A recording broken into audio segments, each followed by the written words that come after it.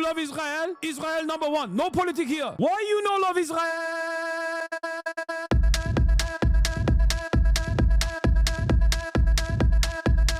Oh, you hate it?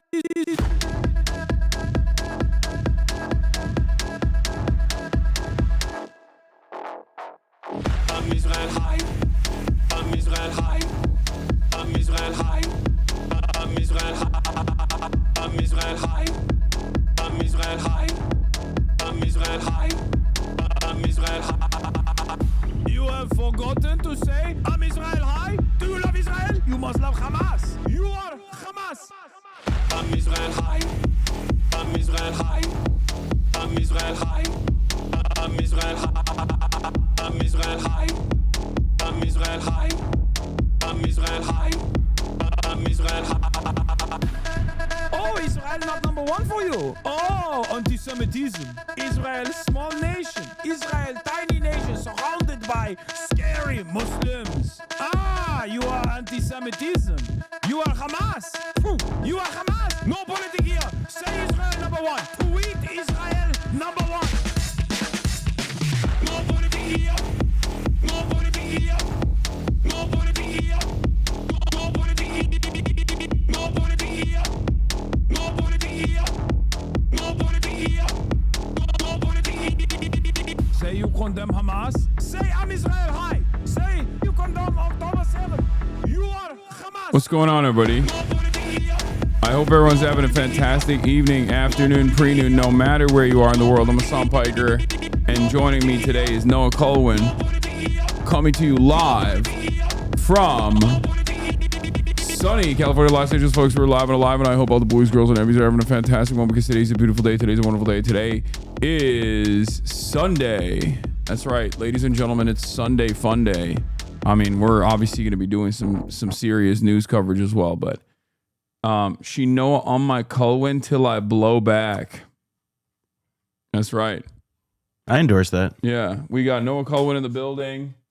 I'm gonna be showing him some brain rot. He's visiting.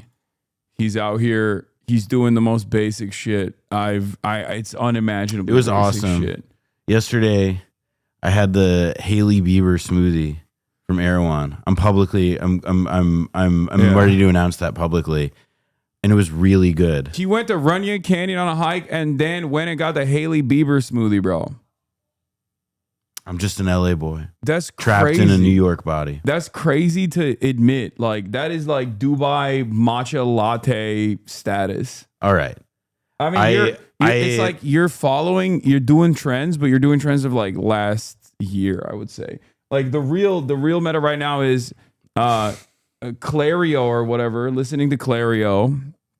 I think it's called Claro. Claro, whatever. I don't even know. Okay? I don't even fucking know. I don't even know. Listening to Claro or Clario. Clario. You say Clario. I say Clario. You say Claro. Tomato. Mm-hmm. Okay. Listening to her, drinking a matcha latte with Dubai chocolate in it, and reading or having like a Sylvia Plath merch, or maybe reading Sylvia Plath. And then having a labubu on your lap, like having a labubu dangling off of your. I've been in LA for like 24 hours at this point, and I've not seen a single labubu, so I'm actually not convinced that is a trend yet. But no, it's coming up. It's on the come up. But I'm. When I come to LA, I want to experience LA. I want to experience the heart of the city. You know, like LA, I feel your beat. I want to be one with it, which is why, I go to a hike where everybody looks better than me and is dressed better than me. And I then want to go to a grocery store where that's also true. And grocery store is being polite. Yeah. But it was really good. He's wearing a David Lynch shirt. Yeah, he's wearing a Grateful Dead David Lynch shirt. That's right. My friend Dog Meats Town. He makes amazing shirts. Dog Meat, like from Fallout, Dog Meats Town. He makes awesome stuff. Yeah. Remember what you drank in New York? I mean, I just drink a Vietnamese coffee. That's like not like a matcha latte in the way that people are.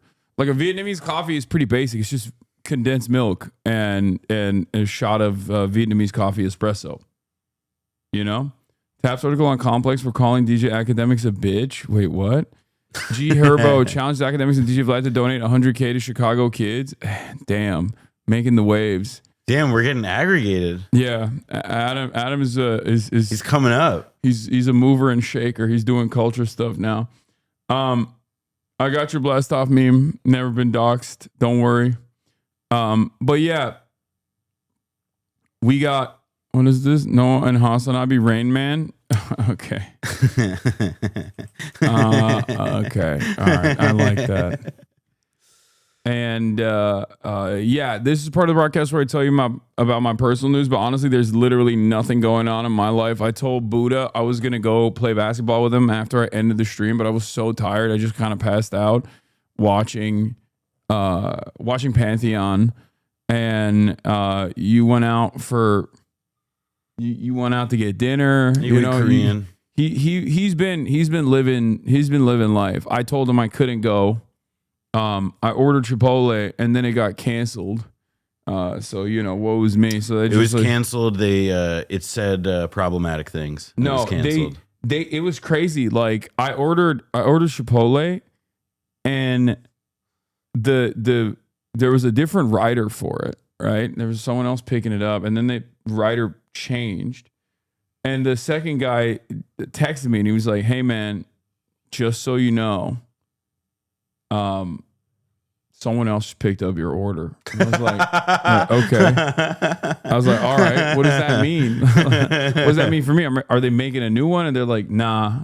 And I was like, oh, all right, don't worry about it. I was literally like, all right, don't worry about it. I hope you still get paid though. It's just, I just didn't understand. So that's right. Somebody else got 3 burrito bowls that are only chicken and rice, nothing else. No, I've yeah, pretty much.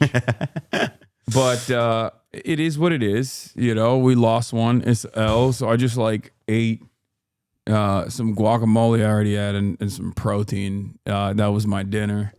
But I think that's part of the reason why I'm so tired all the time, potentially because I've been on a major deficit this past week. So I gotta increase my my caloric intake. 0 New York City pics, 0 DreamCon pics, 0 birthday pics. We need you to be a better influencer.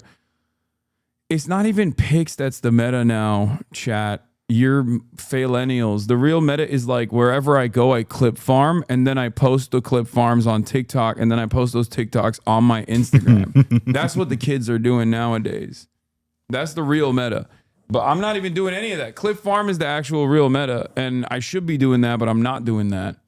You don't even post on Insta. Yeah, exactly. TikTok dances, old man. That's the old meta that's coming back. But yeah, this is, I saw this on TikTok earlier. I've reposted it already. It's pretty funny. It's just. Yeah. Hope Corps. Me in 2026 watching Netanyahu get sentenced to The Hague live on Twitch, hosted by Hasan Piker. Imagine. What is this? My official statement on Israel? What the fuck is this? I would like to make an official statement. What they are doing is not a genocide. I have not been forced to make this statement in any way. Your phone cameras, the UN, all your friends, every government at this point is lying to you. Believe the words of Benjamin Netanyahu, not your own. Get me out of here. You gotta get. I gotta say though, that laser pointer does just look like a floating zit. Yeah. Well, that's what it is. It's not laser pointer. Listen, it's not sniper rifle. It is not. It's a hug delivery machine. Yeah, you are Hamas. Look down scope and you aim the machine and it give hug. Yes. It give hug. It's a truth machine. makes you tell the truth about children who are Hamas. Listen, when you think babies. about this, listen. The children, a child, after a couple years, he becomes an adult, becomes grown up. Yeah. And if a child is that close to grown up, are they really child? Yeah. I'm asking you to be thinking about this. As opposed to the one guy who was an Israeli occupying force soldier who was killed, who was formerly a baby. Oh God, I saw that. That yeah. was great. Yeah. Formerly a very famous baby. That was the peak, dude. That was so funny. I wish, like, you just wonder, like, at Nuremberg, did any of them try that? They were like, listen. He, like, yes, Albert Speer was like the head of armaments, but look at this photo. Look at these cheeks. Could a man like this have done evil? I need to find that. I think Will posted. Will posted it. Will posted it. The but former he fucking nonstop posts. God damn, I can't even find it. No, is it from a couple days ago? Does anyone have that? Does anyone have that tweet where it was like, this is a former famous baby that the scary Hamas terrorists killed, and it's like, dude, what are you saying? Yep, this is it. Oh yeah, because he was a Gerber baby. Yeah. Or Huggies baby. Amit Cohen, who was killed yesterday in Gaza, was once a face known to every Israeli. In 2007, he was a Huggies baby, and it's like, wow, I can't believe I cannot believe the Palestinians would do this. They would kill a former baby. I mean, look at him. He's not like, if I'm a Palestinian and I see that guy coming, I'm thinking like, holy cow, I'm in Gaza and I can't eat and I don't have electricity and the water is poison. This guy's coming to kill my family. There's a Huggies baby coming. Like, show some respect. I'm telling my brothers, I'm telling my sisters, like, hey, put some respect on that guy's name. He's a Huggies baby guy who's like, coming to kill us. It's great. Have you seen this one about you? Oh yeah, I've seen this too. Yeah. There's a lot of people fantasizing about me participating in the Nuremberg trials. It'd be great. I like live reacting to the Nuremberg trials. That'd be so sick, honestly. It's just me in 2030 tuning into the new Nuremberg trials on Twitch, hosted by Hasan Piker. Like that's too much. That's too much as far as like Hope Corps goes. We're manifesting this timeline looking more like 2035 to 2040, but inshallah we'll get there. He's gonna open with the crab dance. Yeah. Actually, no. It's my name is Hasan Piker, and this floss is for the children of Gaza. Yeah, I'm not gonna do that. That's David Guetta shit. No, it'd be more tasteful. That would be actually getting David Guetta to do a set before the Nuremberg trial. Yeah, the Neo Nuremberg trial. Yeah. Oh, dude, it'd be so sick. Who's your fave to see it tried in Nuremberg? Who do you think would be the best? Well, the GOAT is like the LeBron of that is Netanyahu. No, he's not the obvious. Not the obvious ones. I'm saying like someone where you're like, that'd be kind of funny if like in the actual OG Nuremberg trials, there was just a dude who fucking hated his neighbor, and he was like, "This guy is the king." Yeah, they like listen. This guy, he hated the Jews and everything. Yeah. But like he just kept taking my trash cans. They're my trash cans. Yeah. They're not his, and he kept moving them, and that's why he should be hung next to all these other guys. I think a lot of people are saying Barry Weiss. I think that's a good one. Yeah, for sure. Barry Weiss would be an interesting one. Danny Danon for sure. Yeah. I think was it Drew Pavlov? I think so. Oh God, that would be. I think Drew Pavlov is so stupid that he's just like, that's like a. Well, he's on his Loomer shit now. Have you seen this? Yeah, that's a problem that's like fixing itself, I think. Yeah, he's like, I think he's going to jail or something because he was he might be going to, he's arrested because he's like he's like, I'm too broke to pay a fine. Yeah, well, to the Brisbane authorities. Well, what happened is like, Drew Pavlov, we find you in contempt of court.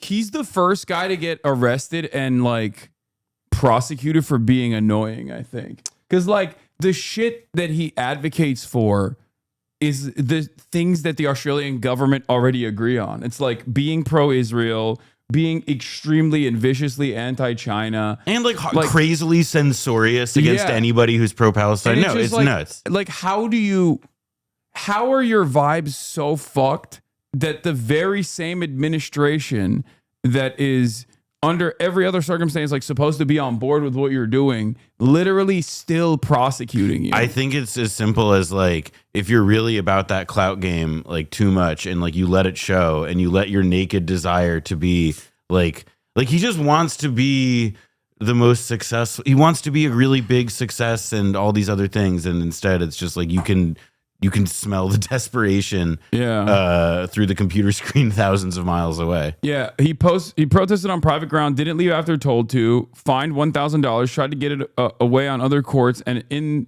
the end it accumulated to $23,000 that he doesn't want to pay, so he's going to jail by his own will. All right, see, this is skill issue shit, because it's like he's now like if you like imagine being like a crazy pro-Israel NATO guy. And like doing this like bullshit self-sacrifice thing, and you can't even find a rich guy to bail you out. Yeah, well, like somebody who pulls in that kind of money in a half hour. Sorry, it's just like such a fucking L if you're like going to jail for being too pro-Israel in any of these like Western aligned nations. You literally are. Your vibes are so fucked. You are just such a goddamn loser that even the governments that are very much on board with whatever the fuck you're advocating for are just going, we're going to throw you in jail because you're just so annoying. Well, and he's also like, in addition to being annoying and like sweaty clout hound who like will not stop inserting himself into people's mentions for lack of a better thing to do with his time in life. There is also like the fact that he doesn't actually have anything interesting or original to say, and that when people like do rebut on even like a semi-substance level, like not even like that comprehensively, like they like push back against his stuff, he bugs out, he goes nuts, and will immediately just start calling you names. He's just very dumb and very annoying, and I think he's like, I mean, he's basically like, what's his face? Rabbi Shmuley, in the sense that like his very appearance and like the things that he says are so stupid and so insane that like it actually invokes a negative response from allies, where they're like, dude, maybe it's better if you don't say. But this goes back to that this goes back to the level of vibes though. I have a really funny, I mean, I have a few different Rabbi Shmuley stories, but my favorite Rabbi Shmuley, like the funniest Rabbi Shmuley story was that like, because he used to dine out so much on his like old friendship with Cory Booker, he would like write op-eds for like the Times of Israel or whatever. And a guy, Dylan Williams, he's like a you know, lefty-ish like policy guy in DC. We used to work for J Street, now works for somewhere else. But he like took the first word of one of Shmuley's columns. And like the first word in each paragraph or sentence, it was just I, me, Cory, Holocaust, I, me, like whatever. Yeah. And then the other was like 8 years ago, I covered an APAC conference, and they had the main APAC conference at like the Washington Convention Center, the big place, you know, et cetera. And then across the street, there's the synagogue, 6th Street and I. And at the 6th and I synagogue in the basement is where they had all the settlers. Like it's where, and the right wingers who in 2017 were considered like too out there to be given like real main stage FaceTime at the APAC conference. And because I'm, you know, such a smart, well-behaved journalist, I made sure to get there like an hour early before it started so that I knew I could get in. And see, you know, like Naftali Bennett and Ayelet Shaked and these other freaks give their spiel in this basement. And then once that was done and I was like, all right, I need to leave or else I'm going to go insane, I get outside and the first thing that I see is there's a line of people trying to get into this building because evidently they all want to go to the settler party or whatever.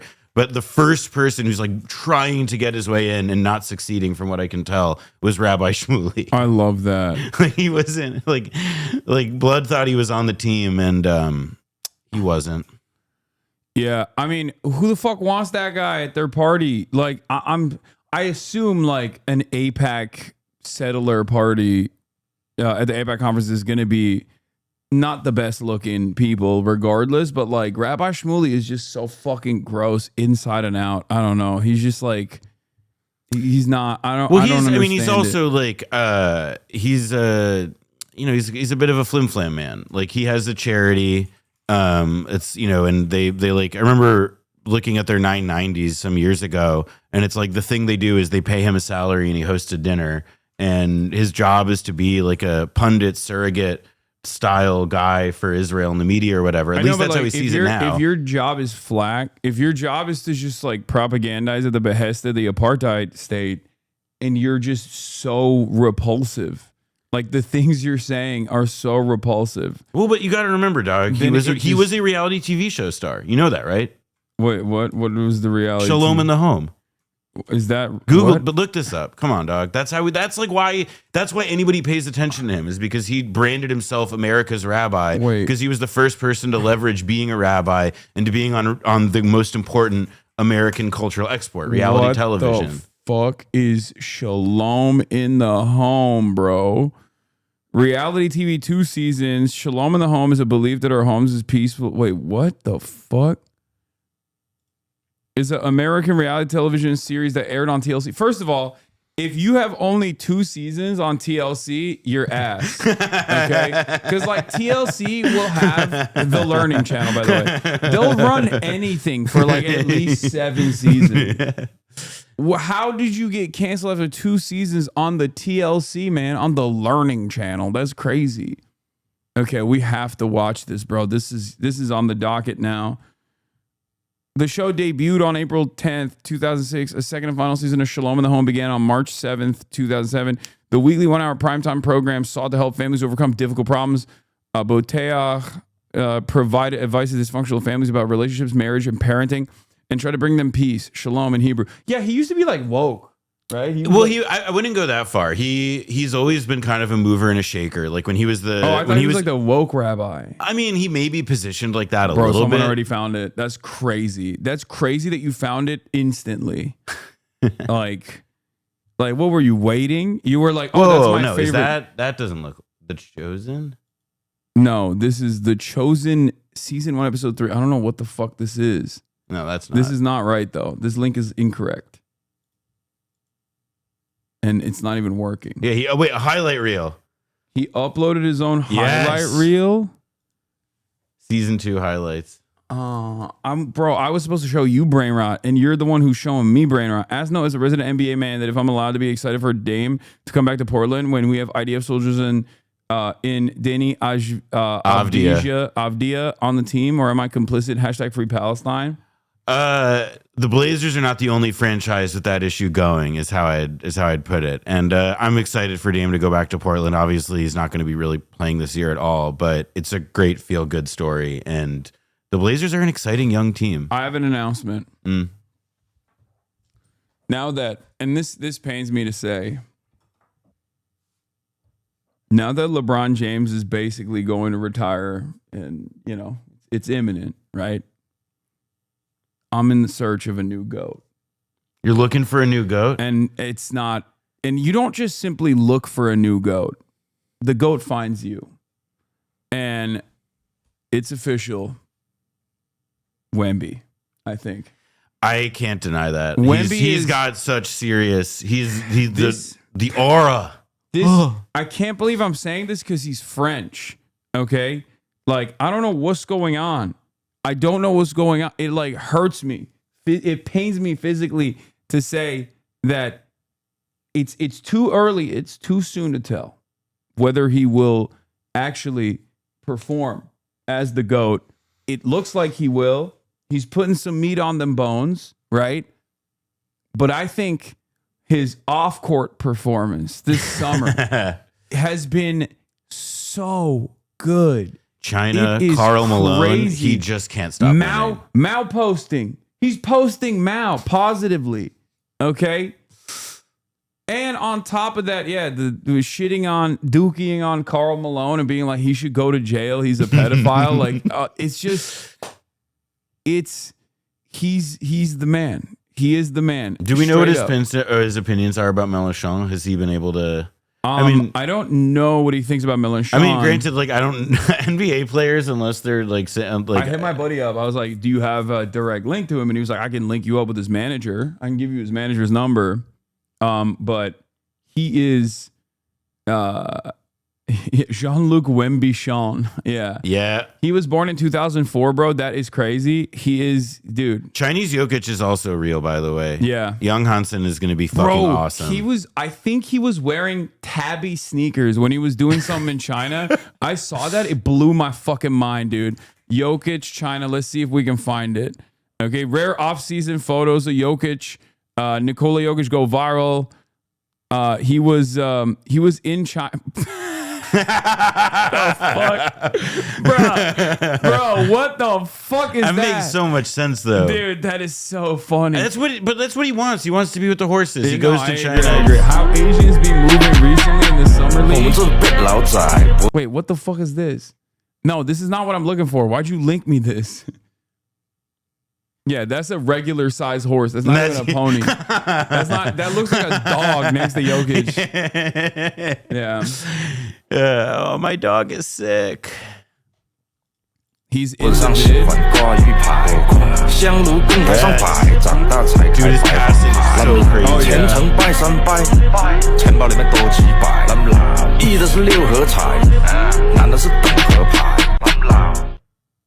He's not it.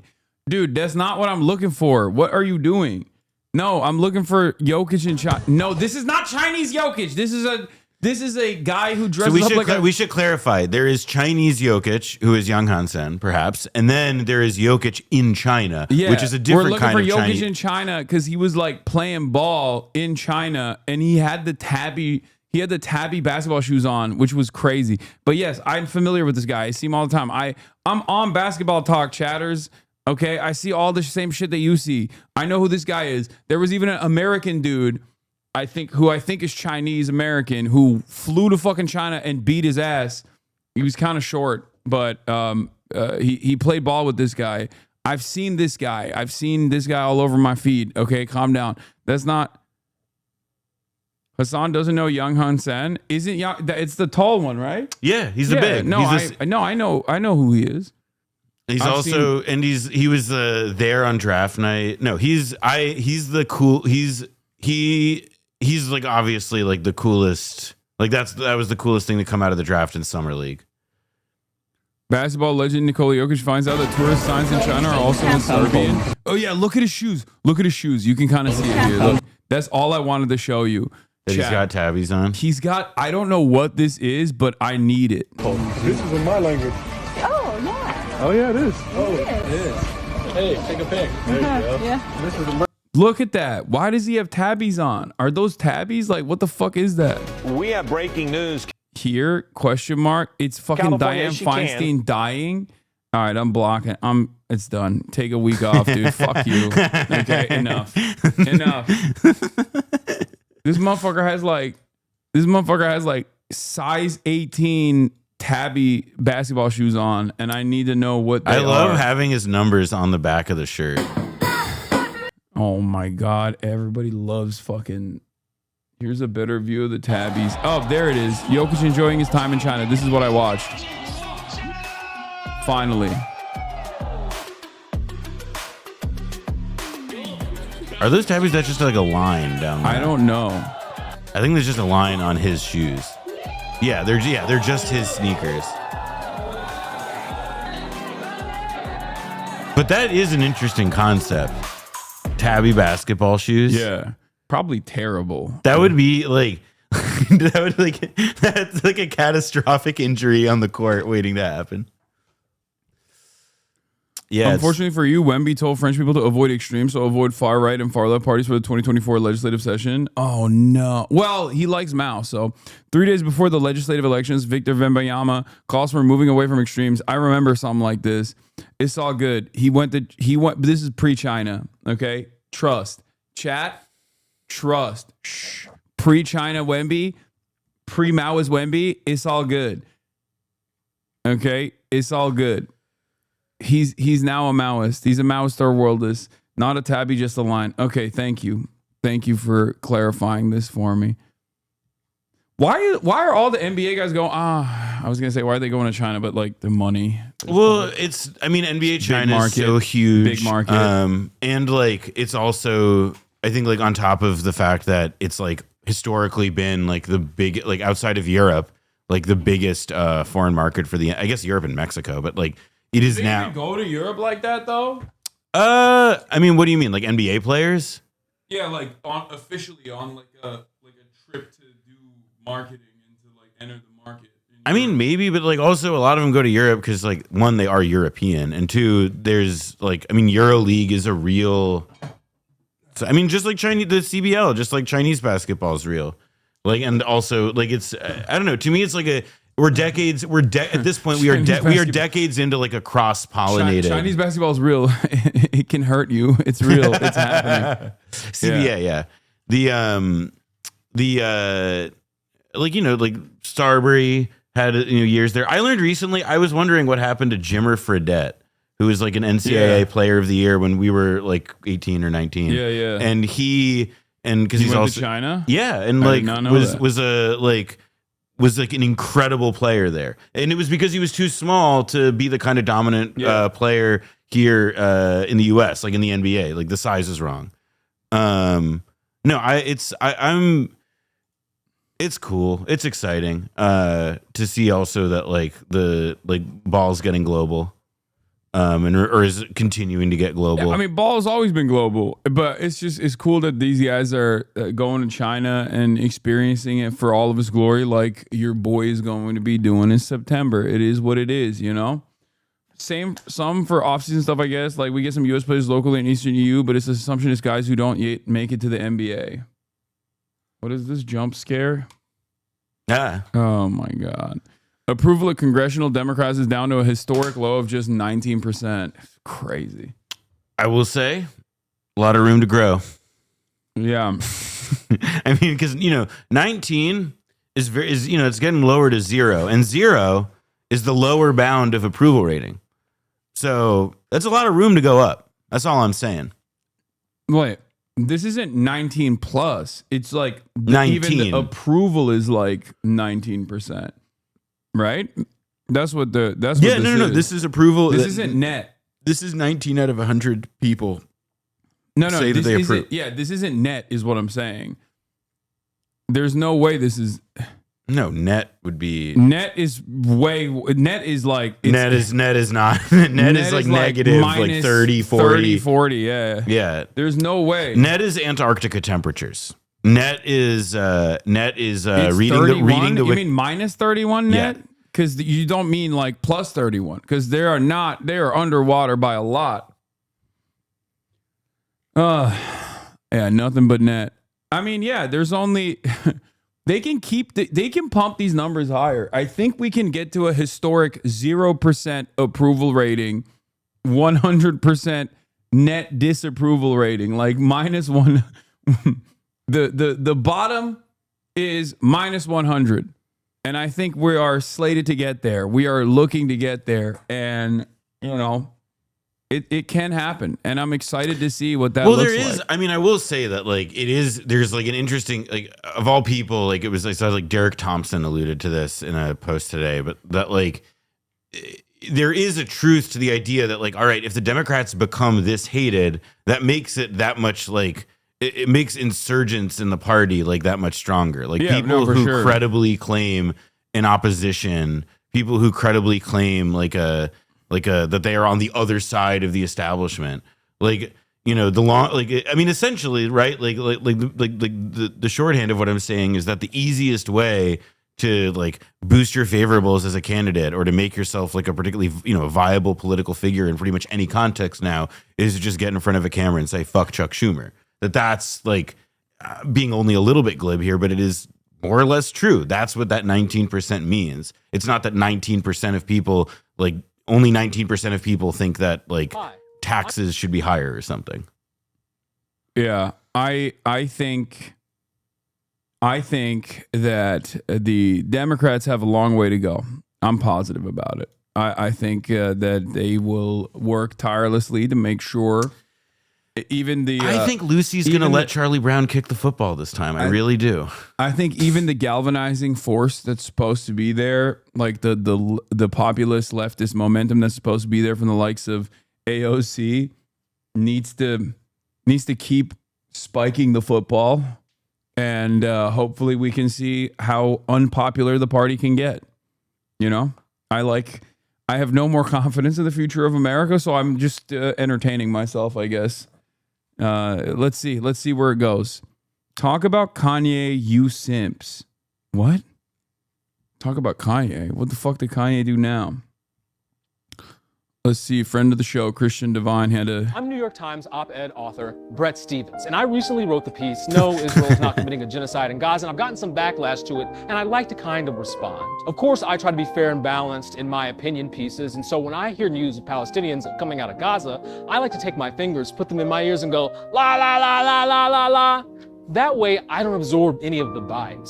So in my article, I wrote that Israel isn't committing a genocide because they've only killed, by some estimates, 60,000 people. And they could have killed a lot more. I mean, if you were going to kill people, you could kill more. True. That's why it's not a genocide. Doesn't that make sense? I mean, if it was really a genocide, they would have to kill everybody. The UN's definition of genocide also includes intent. And they didn't say they were trying to. They just did on accident. And that kind of just happens. So to me, your arguments don't make sense unless they kill everyone and they said they were trying to. Yeah. Also, which, by the way, by those estimations, the Holocaust is also not a genocide. It is. Well, that's part of like the whole like Stevens thing is that like you just have to do. I mean, this is also. I mean, one of the things I despise the most about like the current state of the discourse is that everybody pretending like genocide is all of a sudden just because genocide is a contested term, like many legal or historical terms, however you want to categorize it. That because there is some measure of contesting what it can mean, that it actually just means that it's not actually a concept. That what is a concept? What is like is basically the level that the conversation gets to. Everyone turns into Jordan Peterson when they want to talk about genocide. What is when Miss Piggy doesn't let me leave the house? Yeah, is that genocide? It's just like, is that genocide? It's so morally bankrupt, especially at this point, and it's like, I don't know. I think everyone is just basically relying on the fact that because America is the great evil and they are not even remotely interested in allowing any sort of justice to take place here, that they feel confident that they can just like get away with saying whatever the fuck they want. They're speaking like they will never get tried in Nuremberg. Okay. Even though we're living in the fucking post-Nuremberg universe, we're living. And there's also, by the way, been other things that people have determined as genocide since then. I mean, like, I would argue, like, so, the I think like liberal order of the contemporary, like, of like this era, or that until this era, pre-October 7th, like the Rwandan genocide is what people point to. Yeah. And then I would also say, though, that like, as listeners of Blowback Season 5, I know people call the Khmer Rouge's rule. They say that they committed genocide. And that is also like, it's a little bit more complicated because most of the victims of the Khmer Rouge were themselves Khmer or, ethnic Khmer in Cambodia. But like they also did target minorities, Chinese minorities, Vietnamese minorities, and so on for, like they targeted them for destruction as those groups, essentially. It's not like again, you could argue about like to what extent one fits a definition super precisely or not, but like the idea that like all of us that this label is like off, that it's just like it's actually like it's just too contested or too only tied to the Holocaust is so absurd. There has been successful genocide designations in international courts of law for much smaller numbers of people at this point. It's ridiculous. And there are plenty of things that even America has done that would be considered genocide or genocidal or whatever you want to fucking call it. But because it's America doing it, it's different. But in this circumstance, it's not even America doing it. It's Israel doing it. So obviously there's a different reaction to that sort of thing because it's not the global hegemon engaging in such actions. Obviously, morally speaking, the Korean War, I think, is a genocide. And what America did is unconscionable there, and the morality for both the Korean War and also what Israel's doing right now is clearly evil. In season 3, we interviewed Bruce Cummings, who is like in America like the greatest living scholar of Korean history, and probably in America, the greatest living or deceased scholar of Korean history. And when we asked him straight up, was it a genocide? He said yes. And, it is, again, like there was a goal, which was essentially to like thin and demolish the civilian population as much as possible to like to eradicate. I mean, it's not pleasant to talk about because it literally was just like American. I mean, it was a continuation of a lot of tactics that were used against like a more approved enemy in the end of World War II with like our total destruction bombing campaigns in Japan. But there's, continuity then having us apply that in a Cold War context against fucking like, starving Chinese volunteer soldiers and like Koreans who just happened to be on the wrong side of the parallel, which by the way, also like it was a genocide that it is fair to say extended below the parallel as well, because it's not like the parallel was itself such a neat dividing line in that war. And numerous other massacres exactly. The American military backed like South Korean puppet state committed. There were numerous atrocities, some of which they still shelter the Truth and Republic on. And there was never like a truth and reconciliation committee implemented for any of those things, right? No, and well, I mean, in Korea, it's complicated. South Korea, it was especially complicated because of the fact that like the government there, who are the parties within it that like were in dialogue with America that would have been able to do such a thing? I mean, at the time of the Korean War, when there were very credible evidence-based allegations that the United States was using germ and biological warfare, the Soviet world. I mean, like the Soviet, the Soviet bloc and the Asian communist states put together a commission called the ISC that was led by one of the most famous biologists in the world at the time, Joseph Needham, to do more or less this. And that's not truth and reconciliation. I mean, that was an investigation into specific atrocities, but like, that was rejected out of hand and ridiculed in the Western press totally. And so the idea that there was going to be some kind of process where we were going to like seriously evaluate all the atrocities that like we ourselves committed on an even grander scale than, repurposing, than using biological and germ warfare it's just hard to fathom. And, now like, I mean, we don't do that. We make movies like the one with Jonathan Majors, Devotion, that like truly like that is about like the air war of the Korean War that at like no real point kind of addresses like, well, what was the on the ground reality of the destruction caused by that air war? Yeah, but they're not humans. They were, I can't believe America has been using the same slur for every Asian country that we have pummeled into oblivion since the Philippines. Like the G word, I didn't know that it originated in the Philippines, and then it moved into Vietnam.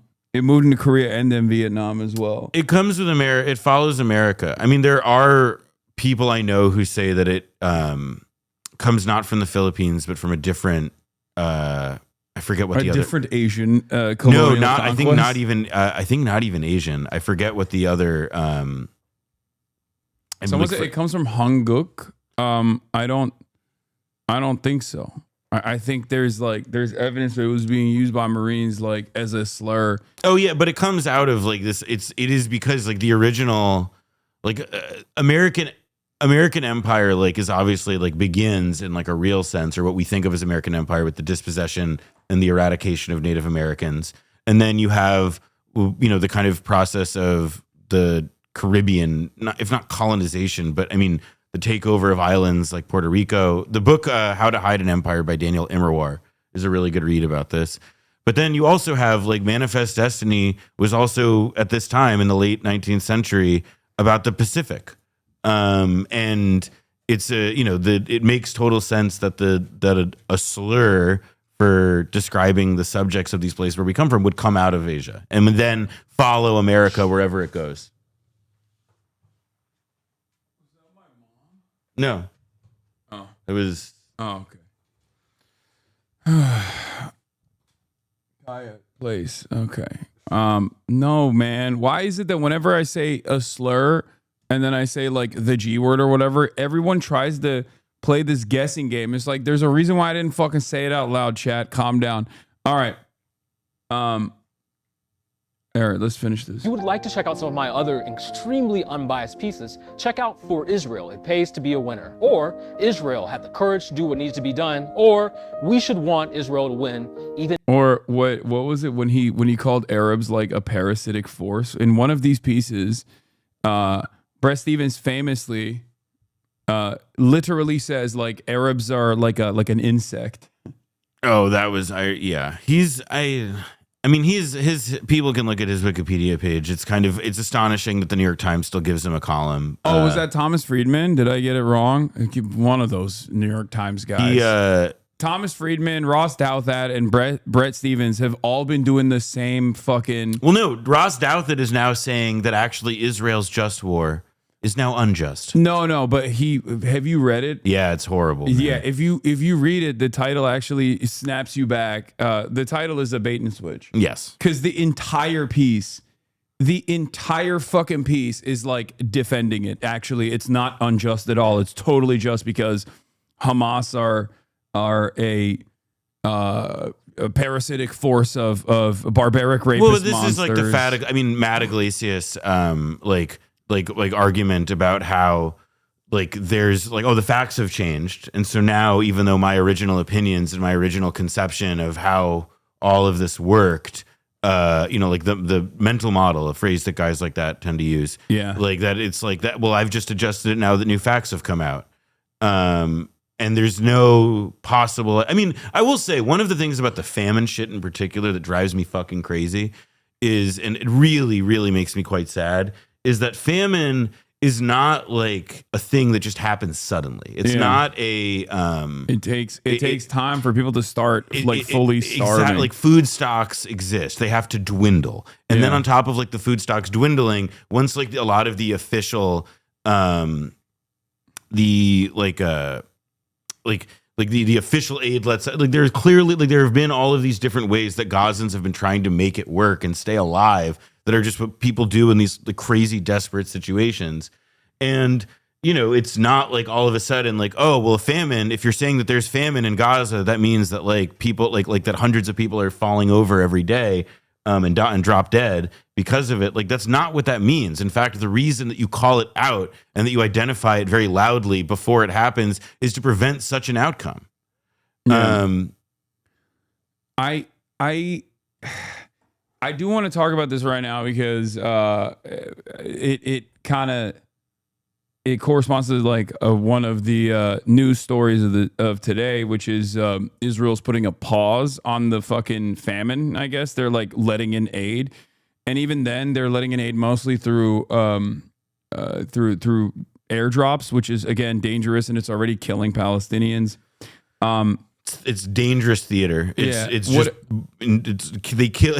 kills as many people as it feeds, it feels like. Yeah. And then there's also there has been this past week of condemnations coming in, too little too late. Many of those condemnations are because there's been so much like radio silence on this issue despite the severity of the crisis. It feels like there's a change of attitude here, but when I think about it, it's no different than when people were like, Mr. Netanyahu, please stop during the first Biden term, right? And these guys, I think, are just like, this is just the modus operandi, where you just kind of, when it gets to a point where it's undeniable, unavoidable, unimaginable cruelty, you just turn around and you're like, oh, we're going to recognize the state of Palestine with like all of these different ridiculous qualifiers as well that correspond to Israel's goals of dominance regardless. And then that's it. They turn around and they offer a little bit of aid in and then go back to the ethnic slaughter.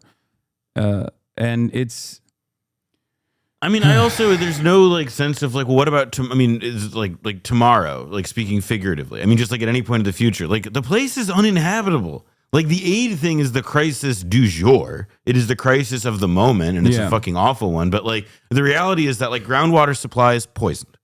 All of the roads unusable. no habitating structures. The like, who knows all the asbestos and other shit that's been like, released into the environment. All of the fishing and all of the ocean, like the waters are polluted. I mean, it's really, there's a degree to which also refocusing it on this like now immediate conversation about aid and like the pauses and all this stuff. Again, it's just like, it's more can kicking from people who have only been kicking the can since fucking October 2023. They would rather kick the can, by the way, and they would rather like blame the people who get mad at them in their Twitter mentions than admit for even a goddamn second, for a single second, I was wrong. Maybe I was wrong. I don't to like for me, I'm gonna say something extreme here. If someone like Matty Iglesias overnight was like, "This is unconscionable. This is a genocide," I was, even if he didn't say he was wrong, and then he just kept it pushing and didn't respond to people who were like, "Dude, what the fuck? I can see your tweets from yesterday when you were saying it's awesome and good and we should starve more children." He never responded to those guys at all, and he just almost magically overnight turned into the advocate. I obviously would not trust them, but I also wouldn't spend any time fucking shitting on them. Okay, like I'd be like, all right, who cares? Just keep it pushing. The Owen Jones method. You say, yeah, exactly. It's like at this point, like maybe I'm too pragmatic, and some people might get mad at that, but I just don't care what people have said in the past. I just want this to come to an end. And I realize that, like, I mean, fuck the media figures and fuck the politicians, but like, especially for the average people, regardless of their lack of interest in saying anything until it was like no longer damaging to their careers or whatever, I just want I want enough pressure to mount so that the situation changes, and this, on the other hand, is not an example of this because this is a cynical attempt. Exactly. This is a cynical attempt from Ross Douthat, who does not actually think that the war is unjust. Just the title of it says it is. And also in Iglesias's case, like he's a troll. He's not like his ideological convictions, whatever they are like not particularly bound to like a set of recognizable or coherent ethics that like the rest of like us normal people have to do. They're like largely driven by like whoever he has animosity towards on social media. Also, Ross Douthat just looks like Temu Sebastian Gorka. I realized he reminds me of like he's like Hugo Drax from Moonraker, the Bond villain. Israel's war in Gaza is not a genocide. It's a war for a just cause. The elimination of a cruel, fanatical, itself potentially genocidal terrorist organization that oppresses its own people, holds innocent hostages, and will pose a severe danger to the state of Israel for so long as it holds power. I want to see the comments on this.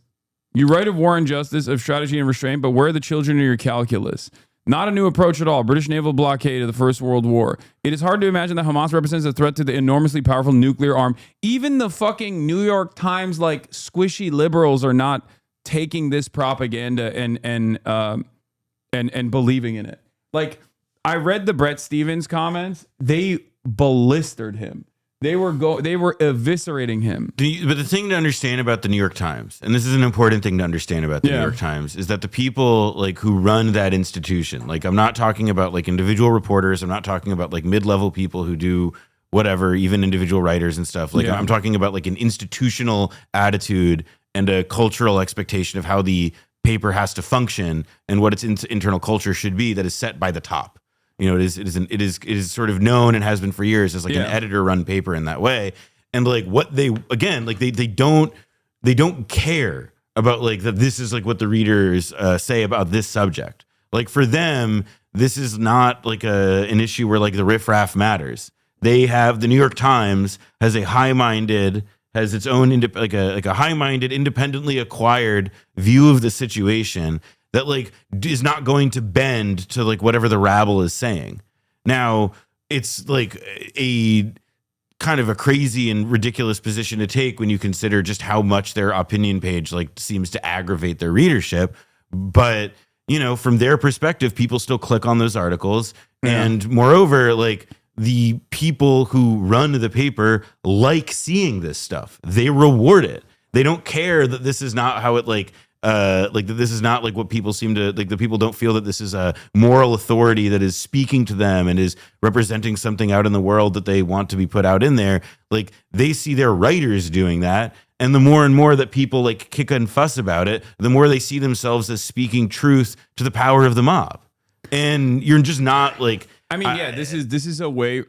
It's a failure in some ways. It's no different than Benjamin Netanyahu thinking he can go on the Nelk Boys podcast and then like somehow get some benefits out of that to like restore Israel's image in like a specific demographic. It's an abject failure. These guys are basically eroding what remains of their already limited credibility. Every single time they just like scream into the void about how everyone else is wrong and you have to listen to us. And it's not a genocide, and it's actually a just war, but it's like kind of become unjust or whatever. There's another thing though in which it's like it's wish casting. But this is like this issue, and especially Palestine, is like a very critical Jenga brick for like their whole understanding of everything. Because like if you accept that this is a genocide, and if you accept that this was like a genocide from day one, and if you accept that like this was the moment October 7th that like when the dust had like settled for a minute after the Hamas attack, then and the devastating military blow that was dealt to Israel, then like what that means is that you're not just accepting that like that, was this like fated thing that you missed. It means that all the kids on the college campuses were right. It means that all of the blue hairs were totally correct. Yeah. It means that like your annoying kids who've been screaming at you this whole time are 1,000,000% right. And that the people saying death to Israel on Twitter were closer to like sincere and real moral gravity and understanding where it is than the smartest people gathered around a table in a conference room on some floor of the New York Times building. Like that is like if you accept that about this situation, I mean, that's part of Ross's issue too. Like, what does it say about you as somebody able to divine ethics and as somebody able to like discern what is like the correct moral situation out in the world when like you blew it this badly? The Iraq War was the same way, by the way. Yeah, like tons of.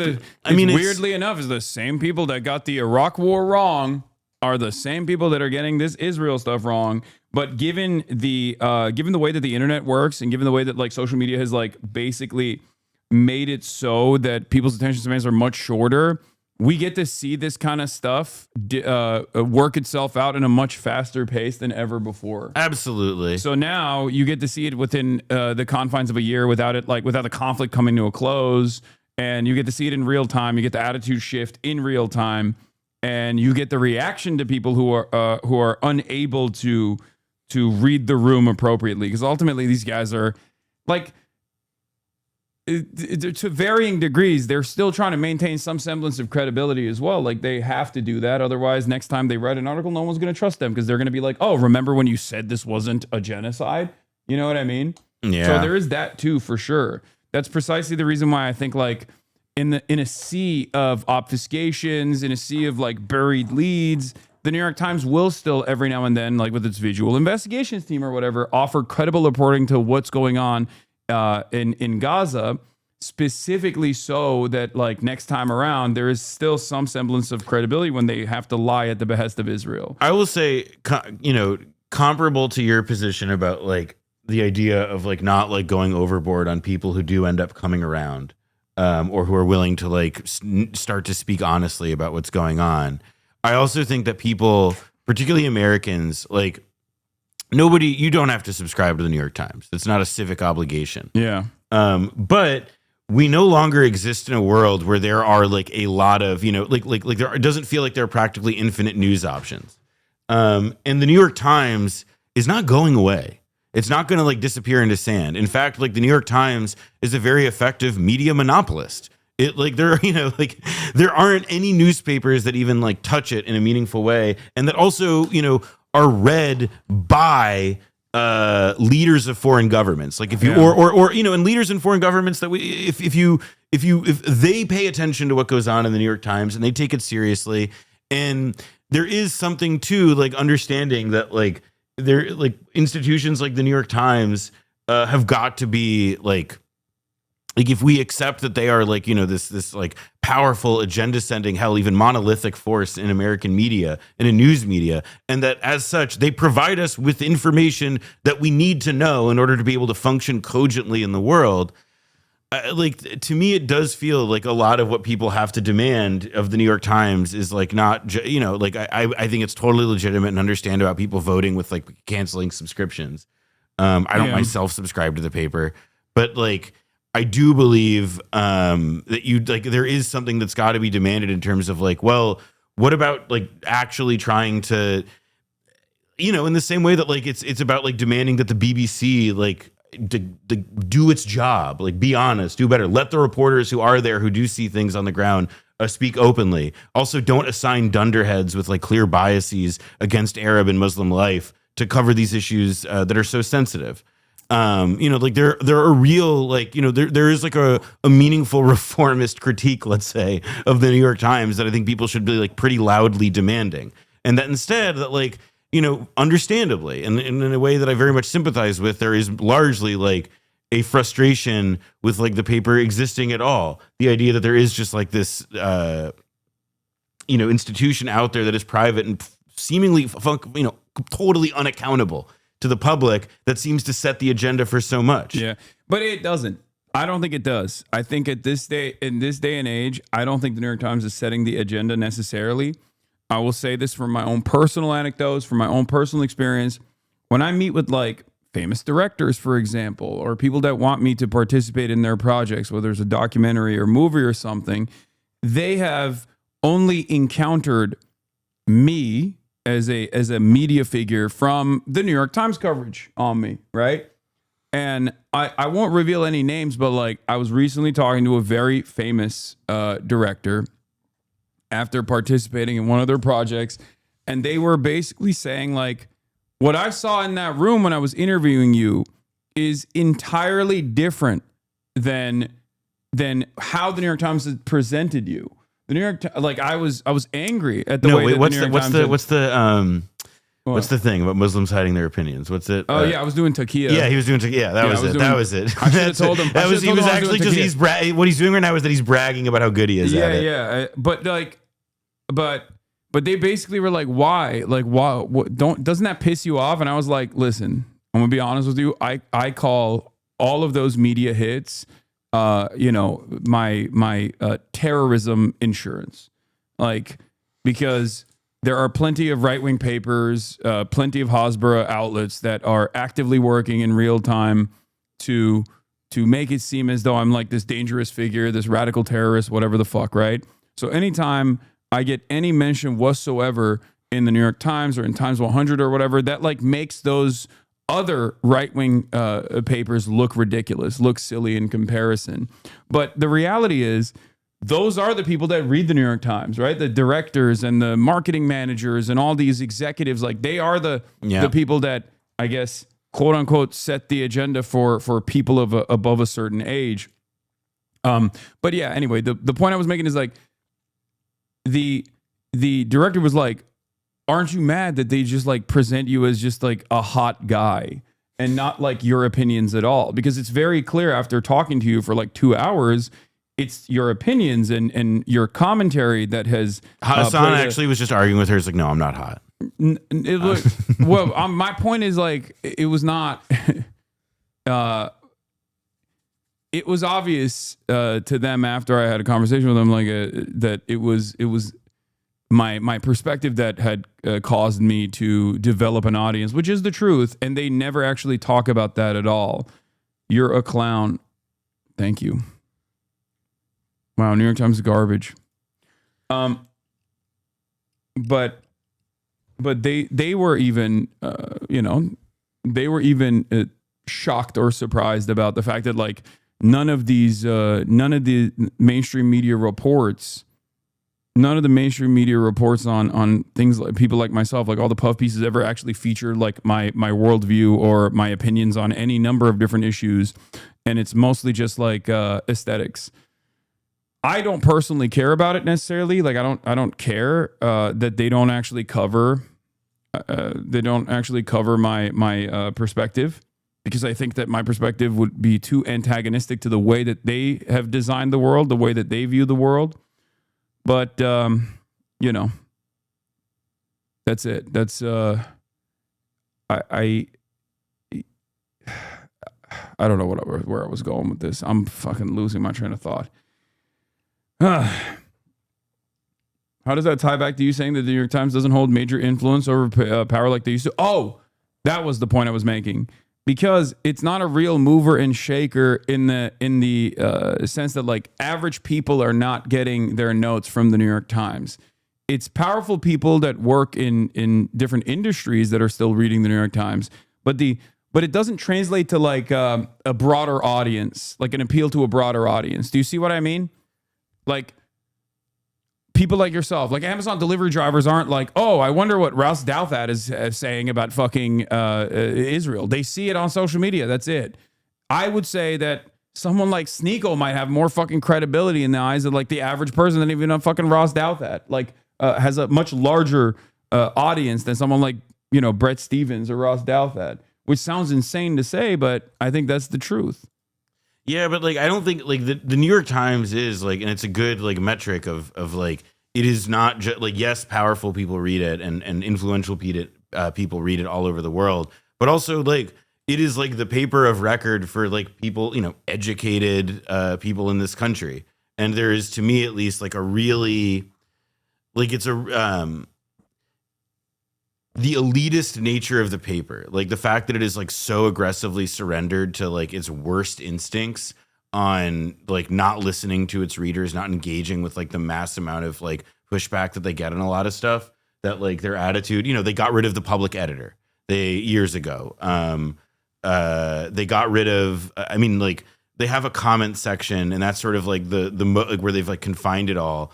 But to me, there's like sort of like a, more than anything else, what these institutions want is to be able to like balance being able to speak to this many people and being effective at like having that broad of an audience, like, you know, speaking to the educated masses, whatever.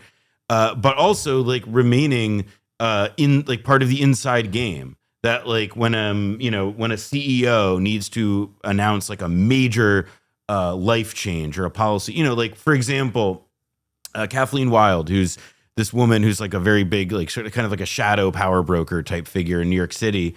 Like when it is announced that she's like planning to step down, like there's a big New York Times article about that. And like the people who run institutions like that, I think that part of like, if we're going to build a better world is like, we've got to like agitate for like an educated elite that isn't like constantly trying to play that sort of like court whisperer role. Like that's part of why somebody like Ross Douthat ends up getting elevated, or so many people on their opinion page are elevated, expressing opinions that are just like out of sync with like not just what fucking you can like with what like obviously college kids or people like you and me think, but are out of sync with like clearly what the majority of people in this country think. You can draw a direct line also of success from the New York Times all the way to a $250 million deal for the Free Press for Barry Weiss. Barry Weiss is at the New York Times. Right. She's fucking annoying. She's playing a role in the New York Times when she's there to like elevate these right-wing thinkers, right? Like that's what she does, constantly chirping about cancel culture while simultaneously, if you're like of Palestinian descent or think Palestinians are humans, you know, advocating to fire you from your college campus position, while simultaneously, like literally, the hypocrisy is so funny always, like for the Barry Weisses and the Ben Shapiros of the world, where they're like, have made careers talking about how cancel culture is out of control, how censorship is like a leftist regime, and while also simultaneously never skipping a beat, never skipping an opportunity to destroy the careers of like anyone that speaks to the humanity of the Palestinians or anyone that says anything about Israel that is objectively true. And she went from the New York Times. She couldn't get fired, so that she could launch her like. Yeah, she tried. People may not remember this, even though it was like barely yesterday. But like she spent months trying to get fired from the New York Times so that she could make herself into a martyr. And the Times, to their like credit, like were like they clearly understood what game she was playing and did not indulge. Or they just didn't do it because they like people like Barry Weiss. I think that it's because like because this is like their thread is that like it's it's they like or like the balance beam that they're walking as they see it is that like they want to cultivate audiences or voices of people who are like right wing and speak to more than the liberal masses, because like they do believe that they are too lib, that they speak to too narrow of an audience, that they're not, that they're not seeking as much diversity of opinion enough. Like, for example, Barry Weiss, right? Like, she wasn't the editor of the opinion section. She, I think, was given the title of editor, but she was hired by a guy named James Bennett, who had previously been the editor of The Atlantic. And when Bennett came to the New York Times opinion section, the mandate that he had was, we're going to go for big tent different voices. And so that meant that they hired one left-winger, one lefty person, Elizabeth Brunig, but then everyone else, like everybody else that we can examine from that time, for the most part. I mean, I forget if he hired Tressie McMillan Cotton or whomever, but like the clear idea and the thing that they've embraced spiritually and maintained is this idea that, we're going to support a diversity of viewpoints here. But in effect, that what always is meant. Exactly. Always is meant like permission structure expanding on the right with like a little bit.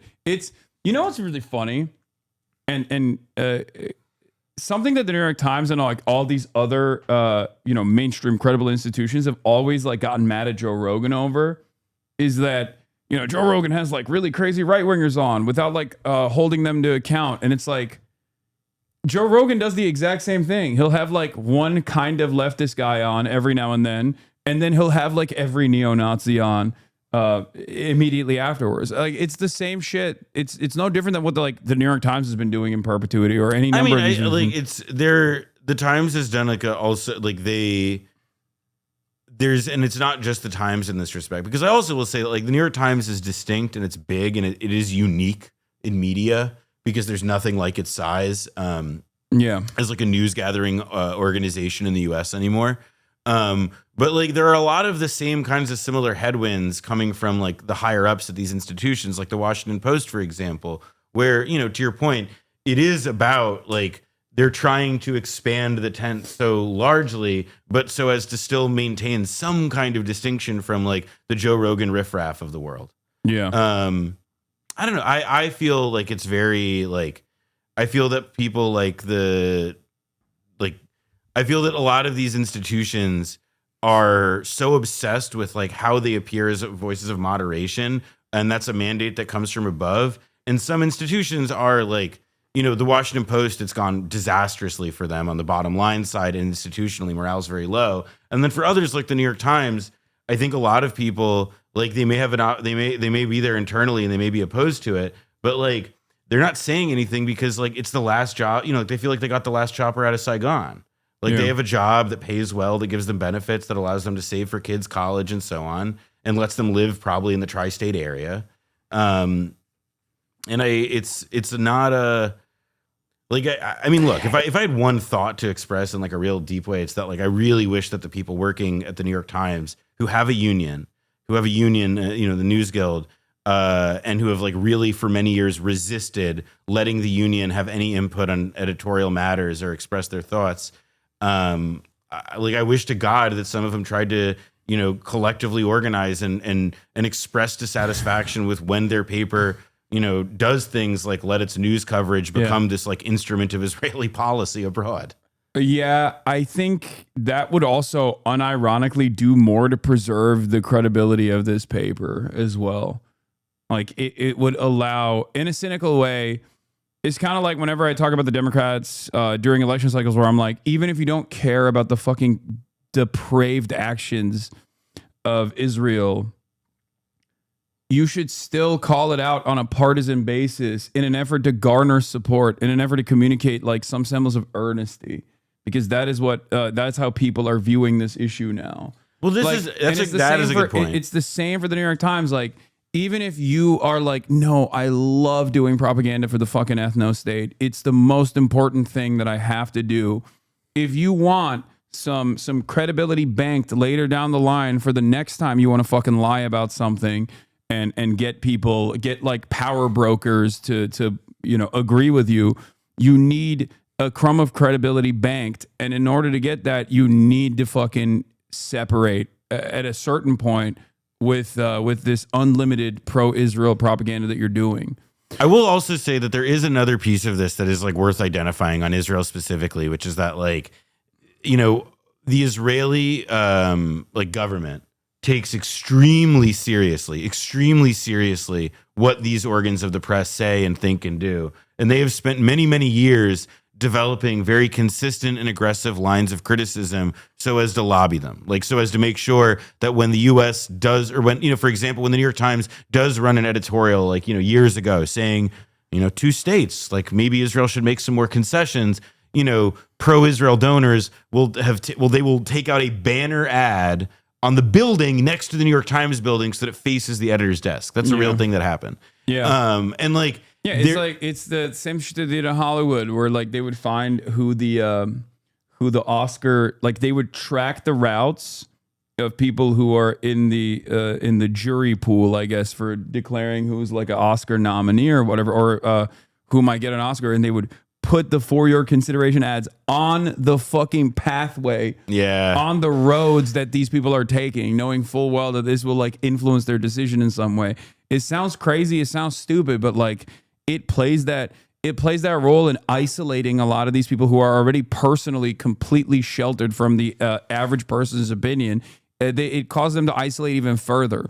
This isn't to say that they're victims, mind you, okay? These guys are educated enough to see exactly what you're seeing, but I think all of the decision making it revolves around their own personal careers, and then when they see stuff like this as well, and all of the fucking cocktail circuits they're going to are like where they're surrounded by not average people that have a conscience on this, but instead people who are invested in doing propaganda for Israel. They end up having this like completely distorted view of everything that's going on. Anyway, let's take a look at the BBC, which is another horrible propagandist for the state of Israel. Israel says it will open Gaza aid corridors after international pressure. You know, there's only so much intentional child starvation murder that the public can fathom until the pressure mounts to a degree where these Western politicians have to come out and be like, this is too much. This is too much baby murder for us, dog. Remember, and I've said this since day one, Israel has realized that given how America has always operated in its wars, Israel has realized that they can get away with saying collateral murder is fine, even if it's like 10x whatever they've targeted, whoever they've targeted as like a reason for why they've blown up like an entire city block, right? 10x, 20x, 30x, 50x, collateral murder is perfectly permissible in the eyes of the rest of the Western world. But there is one thing.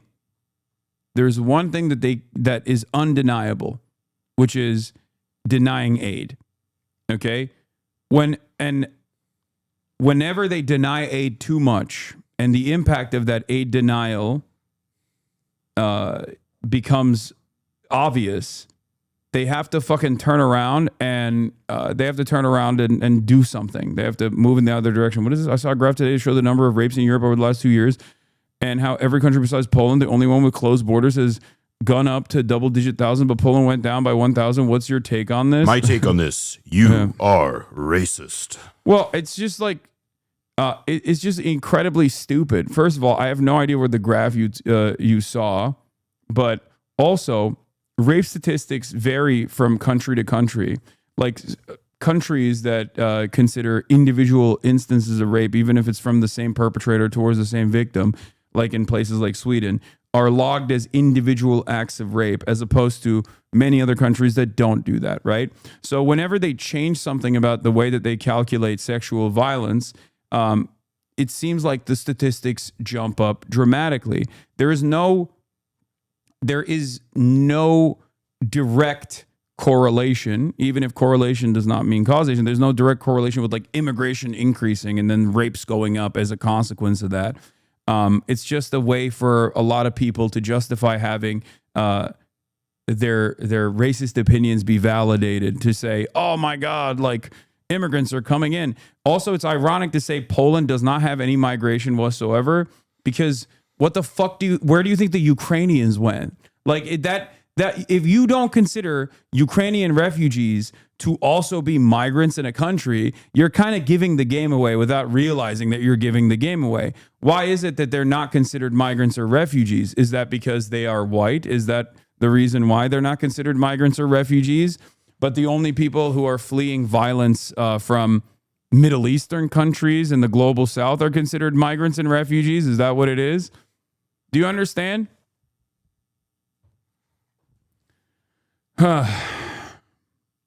Anyway, just letting you know that a lot of that information is used if a lot of justify the fears that people have. Also, like, if a lot of, like, it's not a coincidence that this question's asked about Poland specifically, and then like one of the new favorite like blue check like Nazi like video content genres that they like to share now is this like, have you ever noticed how Poland is, everybody's here having so much fun? Like, what do you notice about all these people? Do you notice anything about why they're all smiling and so happy? And it's because obviously everybody in the video is white, and that's supposed to mean something. Yeah, no, for sure.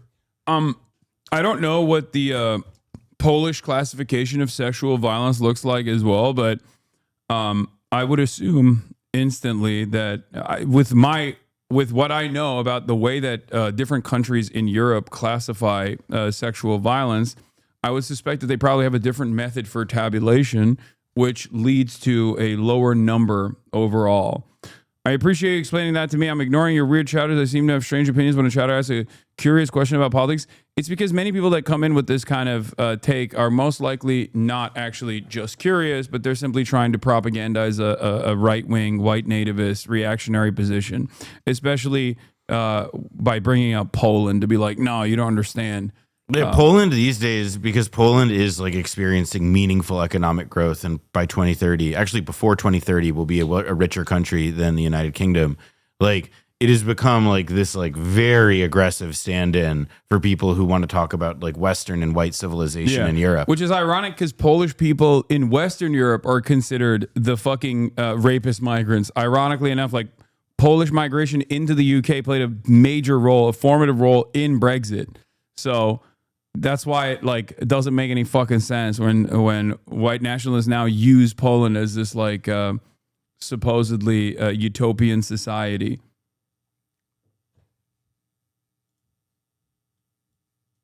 Also, it's not like every rape is done by an immigrant and done to a non-immigrant.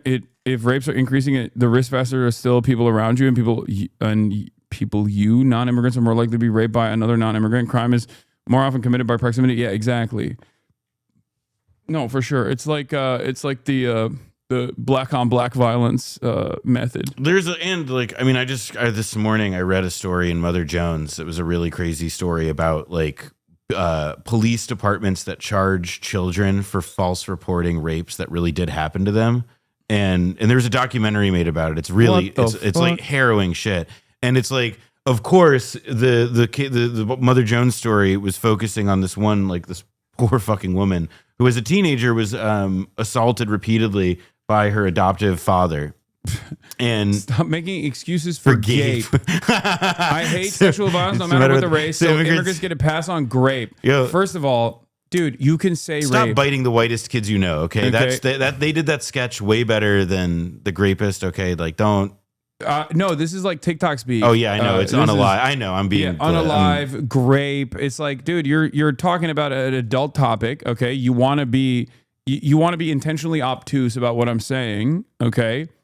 You can have the dignity to call it rape instead of grape, okay? Or do what the other guy did, which is the normal thing, which is just to like use the star if you don't want it to get flagged or I don't know. Yeah, just doing the like the similar sounding word thing or the fucking like newspeak unalive stuff. I can't take. It's like, oh, so immigrants get it passed on grape? No, they don't. Okay, I'll get banned. No, you don't. No, you won't. I'm telling you.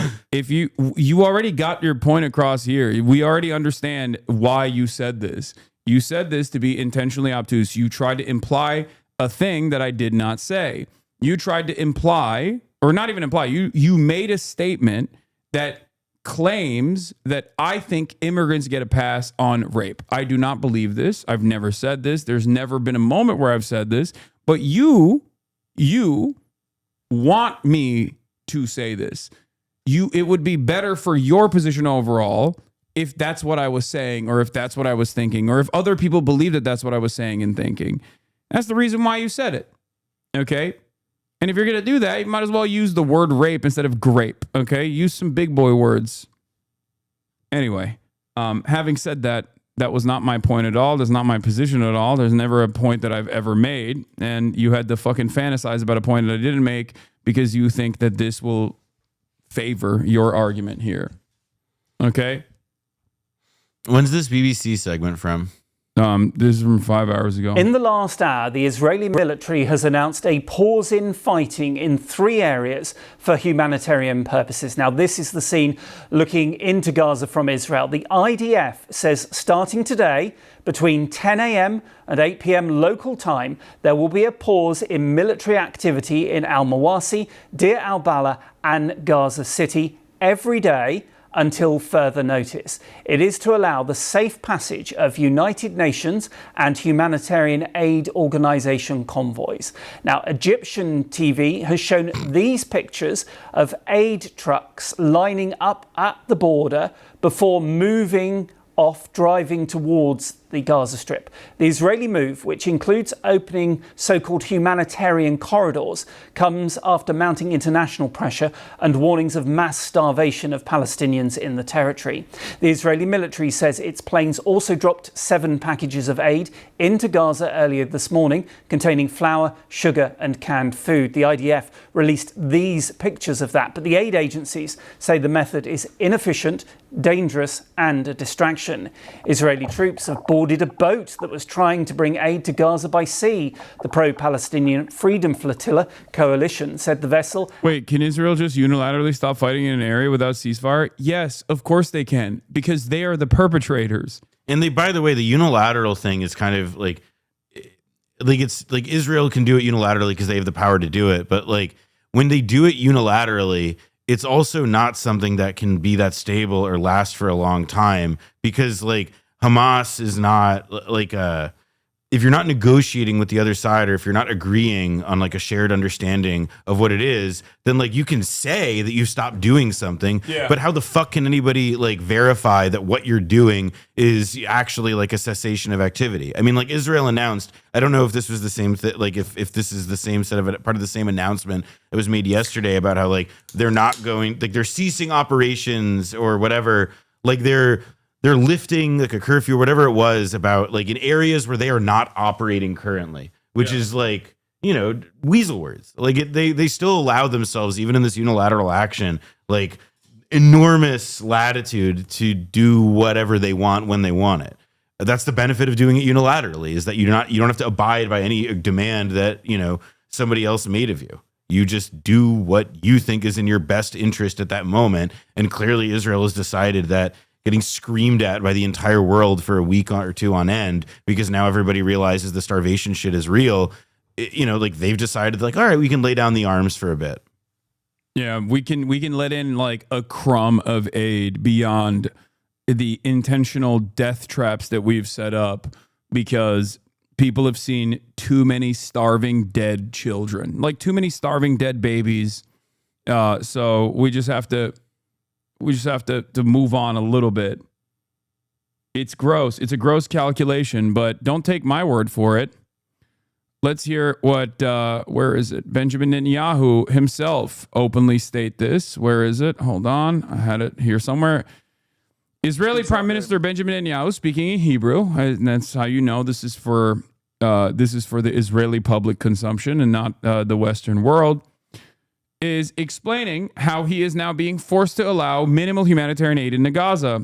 Let it be clear that we will achieve our goal and destroy Hamas, he said. Let's take a look. I'm in Mitzpeh Ramon after visiting the Ramon Air Force Base, where I thank the Air Force commander and the wonderful air and ground crews for the wonderful announcement they made in Operation HasanAbi. We continue to fight in the Gaza Strip first and foremost. We have casualties. We also have wounded. I send condolences to the families and may the injured recover. But let it be clear, we will achieve the goal. We will eliminate Hamas. To complete this goal, both of eliminating Hamas and of freeing our hostages, we are advancing in the fighting and conducting a campaign of waiting. In any path we Sorry, that was that timing. We're conducting a campaign of waiting. In any path we choose, in any path, we will have to continue to allow the entry of minimal humanitarian supplies. We have done this until now, but the UN is making excuses and lying, saying I'm not allowed to enter with humanitarian supplies. Granted, there are open labors, there always have been, but today it's official. There will be no more excuses. We will continue to fight, and we will continue to act until we achieve all of our war goals. Yeah, until we complete victory. He's speaking to his right flank here because Netanyahu's job, like the reason Netanyahu is in power is both because he's a devious motherfucker, but he's also like he represents a compromise between like the two prevailing like political factions in Israel who are not who don't neatly correspond to specific parties or even like left or right at this point anymore, just because of how devolved and degraded the state of Israeli society is. But it's about like the people on the religious right and the settler establishment who clearly have they want to go balls to the wall with everything everywhere all the time, whether it's the West Bank destruction and displacement, which continues apace, or it's the complete eradication of all life in Gaza. Take your pick. And then there's another side of this which wants to continue and, as he said, escalate the campaign against Hamas and all this other stuff, but also is perhaps a bit more cognizant of the international complications that arise from an unyielding campaign of destruction against civilian infrastructure and life. And when Netanyahu is when you see him do a video like this, he's talking to one side of the faction. He's talking to one part of the tent that needs to be, they don't need to be because they'll see this video and call him boged. They'll call him a traitor. They'll call him a traitor. They'll call him Hamas. They'll call him a Palestinian, like Chuck Schumer. This is part of why though, this is related to why they do so much regional war. Why it is that they expand the conflict into Lebanon, or they expand the conflict into Syria, they expand the conflict, in wherever they can. They bomb Iran, etc. Because the only way to sustain the continuing, contradiction, which is that Netanyahu is unpopular, but he's also the only political figure in Israel who can synthesize these two, these two different totalizing factions, these two different factions that have totalizing, violent fantasies of how Israel can remain safe and Israel or whatever. Yeah. This is what he's got to do. One question I do have though, or at least one thing that remains unclear to me is again, what I was saying earlier about the next day stuff, they get through this aid starvation thing. They restart letting in trucks or whatever. And it turns out that the starvation tactic with the genocide is not one that they can continue to do. What comes next? Are they just going to try? Are they going to attack Iran again? Are they going to kick up war in Lebanon? What is the thing that they're going to do to justify the continued? There will come a day when the dust is settled and Western, when NGOs will be able to make assessments of the actual calculated human toll. And when that moment comes, it's fucking over. That is basically an atom bomb for Israel. And I think that Israeli officials recognize that. I think that the war cabinet understands, Benjamin Netanyahu understands that. Yes. There's no propaganda that you can do when Western journalists enter the Strip and they showcase the full extent of the death and destruction campaign. And we look at the real numbers, not the unimaginably conservative underestimate from a crippled healthcare system within the Palestinian health, within the Gazan health ministry, but the actual numbers. When that happens, the actual death and destruction, when that happens, it's over. No one will people already have dropped Israel completely. It's already a pariah all around the world. It has been a pariah in the global south forever, since its inception, because many people understand the role that Israel plays for American interests. Having said that, it's also become a pariah in the only areas around the world that Israel cares about, which is the Western world. It's not a pariah amongst the political class or maybe the media, but it is certainly a pariah amongst like regular people. So it's done. And once Western investigators can go and look directly, at directly the human toll here, the death toll here, the real numbers here, it's extra over. And I think they understand that, which is why they can't have a long and continued ceasefire, because people are going to start saying, okay, now we have to come inside. And the Israeli and American answer to this problem also is to like continually emphasize the idea of like, well, the leverage we can use to get Israel to end the war is something like a regional peace. Like we will continue to, like, Israel will stop doing this, or Israel will back off, and Israel can avoid perhaps the kind of ultimate, like, you know, let's call it fatal blowback to the state of Israel that would arise from like letting some transparency in a real way to Israel into Gaza.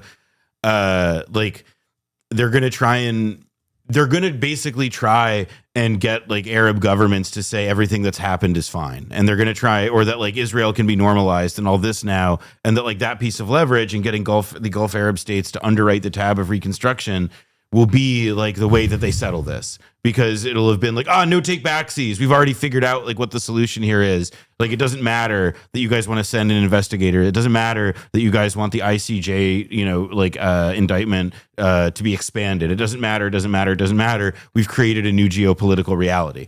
I'm still highly skeptical that is possible, because I don't believe that as necrotic and strategically inept in many respects as a lot of these Gulf Arab states I feel are.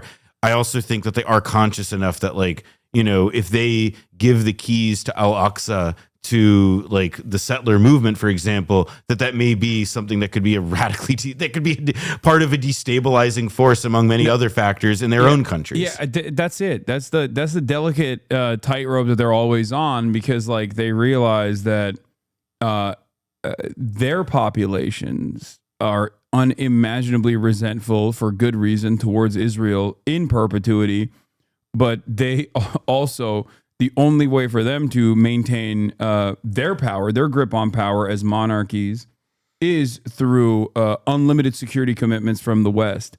And that's the reason why they have to, behind closed doors, say like, do whatever you want to Gaza, we love Israel, whatever.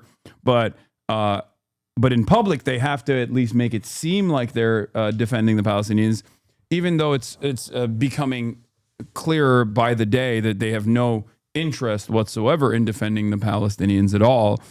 And if that resentment boils over and it gets to a certain point, like Egypt is a great example of this, where exactly. like Egypt is just, I think Egypt is a ticking time bomb. Okay, I think it's a powder keg. It is unreal. I agree completely. Yeah. The Egyptian population is, I suspect the Egyptian population is insanely frustrated at this point with what the Egyptian government is doing to defend Israel's interests by directly prosecuting its own citizens that want to help, right? There is very little, there's no amount of like American weapons, American money, and American support that will allow the Egyptian military to continue keeping the country stable. I think a great example of how like Egypt's weird position was that deal that they cut with the UAE to like sell all that essentially like oceanfront land to get a tremendous bailout to help them meet IMF obligations. And it just sort of tells you that like countries that have as many people, that have as large of a military, and that are as geopolitically important, getting bought off like that in like such a naked way is like, that's not it's not a harbinger of long-term stability. Like that tells you that things there are actually probably pretty delicate. Yeah, on July 25th, a group named Iron 17 stormed the state security's headquarters at the Masara police station in Cairo, detaining several security personnel for hours. Videos filmed show the group condemning the closure of the Rafah crossing, a lifeline for Gaza's besieged population, and the arrest of activists collecting aid for the enclave. Their message was end the genocide in Gaza and stop repressing Egyptians. That's it. Like, this is going to continue happening with greater frequency, and it will get to a point where it yields. It will get to a point where it will turn into a rebellion if they continue saying like, oh, we're not going to do anything. We're not going to do anything. There's another thing here. I saw a chatter mention this, and it's also true, which is about like a lot of one of the biggest factors that people aren't really considering yet. And it's understandable why, because it's very difficult to, but it's about climate change. And that is in Egypt, that is extremely important, both because of the issues of the Nile. There's a new dam built in Ethiopia that's also poised to like set like not a knock on Ethiopia for building the dam, but just that like it's getting more resources are not getting simpler there. They're getting more complicated. Yeah. And then you have obviously on top of like all of the infrastructure for climate resilience that all of these countries are going to have to invest in at the same time that like the UAE is trying to like entrench Dubai's status as like the, you know, crossroads / money washing machine of the world. And it's not like, again, these are contradictions that like they don't necessarily end with like the collapse of like the regional order or something so smoothly, but it does suggest that there are like a lot of fucking problems that none of these governments have a particularly cohesive, you know, have a particularly coherent set of ideas about how to resolve. I mean, the most that we see they're doing in this is that like maybe they're dialing back some of the Neom line city, like some of the more crazy adventurous stuff or whatever. Yeah. George Ibrahim Abdullah said that Greta's coming from Sweden to break the siege while Egyptians are doing fuck all, and he's not wrong. Yeah. I think that the Arab populations are seeing what their leadership is doing, or their lack of response, and their role in this as like a protectorate of Israeli and American interests in the region, while the rest of the world is like doing more. Where you got like white Christian Europeans doing more than the Egyptian government or all these like Gulf states. It gets to a point where people are gonna be like, "What the fuck what's happening here? Like, what are we doing here?" They're not comfortable enough. Also, Egypt, in their finances, they're not comfortable. They are experiencing the same kind of volatility that you were talking about with like climate change, economic destabilization born out of climate change as well. That also allows there to be too much resentment and enmity. Like there needs to be a pressure valve for these people, and eventually, that's what's going to happen. Like George Floyd was simply the catalyst, but people were already frustrated because of a multitude of different factors, whether it be lockdowns, whether it be the economic instability that we're experiencing, and all it sometimes takes is like one catalyst for people to say, it's over. It's the breaking point. We've reached it. Fuck you. And go out and protest on the streets. And let's also say, successfully create a rebellion. Let's also say the closest that Israel has come to falling, like the closest in its history when it was at extreme peril in 1973, at least in the last half century, it was because of the Egyptian army. I think that there's a real, like, there's a real, like part of why Egypt has historically needed to be weak from the Israeli strategic point of view is because Egypt is the only one of Israel's neighbors that by itself could develop the military capacity to actually take down the Israeli regime. Shit. Oh shit. Old Barry, he came out. Oh, well, wow. At least listen, at least we now know what he's saying about the hostages. Oh, wow. Wait, what's the article he shared? Old Barry, dude. Wait, maybe he wrote it. No. This is the. Oh no, this was the investigation. Gazans are dying of starvation. Wait, go back. What was the first link that he shared though? This is it, I think. Right? No, it's Jose Andres. People of good conscience must stop the starvation in Gaza. That's his buddy, Jose. I went to his restaurant when I was in Vegas. Bazaar Meats. Yeah. While a lasting resolution to the crisis in Gaza must involve a return of all hostages and the cessation of Israel's military operations, these articles underscore the immediate need for action to be taken to prevent the travesty of innocent people dying of preventable starvation. Hey, everybody, suck my dick. Hold on. Barack Obama is supposed to be a good writer. Action to be taken to prevent the travesty of innocent people of dying of preventable starvation. to prevent the travesty Dog, he's of innocent he's hit people hard dying times. of preventable. He's hit hard times. Prevent. Okay, first of all, That's just good writing. his marriage is in turmoil. Okay, that's number one. Maybe you should work on preventing that. Jennifer Aniston is not throwing it back like she used to. That's another issue. Okay, and last but not least, it's really hard for him to say something mean about Israel or even remotely critical about Israel 22 fucking months into Let me be clear. goddamn genocide. I want to have a showbiz career. I want to produce things. I want to make movies, make films.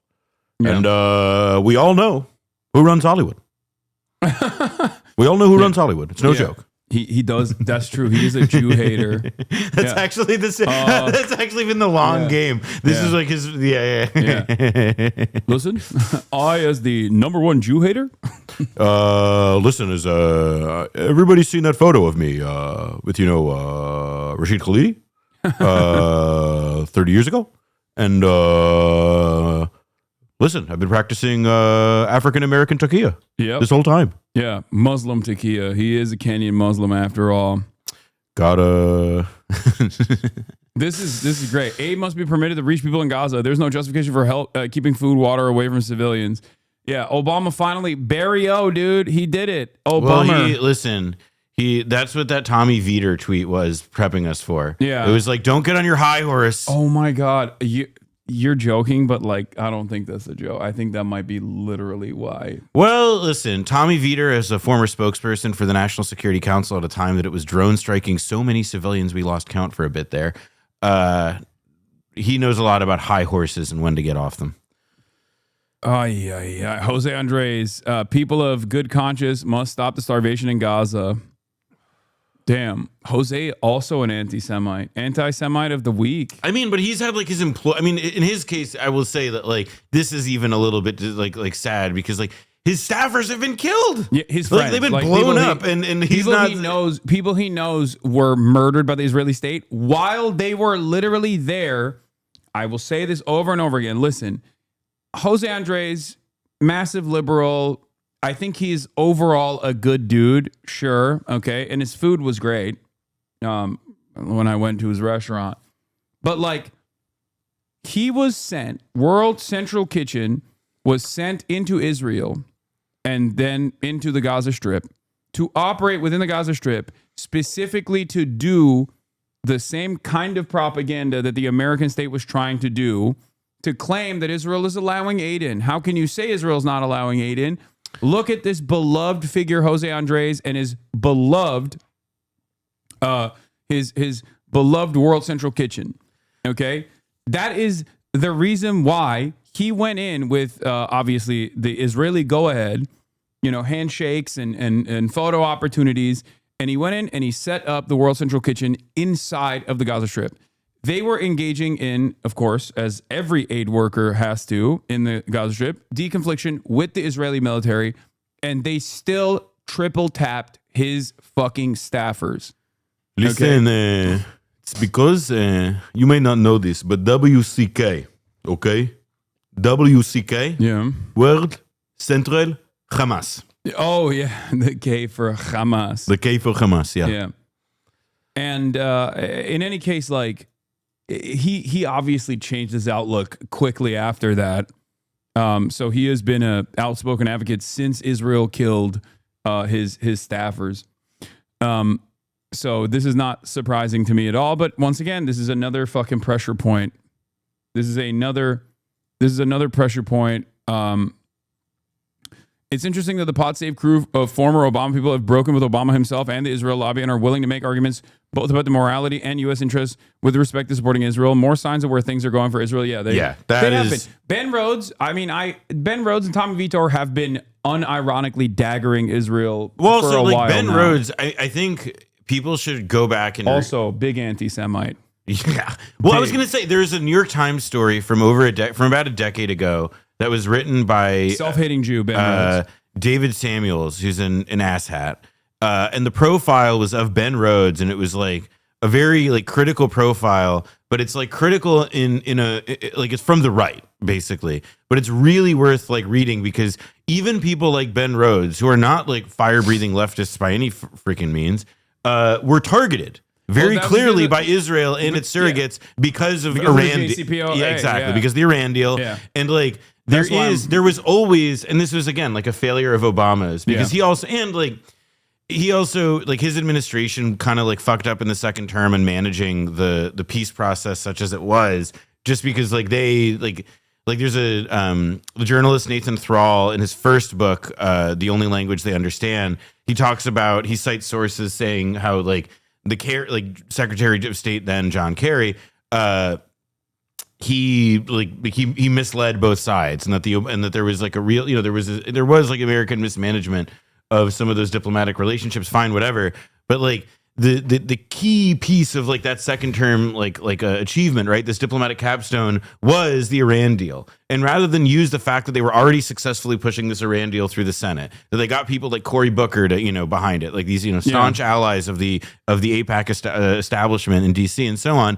There wasn't like that wasn't like a springboard for more interesting and exciting possibilities in terms of trying to pressure Israel. God forbid. It was instead meant to be like the capstone of a victory lap, in the same way, by the way, that Obama's efforts to ease tensions with Cuba were. That he did everything but stop short of the embargo, and obviously because Trump succeeded him, all of that shit was for naught. Yeah. Iran included, especially.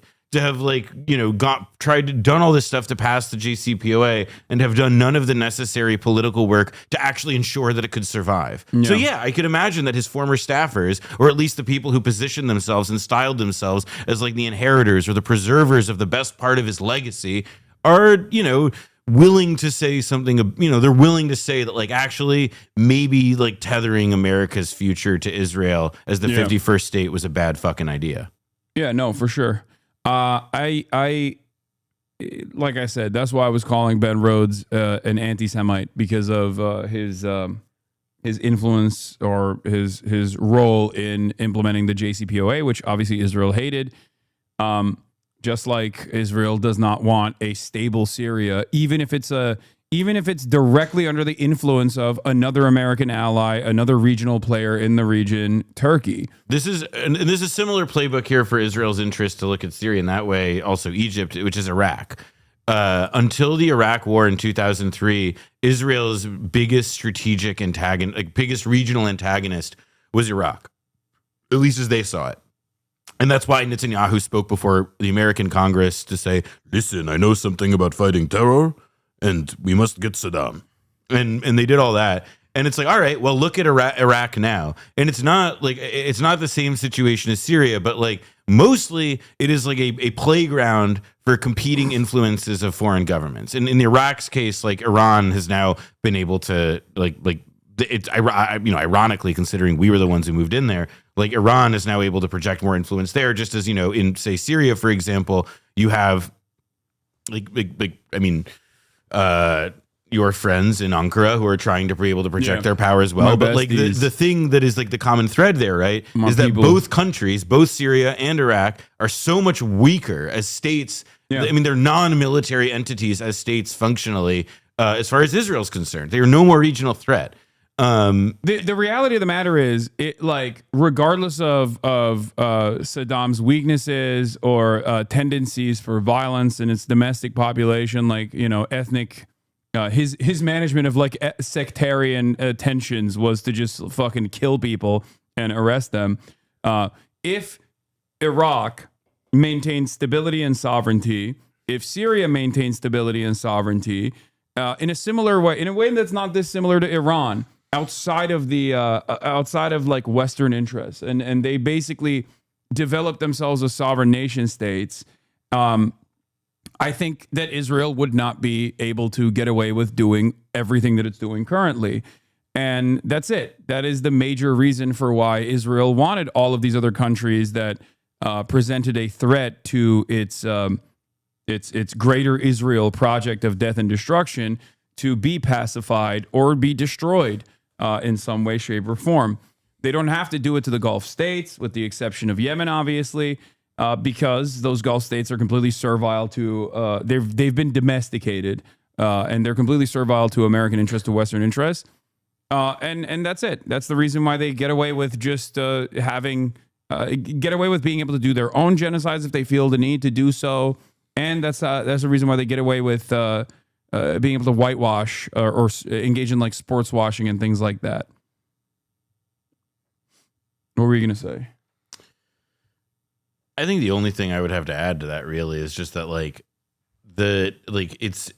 it should mean something about the character of a state if the only way that it can continue to exist as such is if all of the neighboring states to it are like weak and destroyed and rotted entities that are unable to like serve their citizenry, that are unable to serve the people there in meaningful ways. And obviously that's not to say that like Saddam Hussein or Bashar al-Assad were like, you know, like perennial nominees for humanitarian of the year. But it is to say that like what has taken their place rather clearly seems like it's meant to serve the interests of people who are not in that country. And it's not something like that's again, like, you know, that's a frame of discussion that's like pretty difficult to have in the United States, just because we still speak in the language of foreign policy moralism, even though more and more all the time it is like these aggressive like strategic, like realpolitik or power politics stuff that clearly guide what people are after here. Yep. And that's part of what engenders the cynicism, is that it makes people, if you constantly talk about human rights or why you're doing stuff, and then we have wall-to-wall starving children on the TV for weeks at a time. Yeah, your word. I mean, I think like America's immediate move to represent itself as the global police in the aftermath of Russia's unjustifiable invasion of Ukraine, and then its unlimited support to Israel after October 7th happening under one president, I think played a big role in the way that even like our Western allies see the United States of America as like the world police. Because there are still a lot of people, I think, that just believe that eat up the propaganda. There are definitely people in the populations of these countries that live under the umbrella, under the protection of American empire, that certainly wanted to believe that like, certainly wanted to believe that like America is, it fucks up from time to time, but it's like ultimately a force for good because the enemies are far scarier and far more evil. And we provide, and also, but there's another piece of it, which is that like, what do most people in a lot of these kinds of countries like care about? They care about where's their next meal coming from? Where are their kids' next meal is going to come from? How are they going to be able to build a house that doesn't fall on them? How are they going to have healthy and meaningful and long lives? And the Soviet Union doesn't exist anymore. Yeah. So what states exist that promulgate a theory of how you're going to be able to do that to better the lives of people around you? Remember, there's no Soviet Union anymore, and we're not in a position where it seems like China is trying to advocate like an international like policy ethos that would reconstruct that. That's just not how they think about these issues. Even if it was to its own benefit, they don't do it in their own fucking backyard. As I constantly point to the Philippines, like they could be engaging in acts of direct destabilization in the Philippines, like they sell arm the fucking Maoists, and they sell arms to Israel. They sell arms to the Indonesian military, which uses them on poor islanders in West Papua New Guinea. I mean, there is a real like I would say that it's when you have a world without the Soviet Union in it means that we just have like this liberal international order, which means that like it's the only force that has been able to like credibly advance a case for, well, here is how like things improve for you person there is the boss of global capitalism. It's the United States. And so, like there's a lot of people who, because that's the only answer on offer to how do things get better, like they're hoping for it, even if they don't agree, obviously, with what like the US is doing to support Israel. Or even if it means they don't have like a favorable idea or a favorable opinion of the United States or something, but it does mean that like the answer that the US has for all of these things, which is like, we'll help you get your bread up. We'll help you build like, strong native industries that will allow you to, whatever, like the answers that they have for this, which are themselves often just lies, of course. Yeah. It's going to be really good when foreign capital flows into your country. And by that, I mean, we're going to give your government money, and they're going to be bribed with like a piece of that money to bring that loan directly back into foreign corporations that will go into the pockets of not even the fucking laborers of said foreign corporations, but instead like the shareholders. Absolutely. I mean, I think one of the examples that to me I've thought about a lot lately is, of course, just because of like the green like the green transition is, thinking about like the DRC and thinking about places like Kolwezi in the Democratic Republic of the Congo, where again, like the value chain is like it may as well not exist for the people actually picking coltan out of the earth with their hands. Like what promise is made to them? Yeah. Well, if we improve their material circumstances too good, then it's gonna be too costly to extract these minerals and extract these fucking natural resources that we need for cheap goods, cheap consumer items. So we can't do that. And if you want to also like add a little bit to it, like give a bit of historical context to it, like. Part of the reason that these places don't have the authority or the ability, the domestic integrity to be able to, develop their resources in their own way. Again, to develop in ways that aren't reliant on like making sure that the West will give you money. Those futures, those alternate paths that they could have taken were stolen from them. Because we killed their leaders, because we destabilized their neighborhoods, if not the countries themselves. Yeah. And continued to do so because it suited our prerogatives. Vitor, okay, here, let's just give you the summarization of this conversation. With just 7% of Democrats now saying Israel's war on Gaza is fully justified. Ben Rhodes, who, again, like I said, self-hating a Jewish man, Ben Rhodes, according to Israel defenders, says, why are we giving billions of military aid to a corrupt far-right autocrat engaged in war crimes? Tommy Vitor acknowledges Democrats are afraid to touch this, but if you can actually make an argument why we should rethink this relationship, and maybe it doesn't make sense to send $3.8 billion a year, which, by the way, interesting number. Who was the... Who came up with that? Whose number is that? That's weird. Who was the guy? Who was the president? Right, that was Obama. That was Obama. Obama's number, 3.8 over a decade on his way out, which we continued, of course, because once there's that money is allocated, that will continue and it'll only increase. Anyway, 3.8 billion a year to Israel to kill civilians in Gaza. I think you'll be pushing an open door. He questioned whether it makes sense to provide a really rich country with $3+ billion in military support per year. That's a Matt Iglesias line, by the way. He's like, when he's talked about this in the last few months, he makes this point about like when I interviewed Obama and I asked him about Israel, it was why do we give so much money to a really rich country? To which I say yeah, that is an interesting question on one level, but that's when it just also is like there's an answer for that, which is that like they do things that we want them to do. Yeah, that's also when Matty Iglesias had freshly come from his West Bank trip, and he was an anti-Zionist for a little bit. Wasn't there like a brief stint where Matt Iglesias was like, I think Israel's crazy racist. I mean, it's a really hard thing.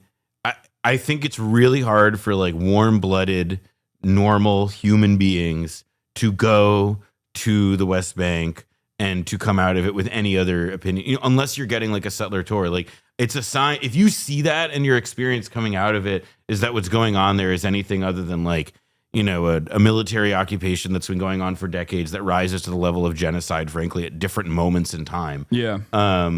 Then like you're not like your human card may be revoked, pal. Like I think you're just not seeing things as they are, and there's something about it that separates you from the rest of us. As far as I can tell. That's why I don't yell too much about J Street, even though they're like liberal Zionists. Ultimately, they still inevitably create a bunch of anti-Zionists by doing those West Bank trips.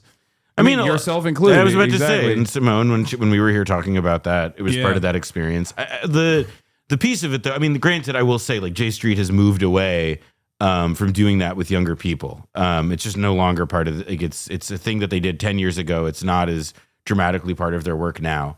But I mean, that's always why, like, I think if you could, like, if you want to change somebody's mind about this, then like send them to Hebron. Let them see what's going on. The hosts argue that the U.S.-Israel relationship is a political liability tied to forever wars, moral hypocrisy, and authoritarianism. You don't have to be a scholar of history of the Middle East to know that it's cynical when Democratic politicians mouth support for a two-state solution while giving a blank check of support to a government that wants to ethnically cleanse the Gaza Strip. I mean, I still don't think like before these guys also become like one staters, we're not going to have this like massive sea change among like people with institutional power that will get to a point where they also don't see like Hamas as like a reasonable counter to all of these things. Because right now, as someone who like constantly tries to understand where people are, like where people's moral compass is on this issue, yes, people are obviously horrified by everything that they're seeing, right? They're obviously horrified by everything that they're seeing, starving children in Gaza. They don't like that. They know that Israel's responsible for it, and they think Israel's fucked up for doing that. They don't like Israel, but they still haven't made that logical leap into, well, if these guys are this like unstoppable force of ethnic cleansing, then yeah, that breeds response, that invokes some kind of militant reaction.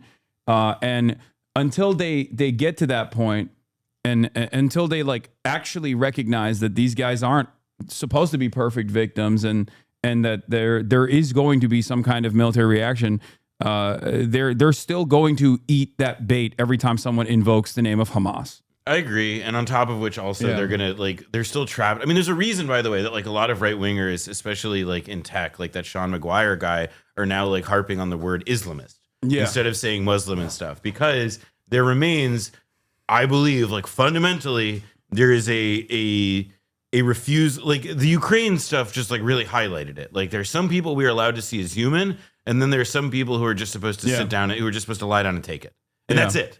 And like, and why are they supposed to lie down and take it? Well, because like their children are going to be, do you see the coloring books? Do you see the coloring books that they give their kids? Like, it's that, like, that is the logic. There's still so much like, there's still so much Islamophobia in America and in the Western world because of the war on terror and like justifying the war on terror, that like the average American still has this like weird position that is inherently contradictory, which implies that like on the one hand, like Israel's like the inflection point for Israel's military conquest here, while is totally inhumane. It kind of makes sense that they had to react because Hamas provoked them, because they're scary, barbaric, rapist monsters. You know, I mean, well, this remains one of the things that I was most agitated about in the immediate aftermath of October 7th, was the number of people, liberals, who kept talking about like, the systematic rape and all the screams of that word stuff. Because again, like it was very obvious to anybody who's like, whose perspective is not blinded by personal racism or just like the ignorance that comes with having been, come up as a political subject in the time of the war on terror and all that, to recognize that, like, yeah, when you start like labeling all of like these Muslim hordes, so to speak, as rapists and as like criminals who are coming to, like destroy your way of life or whatever, simply because they resent it and not because you have kept them walled in with denying them everything from basic construction material to the ability to fish in their own waters, all before October 7th and everything like that. Then like, yeah, you are going to create, you are writing out the international permission slip for something like what, like a genocide. That's why I get mass so slaughter. mad when they like, did you see CNN literally had Mahmoud Khalil on, and they were like, will you condemn Hamas? Will you condemn Hamas? Will you condemn Hamas 22 months into this fucking genocide? After he's already served a 104-day prison sentence that he should not have actually served at all. And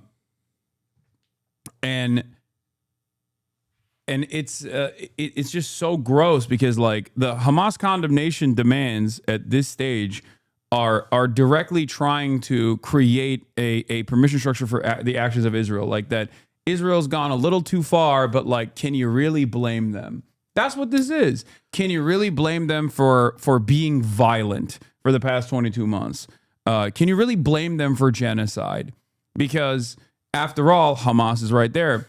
And that's part of the reason why I think it's important for even people like myself and people like yourself to openly state that outside of October 7, like every single thing that Hamas and the Palestinian resistance has done in defense of the Gaza Strip against the Israeli military is not only legal but also moral. It's legal under human rights, international human rights. It's also moral. It's the correct thing to do. Like, what do you mean? It's actually Israel that is engaging in an illegal action even before this genocide, which is a crime of all crimes. Like, Israel going into the Gaza Strip and bombing the Gaza Strip as a belligerent occupier is literally illegal. And also, by the way, like, Israel's kidnapped Palestinians too. Way more of them than Israelis were taken on October 7th, and they've been doing it for years longer. It's called administrative detention, and it's a process by which they can throw anybody the fuck they want in jail and keep them there. There's but again, to a Western audience, what is immediately going to scan is like more sympathetic, like sans context, the person taken from their homes in a night raid by a guy holding an AK-47, or the person who is taken in a relatively sanitized operation by a uniformed person who, is then disappeared into a prison system that you don't hear anything about, and whose families, by the way, aren't able to go on the press and able to talk constantly about the pain of not having them at home, the pain of their arbitrary detention and all this and so on. It's a very, like, part of what I think, in addition to, like, we were talking earlier about, like, what's going to happen when international investigators and people are finally allowed into Gaza, if they are, inshallah, and we're able to determine something, like, we're able to divine something like a picture of what's happened. I also believe that there's got to be, like, a similar kind of, like, it's not going to happen anytime soon, but the permission space that was just created for people to totally dehumanize Palestinians by, again, like, not listening or examining any context, is not even considering the Palestinian hostages who have been that way for decades at this point, is it's good. It's part of what has made us less human as a population. It has made us less in touch with what I think it means to be human, what it means to be moral, what it means to feel the pain of other people and hope that we can alleviate it and build a better world. Like, it's just we just decided that they don't look like us. They don't live like us, which ain't exactly that true. They play Call of Duty just like us. They want to feed themselves just like us. They want to live in a free and happy world just like us. But our society is committed to saying and, demanding the opposite. Let's take a look at what Senator Lindsey Graham had to say about Israel and Gaza just recently, like on his Sunday Meet the Press circuit that he participated in. President Trump's. And then after that, I'm going to make my Jewish guest, Noah, read a Felix tweet because I can't do it myself. All right. He told You read one of my own tweets. Yeah. Netanyahu to, quote, finish the job this week. I know that you are in touch with President Trump. You're in touch with Israeli officials. What are you anticipating is going to happen next? What does finish the job mean, Senator? Oh, yeah, Well, I talked to Cindy McCain last night. Here's some good news for the people in Gaza. Humanitarian quarters are now going to be open. Israel's going to work with the UN, the World Food Program, to get some food into these people who need it. But I think what the topic we're talking about today is a change in strategy. I think President Trump has come to believe, and I certainly have come to believe, there's no way you're going to negotiate an end to this war with Hamas.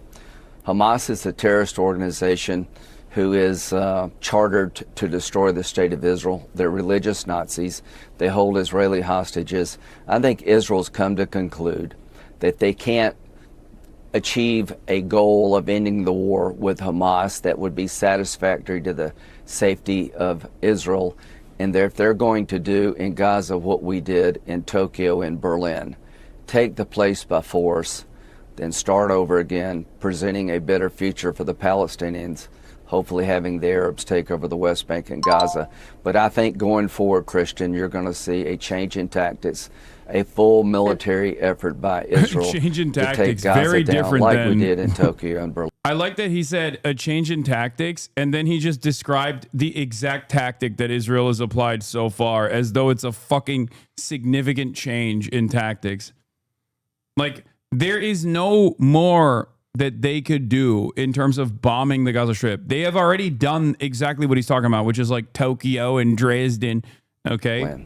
Senator, president. Which is the reason why I said it is like, here is Representative Dan Goldman says, Gaza is on the brink of mass starvation. Israel and the U.S. and the international community must collaborate to ensure a massive surge of humanitarian relief immediately. This war must end. And let's be clear, Hamas can end it today.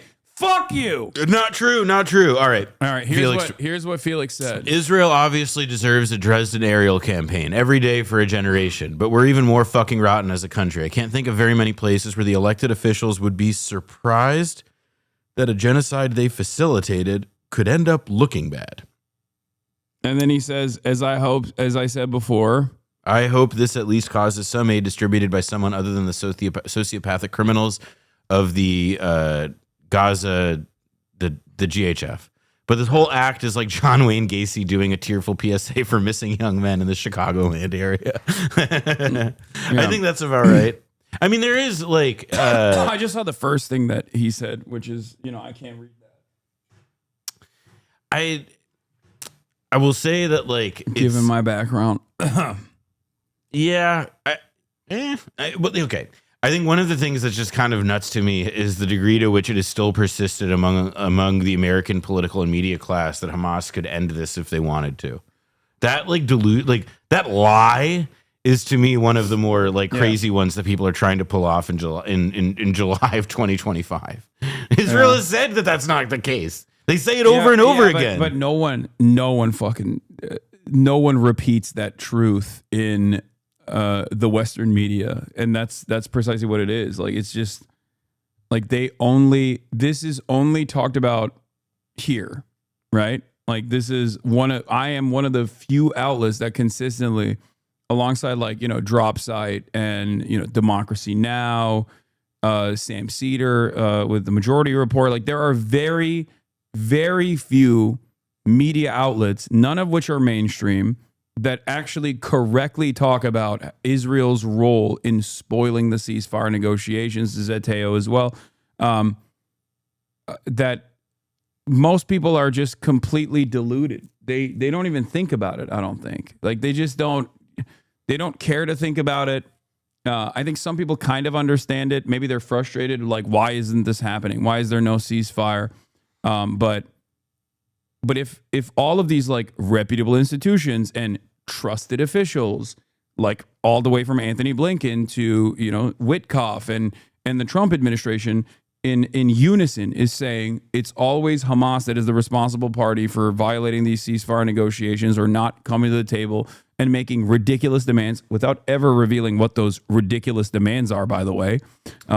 Because ridiculous demands are a permanent cessation what ends of up hostilities. happening, and this has been the way it's worked now for the last few times that this has happened, has been that Israel and the U.S. claim Hamas did something, the negotiations that Hamas demanded too much, or that Hamas wanted a pony or something like that, and then you just have to go and look at what Jeremy Scahill says to essentially get anything, to get the truth, to get anything resembling an actual breakdown of what happened there. Because also, by the way, the Western news media, I think when it comes to sort of, again, it's related to the idea of how oh, well, they're crazy Islamists. They're not rational people. They're they're committed to the destruction of Israel. They've all these crazy ideas, and they rely on those really crude racist assumptions to, suggest oh yeah, well, there's no way that we could figure out a ceasefire, that a ceasefire could be with them.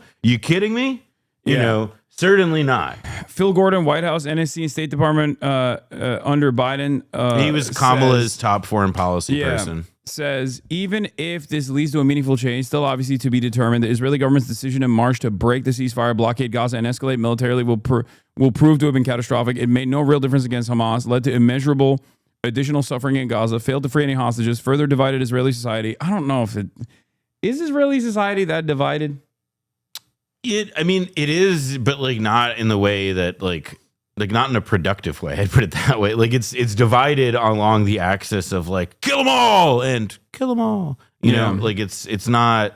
I would also say that the other piece of what makes Israeli society is it needs this conflict to function, because it's also not it's not a country with a lot of it has extremely high income inequality. It has like it's the what remains of its welfare state within like the 48 borders is like being eviscerated all the time. And by the way, like a fifth of the people who live there are Arabs, and those people are, I mean, like many like they were already, most of them not particularly enthusiastic, to put it mildly, about participating in, like being citizens or being subjects of the Israeli state. And many of them now are like, they see no future, no hope whatsoever. So it's like Israel is divided, certainly, but it's divided in such a way so that like it's not like stopping the way that it's like barreling toward this like, again, like this very like Third Reich style kind of future. Yeah. This is coming off of Barak Ravid, the Israeli occupying forces' very own Barak Ravid, saying the IDF is going to implement humanitarian pause in the fighting in several population centers in Gaza starting Sunday morning and until Sunday evening to allow the UN and other aid organizations to safe access delivery of aid, Israeli officials tell me. I also like the phrase population center. Yeah. That's like it sounds, it's such a, I mean, it's just insane military jargon. Yeah.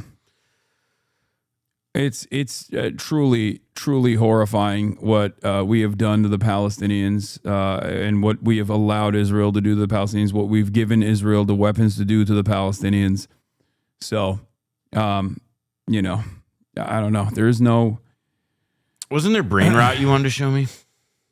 Well, that was Umama Sume, but that's later in the day. So when you come back from lunch, if we'll I'm do it. Still live, that's when I'll do it. Yeah. Nicholas Wise says the UN, so the same organization that's being blamed by Israel for mass starvation in Gaza for not distributing aid, is now being entrusted with distributing aid. Strange that. Genocidal state in need of a Hasbara tune-up, which of course was bullshit to begin with. It was complete bullshit when they were like, they're not allowing... Andala. Well, there was a Wall Street Journal story last year that just like was the big one in the Western press that said that like Israeli sources say... I'm Israeli, and I can say there's a debate right now in Israel about the starvation. People are really unsure of how it happened and who was responsible, but they don't want people to starve. Kamti baboker, I woke up, and I see the starving. It's insane that this is the only thing that wakes them up, but somehow it works, so y'all have to keep pushing. Damn, that's crazy. I guess like when you do see the rib cage of a starving baby that died, even Israeli society's like, this is kind of fucked up. We gotta... Because like... It's such a 1-to-1 for the Holocaust, dude. It is such a fucking 1-to-1. Like, there is literally the exact same, like, starving baby images from the Holocaust is a 1-to-1 comparison in Gaza right now. It's 1-to-1. I mean, you've seen the images like, and side by side. It's identical. I mean, and also like Israel, like they do it in uniforms, but like Israelis are like, well, the Nazis had uniforms too. No, but that's what I'm saying. Like they've revealed, like they do all this stuff in uniforms, but it's like what they're doing is like the. I mean, it's these insane, bizarre, spectacular acts of cruelty that we're only not seeing, by the way, because the government in that country had to run a national campaign to remind people that it's a bad idea to post things on the internet that might land you in, courts of justice. Yeah, I mean, that's part of why, like, the Hind Rajab Foundation and the work they do is, I think, becoming increasingly critical, and is part of why the pressure of this is adding up, because it's like, oh, wow, prosecutors are, like, detaining Israeli veterans in Belgium for waving Givati flags at a music festival, and it's, like, that is part of this pressure, as well as the starving, children. Like, there is a, I think that the starvation stuff is just, like, as a like this, it sounds like horrible, but I do believe it's the case that like it as content, it is something that is more touching to the people committing these crimes than like seeing the devastation wrought by munitions. This is funny. I've been following the Hebrew Hearts lib comments for the last year or so, and at this point, some of them are single staters because they prefer having a majority of Palestinians and a majority of Haredim and religious settlers negatively polarized so much against your religious population that you stop being racist. I mean, I don't know how much that... It's a phenomenon, and that I won't deny, but it is like it's not... probably marginal. It's probably higher than the number of people who are anti-Zionist, like straightforward. Well, and Israel, again, it goes to what I was saying though before about like inequality within Israel, which is that like a lot of the anti-religious resentment is about like, yes, the control over like, let's say, like policy in the West Bank and so on that they've seen in Gaza that they've been able to exert through like the kind of soft coups of Smotrich and Ben Gvir. But there is also like a real anxiety and frustration over all of the money that's allocated for like, a bunch of people who never learn basic math to just study Torah all day and like collect welfare more or less. Yeah. Like that's something that is also engendering a lot of resentment. Yeah. I mean, that's been the issue in perpetuity in Israel and like Israeli domestic politics amongst the Jewish population is that, you got these welfare queens that don't do shit. This clip is nuts. Trevor Phillips. But I think that the issue here is we can see demonstrations weekly by Israelis against their own government. Enough, mate. And the Not point I'm enough. really just making is, isn't it a bit unfair to say this is the Israelis as a whole? Stop it, Trevor. What's unfair is what's happening to these babies. What's unfair is that image that you showed us. That's unfair. 1 hour from, I've been in Gaza, I've been in the West Bank, I've been in Israel many times. What's unfair is that 1 hour from the hunger, people are sitting down to their unthreatened dinners to turn on the next Netflix soap. 1 hour. So if Israelis want to protest, get in your cars. This is very Bob stuff, I know. Sorry about that. Okay. Get in your cars, stuff your cars full of food, and drive through that border and let your own army stop you. That, or, there's more unique and interesting ways in which many reservists who don't want to fucking tour again could stop that, could make a permanent halt to touring in Gaza. If you're a reservist and you're like, I want to get back to my marketing job and wear my capri pants and listen to the worst psytrance music ever created, then there's the conscientious objectors, and then there are people who could do the Vietnam route. There was a lot of people went to Canada.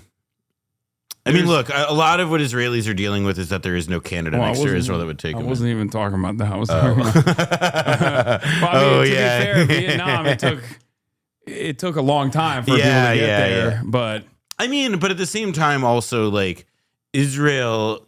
One thing that's a bit different about like Israel and the U.S. in that context is that like Israel has had this draft for decades, and while like class distinctions within Israel do make themselves felt within the ranks of the army, within the units, I do also think that like a lot, like it's the like sense of buy-in that still persists. I mean, even among people in Israel who might know Israel's Canada is Cyprus. That's what I thought. I was almost said that. I thought about that, but then like that, it's because like if you're in Israel and you're like if you're in Israel and you want to get like gay married or and like, you got to go to Cyprus. Yeah, exactly. Look, I still Israelis, I still see like Israelis post vacation content from Cyprus because I think that's also one of the few safe places for them to go at this point. Yeah. But I think that it is like the Israeli army is again like it's the like a lot of stuff would have to happen, I think, before you get to the point where stuff like fragging becomes like an active conversation. Yeah. Which I didn't bring up at all. I was just saying, I brought it up. Yeah, I didn't bring it up. I'm doing this. This is what I'm doing. Oh yeah, Mehdi Hasan or Senator Cory Booker, witnessing the catastrophic hunger and suffering of civilians, especially children, women, the sick and elderly in Gaza has been heartbreaking. The crisis in Gaza must be met with an immediate and drastic surge in life-saving resources such as desperately needed food, water, and medicine inducing. We're all trying to find out the guy who did this. Like, who could it be that allowed this to happen in the Democratic Party, in the Republican Party? Like, how did this happen? It just must have happened magically overnight. You saw the photo of him trying to hide, right? Yeah, I did. Yeah, that was. It's our collective moral duty to ensure that humanitarian relief reaches those who need it most urgently. The strategy of Gaza Humanitarian Foundation has not worked. Oh, well, I would say it has worked because the goal was to murder Palestinians desperately seeking aid in 3 fucking aid Wait, I'm zones. sorry. You're telling me that hiring a bunch of like roided out mercenaries to like just distribute aid, to not effectively distribute the aid. I'm shocked. I'm shocked. Yeah. Very odd to acknowledge that a country is intentionally starving millions, then calling them an ally. Maybe Roe is being descriptive and not normative, but shouldn't the U.S. not be allies with states that use child starvation as a weapon by definition? Isn't this the take-home lesson here? Yeah, I'm sick of the tired platitude. For an ally like Israel, we must not disagree publicly or in the media. Not when there's mass starvation. This is the time for every American to speak up publicly. Prime Minister Netanyahu, let in the food, medicine, and aid. We must not be complicit. What does that mean? We must not be, must not be? I mean, what are we? I think that's not a thing we can negotiate anymore. It's not a negotiable piece of this. I need the Thomas Masseys of Congress to start entertaining the notion of like military intervention in Israel, so that these guys will then be like, maybe we should stop the genocide. That actually, the first that's right. Thomas Massey probably would be the they're a couple like the first to like get a bill through that's like essentially like not just like about cutting off aid, just about like not like it's like downgrading the alliance to unfriendly relations, and also like threatening to like send the 82nd Airborne or whatever. Someone needs to start entertaining that in a position of power, even if they know that it's not going to go anywhere. So the rest of the people have an expanded permission structure to be like, well, okay, military intervention seems a bridge too far. So what we have to do is cut off all offensive and defensive weapons, you know? And yes, I do not believe a Democrat would ever say that. So that's why I'm saying Thomas Massey could be the guy. Because Thomas Massey he would do that. Yeah, I could see him. I could see him saying that. So if any Thomas Massey staffers are in the chat right now, you know, go talk to your boy. See if he entertains something like that. I feel like they would just kill him if he yeah, they would be like, Representative he gets called into the principal's office. Or no, it's like the scene from Goodfellas where it's like Joe Pesci walks into the room, it's like, oh fuck, and just gets immediately plugged from behind. Yeah, that's Pegasus instantly. Instantly, Thomas Massey, Pegasus. Here's a laptop camera of him like masturbating to whatever kind of. Well, this is you raised though an actual interesting point I've thought about, which is again like the question of like what would be a good pretext for the diplomatic rupture between Jerusalem and Washington, and to me the answer clearly is like when it is revealed that even more than has been demonstrated to be done in the past, that Israel is like actively spying on, surveilling, hacking, and trying to, you know, covertly fuck with American politicians, like elected officials. Yeah. And like, obviously, if that's revealed that they're doing that to like AOC or Ilhan Omar, fine, nobody cares. But again, if they did it to, if like they do it to like a lib, a normal, or they do it to a Republican who's not Thomas Massey, which I suspect they probably do. Like I would bet that. Yeah. Then I think that would be a pretty good pretext. Yeah, like Cory Booker. Yeah, Cory Booker doing a front-facing camera video. I've just learned that my friend Benjamin Netanyahu has been spying. Yeah, the strategy of Gaza Humanitarian Foundation has not worked. We must do all we can to address the humanitarian crisis in Gaza as a part of the strategy to save lives, decrease Hamas's influence and capabilities, release all remaining hostages, strengthen Israel's security, and ultimately end this war. These goals are not mutually exclusive. Rather, they go hand in hand. Of course, here it is. That very same Cory Booker. And I mean, even as recently as fucking like what last week was when Benjamin Netanyahu was in DC doing media spots with the Nelk boys. In between that, he was visiting. He was visited by a gaggle of congresspersons from both parties. It was 2 weeks ago. Cory Booker was there. Could you have not potentially talked about that? Also, here's Channel 12. Apparently, for the first time ever, mainstream Israeli TV has covered the hunger in Gaza. So I guess that's the reason why Israeli society is like in a state of panic as well. Not out of like self-preservation in the way that like cynical liberal Zionists do when they say like, oh, you know, we have to do it right with our beautiful secular IDF. But instead, like maybe there is definitely maybe there is people who are just looking at this and going, I don't think this is appropriate. This looks a little too close to the Holocaust. And it has to be stated, I'm not relying on reports out of the Gaza Strip. I speak daily with quite a few Gazans.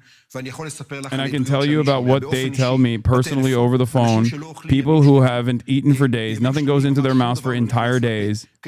When they do eat, the offer is horribly meager. For example, it might be just lentils for days on end. We're talking about weakness, dizziness, people reporting that they've lost dozens of kilos. And I have to tell you, while responsibility, of course, lies with...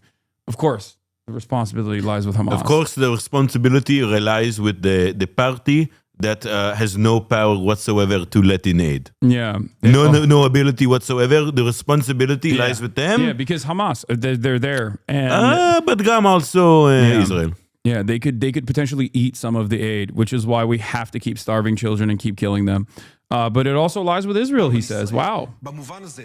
In this sense, it must be said, in the bluntness, most unequivocal way, even if enough humanitarian aid gets into Gaza, and that's what they'll tell you in Israel, even when enough food enters the Gaza Strip, and it's true, it may very well be true. The problem is in the distribution mechanism. It's broken.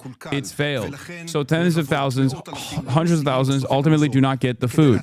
To get any food in those distribution hubs in southern Gaza, you need to be a man, a strong man, and also be bulletproof as well. And also, not only bulletproof, but also tank shells can't Well, it sounds like you. what he's winding up to say is that like you have to be willing to like fight against a mob to get it. Yeah, and willing to go in and fight in order to get food, and even then you might not succeed. People in northern Gaza have a very hard time getting food. In the markets, it must be said, the prices, in my opinion, are the most expensive on the face of the earth. This is true. There's no place in the world where prices are so high. And remember, we're talking about Gaza, where people there are focused on only one thing, 24 hours a day, looking for food, and simply can't get it. That's the situation. We need to grasp reality as it is. Yeah. It's, the way I see it is like, that's the last part of this equation is the whole like, but Hamas narrative needs to fucking go away. And once that goes away, it's over. It's because done. like, that's the only thing that's like got people left is that it's like, oh, well, there is somebody even worse than Israel in this situation. And it's Hamas. And that like, once you've already given up the idea, it's like, all right, like, well, Hamas at this point is like not like really like they don't pose like an active security threat to Israel. Yeah. And to the extent that they're resisting, it's pretty clearly because Israel continues active military operations that result in constant loss of civilian life. Yeah. So there's no like all that's left is holding people is the fact that like Hamas, kids books or whatever like are like inappropriate. That's the extent of it, but I'm not even gonna like bother from, and contesting. that does unironically stem from unlimited Islamophobia and also like the decades of dehumanization of the Palestinian population in general, because like it's a way to say all Arabs or all Palestinians without saying it. That's precisely what they're doing, and that's the intention, and that's precisely why like when Israel does this kind of thing. There are still plenty of people who go, well, they kind of deserve it. People act as though there is a world of difference between someone saying, oh, innocent civilians deserve to live, but Hamas, and people who say there are no innocent civilians because Hamas. There is functionally no difference. And there is no difference within the Israeli calculation, like the Israeli military calculation, and there's certainly no difference within that framework as well, like within the way that people propagandize here, where they go, oh, dude, you just gotta, what can you do? You gotta starve some people, otherwise Hamas. That's it. Was intercepted in international waters.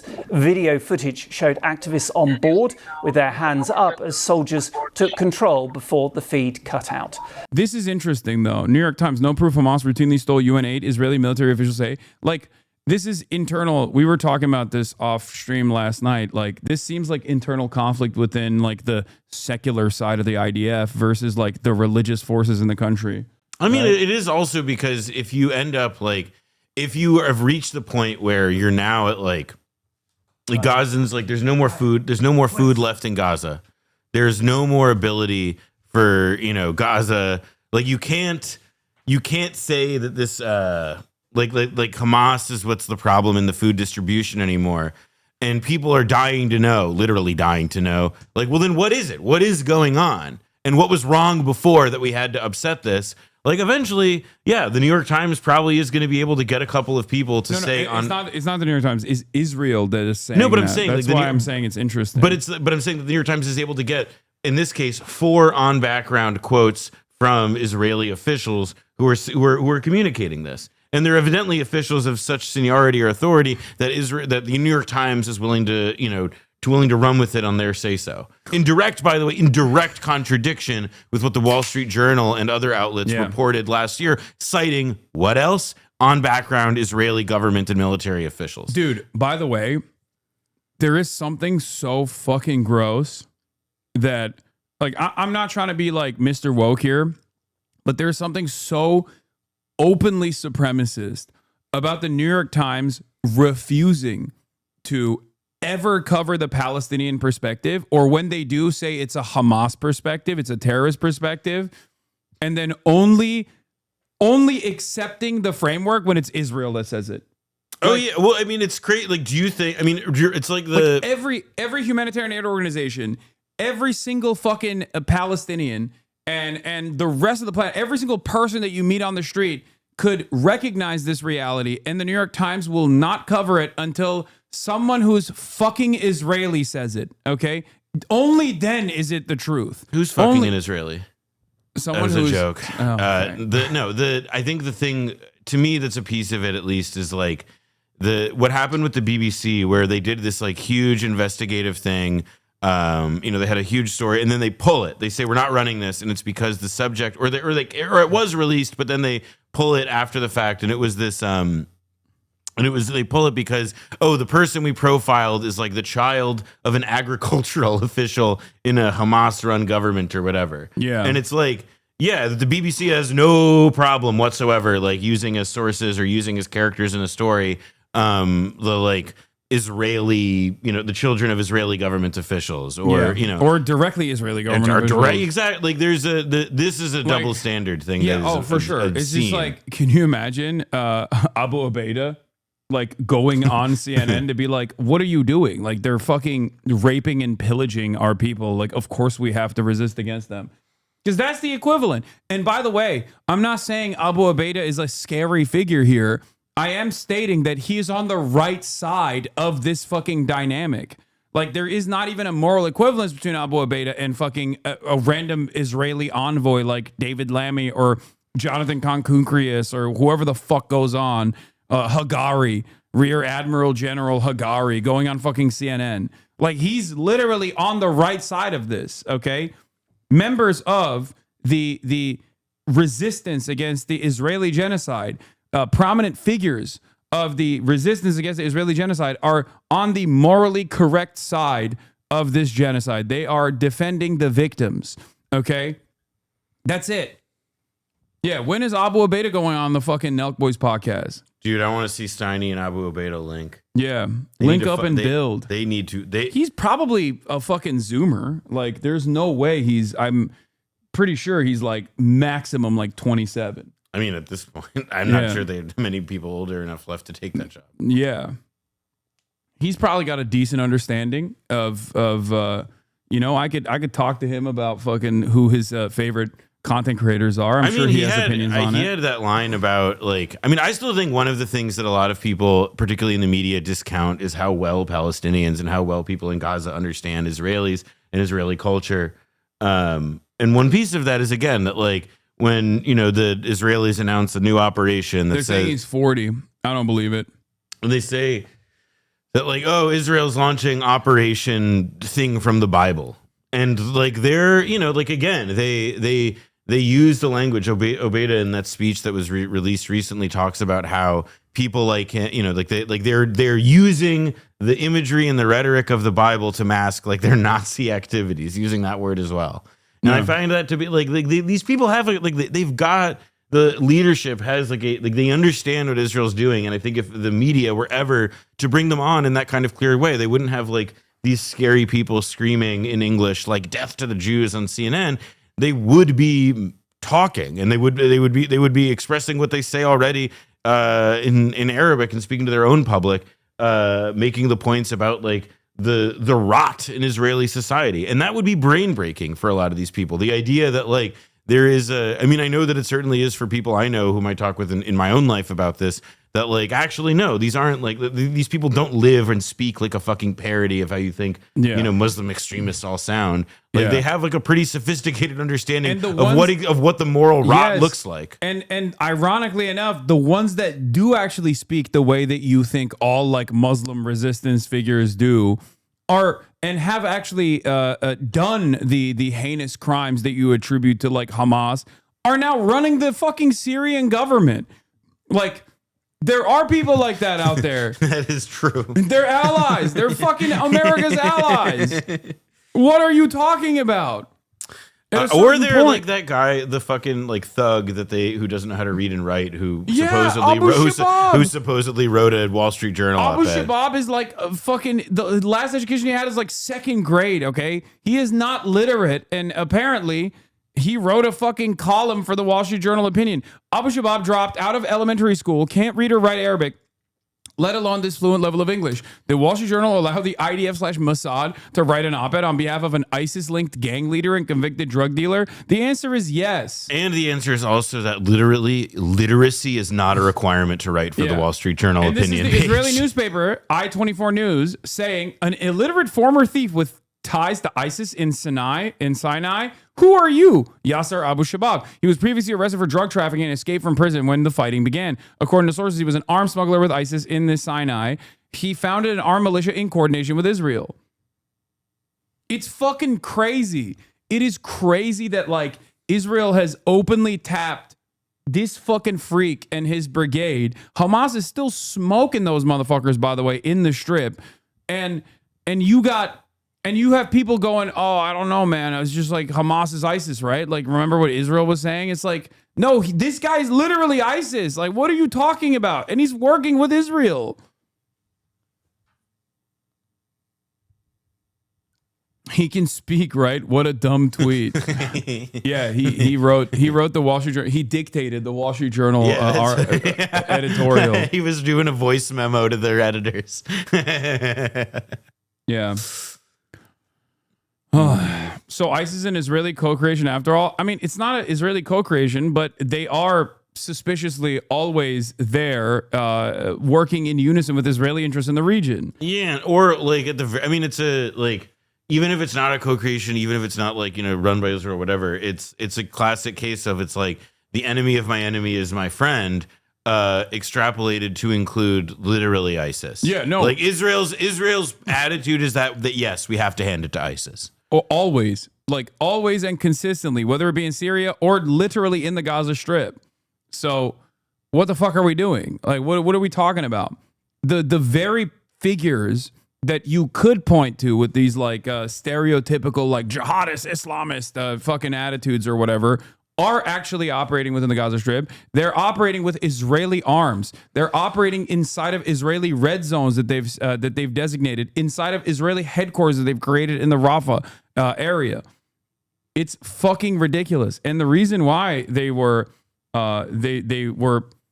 sent in as a scourge on the civilian population is to specifically destabilize aid distribution.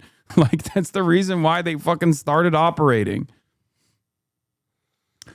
Oh, wait, so you're telling me the former ISIS members are now fighting on the side of Israel to kill Palestinians? This is breaking my brain a bit. It's so funny where there's always like, yes, the answer is yes. No, and it's not just that. I'm telling you that former ISIS members who are drug traffickers who were in prison, okay, were released most likely by Israel to directly create a formation known as the Popular Forces. Okay, that's what they're called. They have an AI image logo. Have you seen that? Yeah. Yeah. They are literal open fucking allies of Israel. Okay. And not only are they literal open allies of Israel, they write opinion pieces on the Wall Street Journal.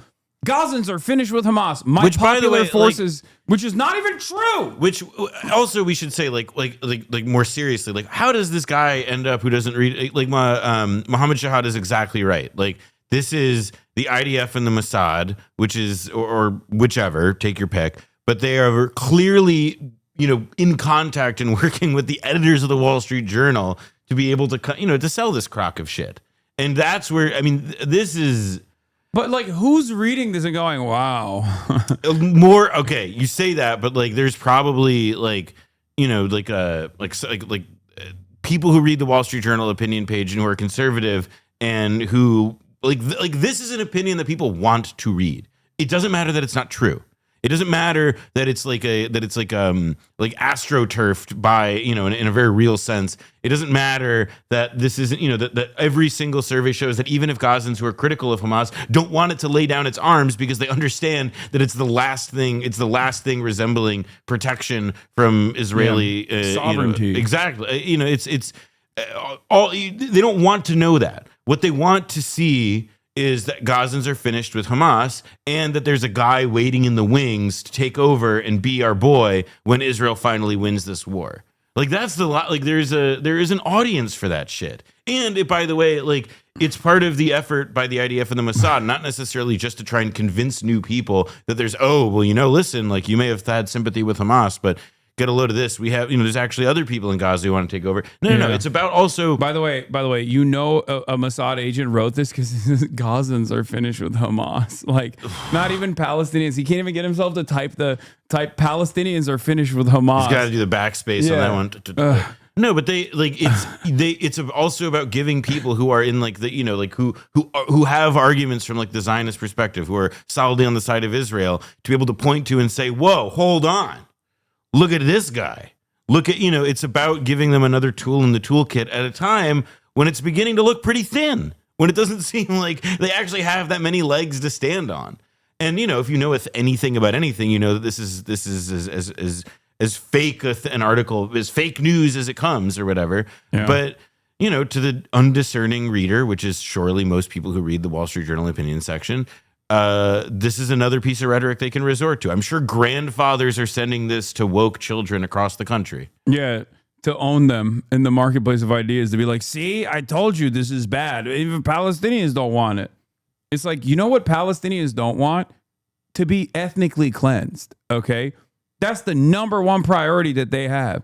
It's not like you give a fuck about what Palestinians want. You're like, oh, they have disagreements with Hamas. They hate Hamas. It's like, that's the only time, it seems, you care about Palestinian sovereignty or Palestinian opinions. You don't give a fuck when even the people that are protesting Hamas or whatever are like still primarily protesting Israel's genocide, blockade, and starvation policies. You don't give a fuck about that. You avoid that. You only bring it up when you're like, oh, but they hate Hamas. It's like, okay, I hate the Republican Party, okay? I hate Donald Trump. That doesn't mean that I think millions of Americans should be ethnically fucking cleansed and starved, okay? And it's obviously not even a comparison that we can imagine because there is no force as powerful. There is no way to showcase that power imbalance between Israel and the Palestinian population in the Gaza Strip. There is no way that I can give you a decent analog because like even China doesn't do it. Right? Like even saying like, oh, what if China was like blockading America? It's just like, it's not. It has to be like an alien force. Also, by the way, it's like a tactic that like that like we do. Like it's a thing that, part of, I guess, what feels like so strange in this as well is that it's like there are examples of this in which we like try to actively restrict because a softer, more legalized version of this that we employ on countries around the world is our psycho global sanctions regime. Yeah. The Washington Post coverage led by Jeff Stein did a bunch of really good reporting on how we've created this decades old edifice of sanctions on governments all over the world that has in effect required many countries, extremely poor countries for the most part, to jerry-rig systems of food and aid. 69% of all of the 69% of the global South, I think, right? Like, yeah, it's an insane, and they have to do all these. You have to go through these crazy hoops to be able to make sure they can supply basic means for this society to persist. Because the U.S. determined that, because of how we wield our sanctions weapon. Yeah. Also, for those of you who fucking talk about how anti-Semitic it is to make Holocaust comparisons, here is a fucking Holocaust survivor making that exact same comparison, okay? Gabor Mate is a Holocaust survivor. He's a baby during the Holocaust. Okay.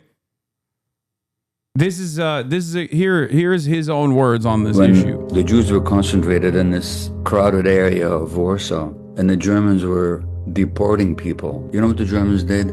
They offered the Jews who were starving bread and jam to get on these trains and to ship them to their deaths. In Gaza, we've seen now for weeks upon weeks upon weeks, every day, people desperately lining up for food and then being killed. And Israeli soldiers have described how they've been ordered to shoot on people lining up for food. People that were no threat to them whatsoever. People that weren't even close to them to pose any kind of a threat. People that were unarmed. What? Tired of bringing Holocaust survivors as points? You find one who hates Zionism. I can probably find one who supports it. I don't know. Wait, what? What do you mean? Like, this is not for you, okay?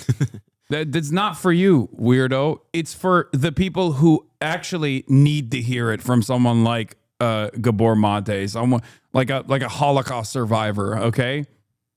That's it. It's just a way to fucking beef up your argument from the optics front for those who need to hear it that way, okay? Because let's be fucking real. If there's something that I do know from my experience of doing this kind of commentary for years at this point, there are a lot of people in America, no matter how white I am, that are going to hear that my name is Hasan, and they're just not going to listen to what I have to say. They're going to be like, nah, that's it. Just like I use the privilege that I have for good when I'm advocating for trans issues, for example, because I know that a transphobic person is not going to hear a trans person advocate for their own needs and their own desires and then take them seriously. There are plenty of people who hear that I am Muslim and go, maybe you're a little biased on this, don't you think? Maybe you're experiencing a little bit of Jew hate in your heart, maybe. Hasan, you know, that's it. My former podcast co-host being one of those people, literally. Of course, he doesn't listen to Jewish people either. He's completely lost his mind. But I think there was probably a point where if he would have listened to like a Sam Cedar type, he would have avoided all of this. He would have avoided nuking his entire career and being a rabid, racist, Islamophobic genocide denier. And also, like, if the premise is that like it's anti-Semitic to make these comparisons, it's anti-Semitic to say this, to do that, then like that puts like the moral onus on Jewish people who do not feel that way to say so, because we're the ones that people do listen to about it. Yeah, it's not like for sure. It's not. It feels like I know that people there's a lot of people view it as like oh well you're just, you're doing like identity politics, you're just doing, it's like, well, no, I'm responding to a world that demands that fucking like identity be like the way that we express this, and that it has that rhetorical power. Optics work is so stupid to act like it doesn't work, especially in a place like America where Americans don't even understand that like you can be Jewish and also anti-Semitic. Like they don't even comprehend that. So use that to your advantage. Just like right-wing racists will use Candace Owens, which is not a moral comparison that I'm making here, because obviously anti-Zionist Jews are on the right side of history. Candace Owens is on the wrong side of history as a black white supremacist. But like the totally calculated messaging analysis that I'm doing here implies that Americans do actually look at someone who is Jewish, who says, 10 toes down that these guys don't deserve to be fucking slaughtered and that it's not in your name. And that opens up a permission structure for them to fully comprehend it. I've said this in advocacy for self-preservation for American Jews, that more and more Americans are responding to the anti-Semitic reasons as to why there is this like Jewish hypnosis blackmail operation that has caused Americans to turn a blind eye, American politicians to turn a blind eye to the actions of Israel. So it's getting to a point for a matter of self-preservation for American Jews to come out and openly fucking say that this is not being done for Judaism, and that like people who are pro-Palestinian are not anti-Semitic. Yeah, and also on top of it that like, I mean, you raise it, but it's like anti-Semitism does exist, and like what's engendering it, right, is like the fact that there was that like the state committing a genocide right now puts a Magen David on its on its flag, and it just ends up being like it creates a like it itself generates anti-Semitism, and thus the only response that I can think of, the only way I can think to resist that is to like raise my hand and say, hey, I'm Jewish. I know a lot of other people who are Jewish, and anti-Semitism isn't being, generated by the people resisting this thing. It's the fact that like people are learning to associate the Star of David with starving children. I don't know how many more simple, how much more simply I can express it. Yeah. This is from r/Israel. I live in Europe. I'm fucking terrified to tell anyone about my connection to Judaism or Israel or anything else. I went to the hospital because I've been dealing with PTSD from October 7. And after I said this to the intake nurse, they gave me a headscarf wearing doctor, which at this point I feel is either ignorant or on purpose. Like, dude, do you not see it? You're a fucking Nazi, man. What do you mean? Oh my God, you had a doctor who's Muslim? Oh my God. What are you talking about? It's like saying, it's like being a Klansman and being like, I went into the hospital for PTSD due to being around black people. Okay. It was really traumatic for me. And then I told the doctor this, and then my doctor was a black man. Like, that's it. That's what this is. You're like a Klansman who's complaining that there is a Muslim doctor that was treating you. What if it wasn't? I mean, what I'm imagining, of course, is that like it wasn't a Muslim doctor. Like it's like he's saying headscarf, and it was just a woman wearing like like a Orthodox Jew. Exactly. Yeah, she's an Orthodox Jew that was wearing a headscarf. And my God! But he's a secular Jew. Oh my God! Who's just as racist, it seems. My rambling point is, for all the brilliance of Israel, first of all, no brilliance whatsoever, could it not somehow get better at PR or pro-Jewish propaganda or something? Could someone please help? Please help. I'll give you the answer to that. No. Yeah. The best has already happened on that behalf. Oh, yeah. And let me tell you, it's not coming back. No. There's no more Abba Eban. There's no more Paul Newman starring in Exodus. It's over. Sorry. Yeah. Like And it was also literally the people that fucking carried it weren't like Israelis anyway. Like they weren't. It was like American Jews that did a pretty good job of doing marketing. Israelis do not do propaganda. They can't do it. They're too racist to do propaganda appropriately. Listen, they're too racist to make good content. We try putting the Israeli on the TV, but there's problem.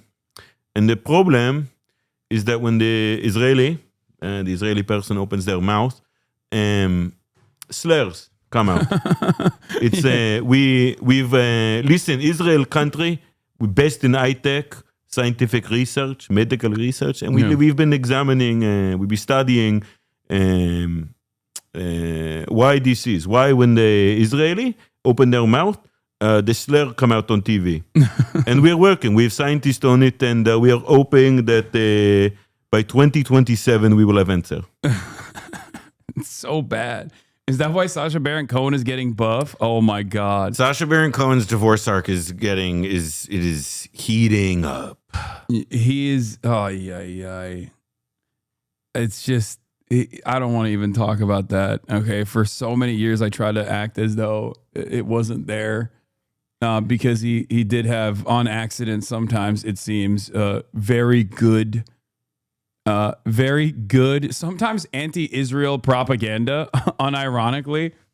Like, who is America, or was it What is America, or Who is America? Yeah, the Iran Murad. Yeah, like Iran Murad is so perfect. I wrote an article about it for Jewish Currents when it came out. It was like one of the funniest, most like biting and like correct satires of an Israeli that you'd ever seen, and it was the kind of thing that made me think like, oh wow, he's one of us.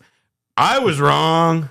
No, I was wrong. I knew that he was on like. I knew that he was a part of like the Zionist theater troupe or whatever. Like after he went to clown school, like he literally did go to Israel and participate in that stuff. And then like some of the shit that he was doing was like obviously very Islamophobic as well.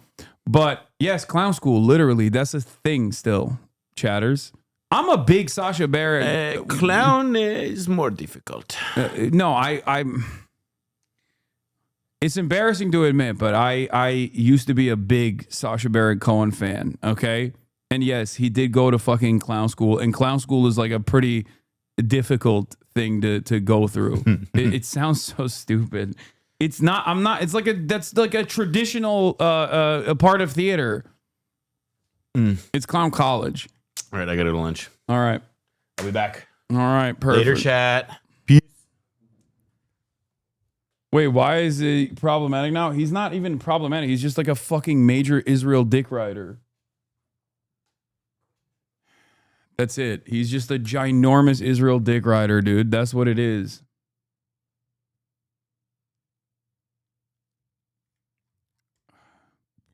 I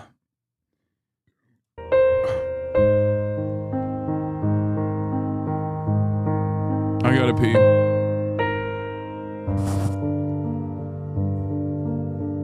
I was in Auschwitz about 6 weeks ago. It was my first actual visit there. And I stood at the very place, or near the very place, where my grandparents would have landed in the transport on their way to the gas chamber. And where I, as an infant, almost ended up with my mother.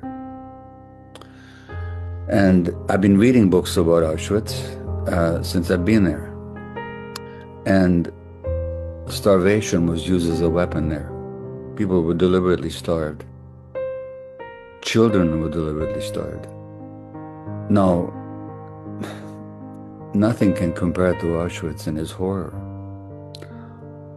But the mindset that we can starve people, including children, that's what we're seeing now.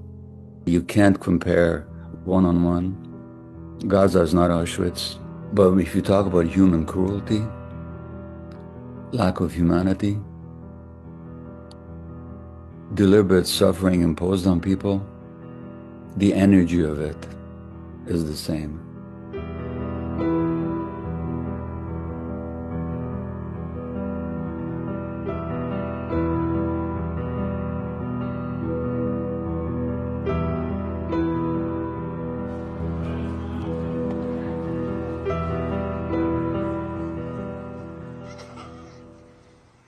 When I was an adolescent, when I found out about the Holocaust, and I thought, how could the world have let this happen? Well, I don't wonder anymore. The world is letting it happen right now in front of its own eyes. We all have this urge to find some positive resolution here. But you know what? I think we just have to keep telling the truth. Yeah.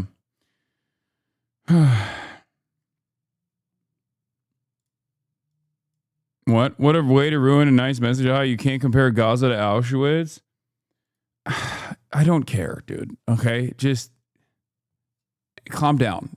Gabor Mate has always been a fucking anti-Zionist. No, that chatter is upset because in that process he says you can't compare Gaza to Auschwitz, but like the energy is the same. The intention is the same, okay?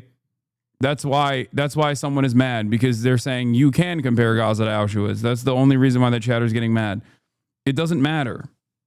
It's not a one-to-one comparison. It's true. If you want to get like super specific, super deliberate, super literal about it, yes, it is not a fucking one-to-one comparison, but it doesn't matter that it's not a one-to-one comparison, because that's not the only genocide. That's not the only bad thing, okay?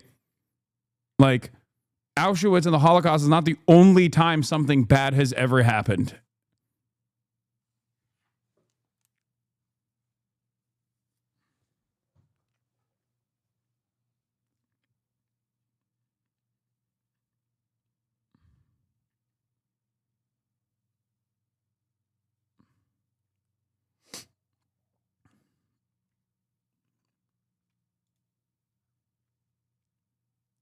Anyway, let's get back to this. Let's go live to our Middle East correspondent, Amir Nader, who's in Jerusalem. Oh, shit. Breaking news. We have, since we did cover a lot of the stuff. There was one other thing that I wanted to say. Trump, of course, came out and hit the, why don't the Gaza's dead children say thank you? President, should Israel be doing more to allow food into Gaza? Say it. Should Israel be doing more to allow food into Gaza? What did you say? Should Israel be doing more to allow food into Gaza? Well, we gave $60 million 2 weeks ago. Which I thought it was 30. So they gave 60 to the GHF, apparently. This fucking dumbass leaked that it's actually twice the amount. And that's to the GHF, the murder machine that they set up in unison, in collaboration with Israel. And nobody even acknowledged it for food.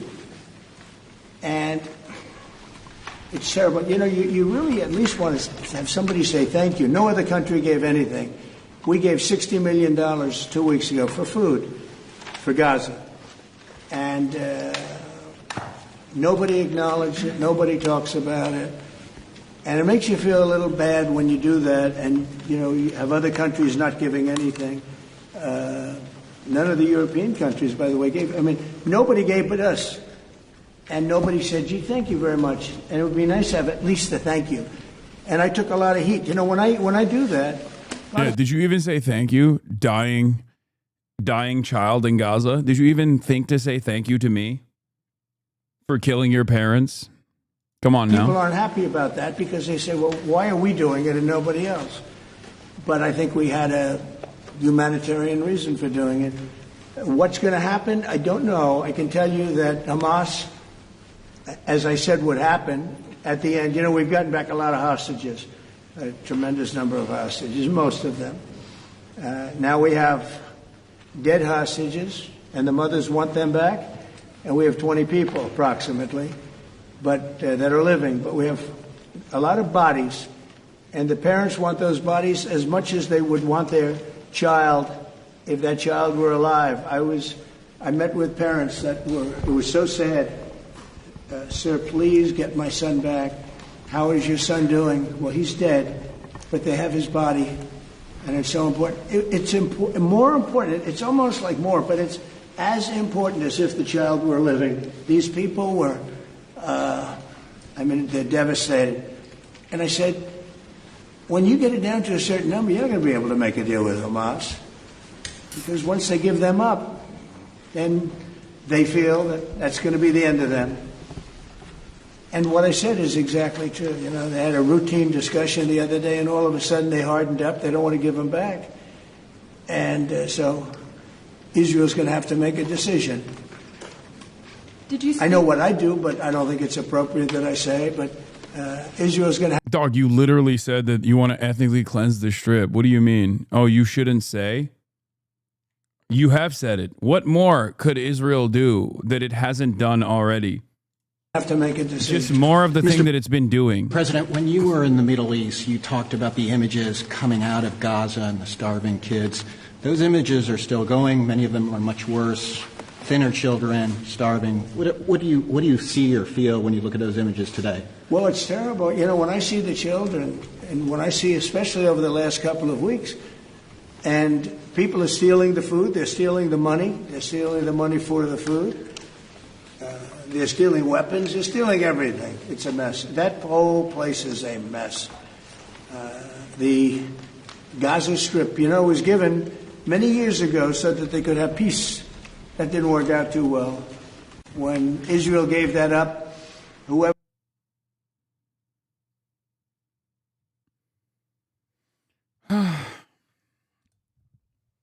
I missed the Epstein segments. This is unbearable. No, hold on. We're moving away from this already. I've covered it for the past 3 hours and 22 minutes now. Oh, here is a Daniel Beckner joke. Hello, I am a North American journalist and op-ed writer. For the last 18 months, my damn computer's been autocorrecting all my writing and posts to say that what's happening in Gaza is complicated but necessary. What I actually meant is that it's bad. Thank you.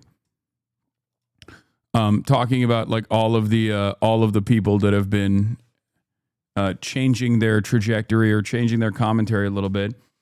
First off, let's talk about major news. Trump's meeting with the EU chiefs have wrapped up. You saw some of the media stuff. Okay, you've seen some of the media hits coming out of it, but I don't know what this resolution is, but also there is a major trade deal with the EU. Trump is also still molesting the money. Let's take a look. The biggest deal ever reached in any capacity, trade or beyond trade. It is. It's a giant deal with lots of countries, because as you know, Ursula represents a lot of countries, not one country. It's not easy for you. It's because a lot of very different countries, great countries, but some are strong with cars, some are strong with agriculture, some are strong with both, right? You have a lot of different factors. So we're going to do the following. The European Union is going to agree to purchase from the United States $750 billion worth of energy, $750 billion worth of energy. They are going to agree to invest into the United States $600 billion more than they're investing already. So they're investing a large amount of money. You know what that amount of money is. It's very substantial, but they're going to invest an additional $600 billion. They're agreeing to open up their countries to trade at zero tariff. So that's a very big factor. Opening up their countries, all of the countries will be opened up to trade with the United States at zero tariff. And they're agreeing to purchase a vast amount of military equipment. We're going to make them buy our guns, and we're going to make them buy our meat. We're going to make them buy our chlorinated chicken. That's right. Every town in Europe is going to eat our poultry and our chicken. They will drive our big, beautiful Ford F-150 pickup trucks. Believe it. Believe me, folks. We're going to force them to make their roads bigger so they're not gay. No more walking. Everyone knows it's woke and gay to walk on the streets. What are you walking towards? A dick appointment? No more.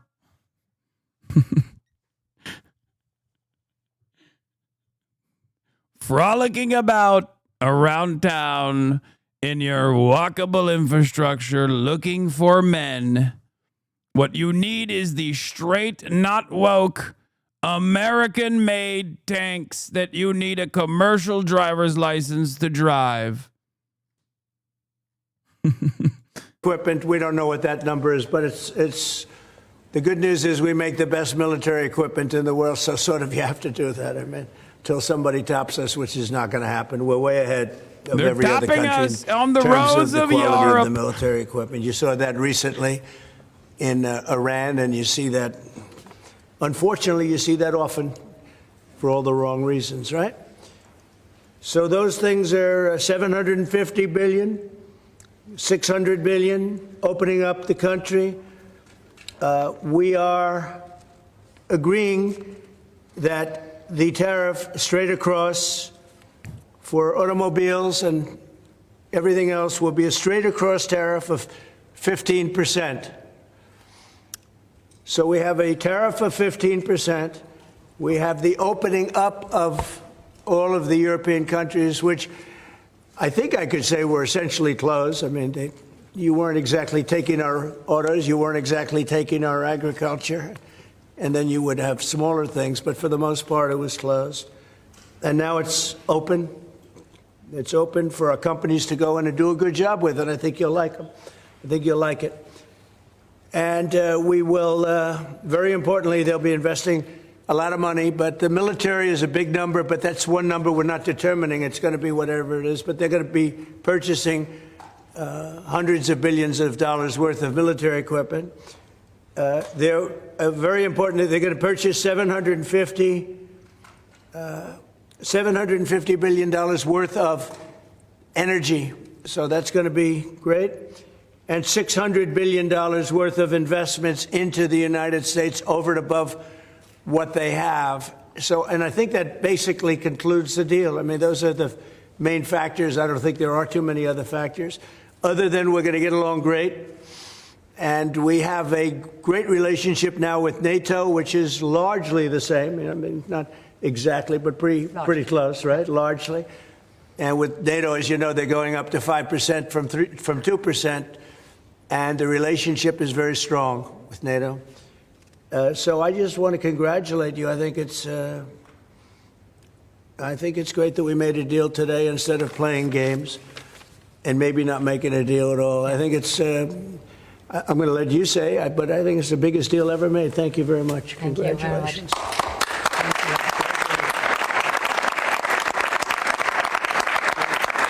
Yeah, thank you. We have a deal.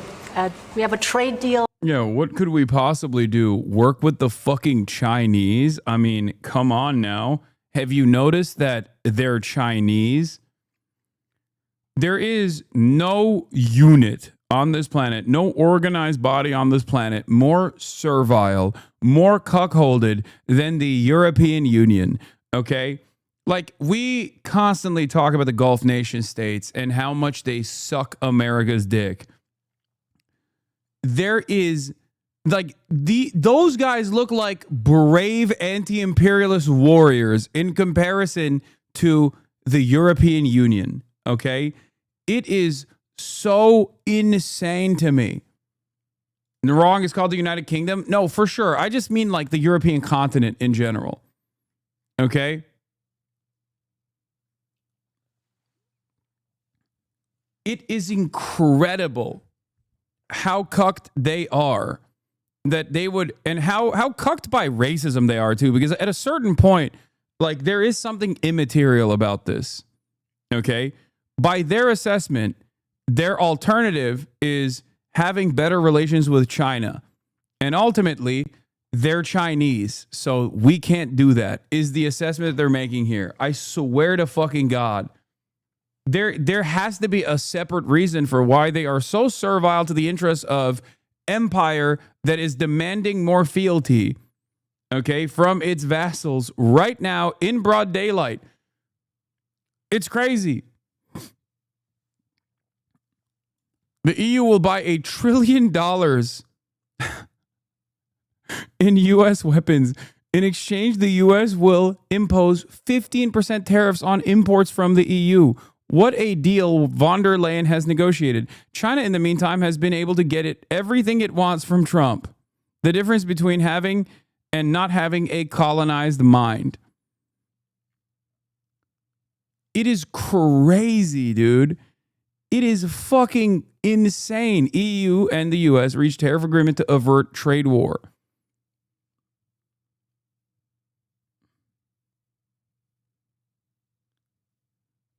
Like, do the Europeans in the chat, do you guys see this stuff and does it not piss you off? I am of the Yanis Varoufakis mindset that, like, clearly, hold on. Doors open.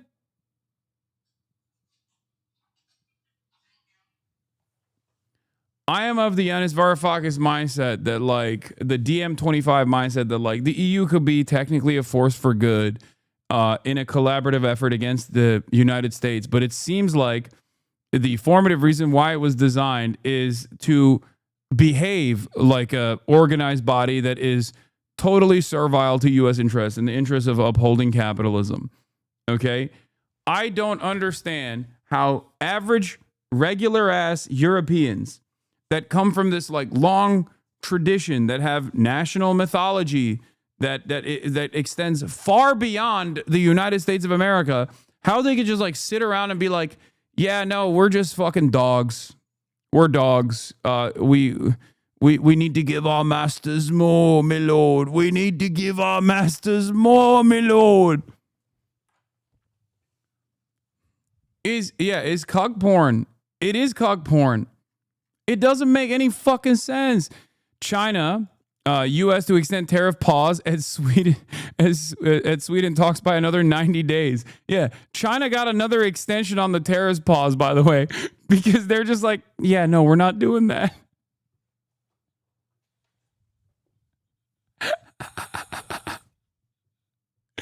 It's crazy.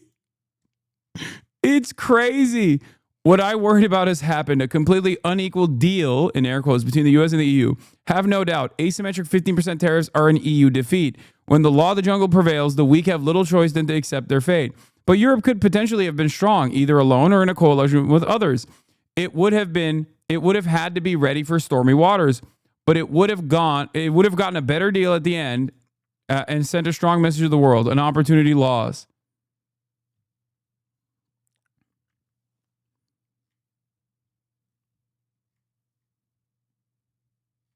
Yeah, I mean, this is after Rutte called Trump daddy, okay? But he's NATO. His job is to literally be an asset for America, right? His job is to manage the American protection racket.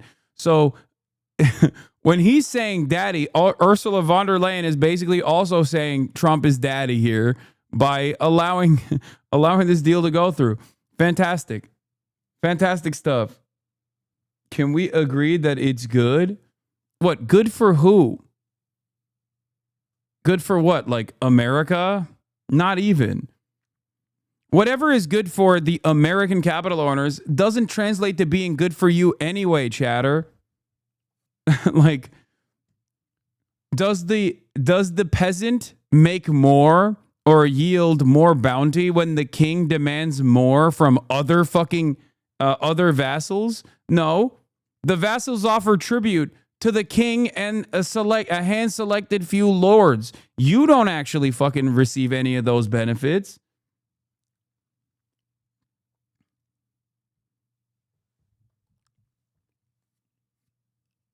It's no different.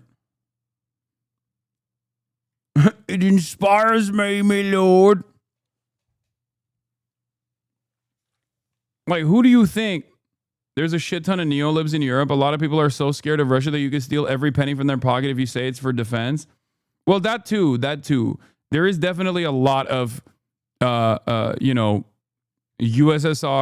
remnants of USSR fears that Vladimir Putin in his invasion of Ukraine have like completely fucking re-emboldened. Between the two largest economies in the world. And it's a big deal, it's a huge deal. It will bring stability, it will bring predictability. That's very important for our businesses on both sides of the Atlantic. It's 15% tariffs across the board, all inclusive. The investments Mr. President just described that going to go to the United States and the purchases over there. Indeed, basically the European market is open. It's 450 million people. So it's a good deal.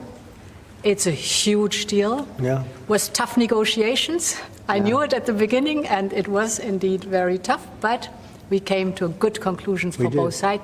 So again, congratulations and many thanks. Thank you very much. Thank you. Do you have any questions, please?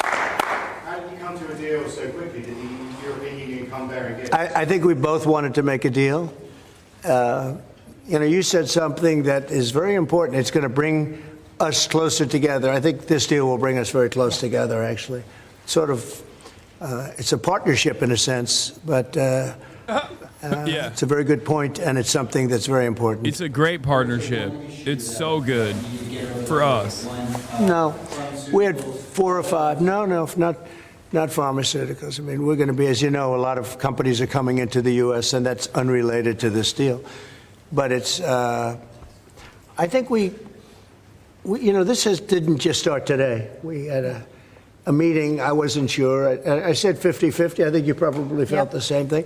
But this started months ago, this negotiation. So we knew pretty much what we were getting into. And we were able to make a deal that's very satisfactory to both sides. So it's very, It's a very powerful deal. It's a very big deal. It's the biggest of all the deals. It will be the biggest of all the deals. So we're very honored to have done so. And your staff has been fantastic, and they worked together long and hard. They worked hard and long, and many thanks to the teams on both sides. It was, as I said at the beginning, a heavy lifting you had to do. But many thanks also for the talks we had many times on the way. Your daddy, Your daddy, Many thanks to you, Vater. Vater, you have done so well. We love paying fealty. We love being the vassal, Vater, we will work harder and harder for the Americanisch Ford F-150, Very nice. Wunderbar, as we say. Why are you showing cuck porn? That's just politics, baby. To our goal. And now we made it. And that's good. That's really good. Anybody else? Yes, ma'am. Anybody else want the smoke? President, what are the U.S. concessions? What is the U.S. giving up in the deal, if anything? So the starting point was an imbalance, a surplus on our side and a deficit. Yeah, we were really fucking over America. So the starting point was America was getting fucked over. FIFA really sticking it to the Americanish people. Yeah, so the starting point was already bad for the Americans. So they get nothing. They get everything, and we get nothing in return. Very good. On the US side.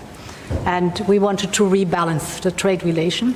And we wanted to do it in a way that trade goes on between the two of us across the Atlantic, because the two biggest economies should have a good trade flow between us. And I think we hit exactly the point we wanted to find. Rebalance, but enable trade on both sides, which means good jobs on both sides of the Atlantic, means prosperity on both sides of the Atlantic, and that was important for us. And again, the energy is a very important component because we have more energy than anybody else in that sense. And I think it was very wise that they buy a lot of energy, and it's great stuff, and it solves a lot of problems. So that was a great decision, I think. What about steel? What? Steel. Steel is staying the way it is. The steel and aluminum, et cetera, et cetera. That's a worldwide thing. That stays the way it is. We have chips. Did you discuss that as part of the agreement? Chips. Chips is Howard. You might want to describe the chips, please, if you would. Well, the expectation is in 2 weeks' time we're going to come out with our chips 232, and that was one of the key reasons that the European Union came to talk to the president to try to resolve all things at one time. And well, I'll let you wait for the 2 weeks until you get to announce your plan. But we are going to be bringing chip manufacturing back to the United States of America. We'll be doing a lot of chips. A lot of companies are coming in from Taiwan and from other places into the U.S. And they're doing that in order to avoid tariffs. And the president really avoided the tariffs in a better way for them, much better way, much more conclusive. I think probably much more profitable, definitely much more profitable, and got a lot of benefit from it. So it was a very interesting negotiation. It was. I think it's going to be great for both parties. I think your various countries are very happy about this.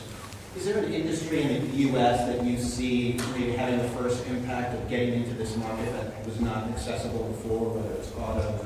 What's the first call you made? Yeah, I think cars. Cars basically were not invited. Were not. I don't know if the word is not allowed or just you just kept them out somehow, right?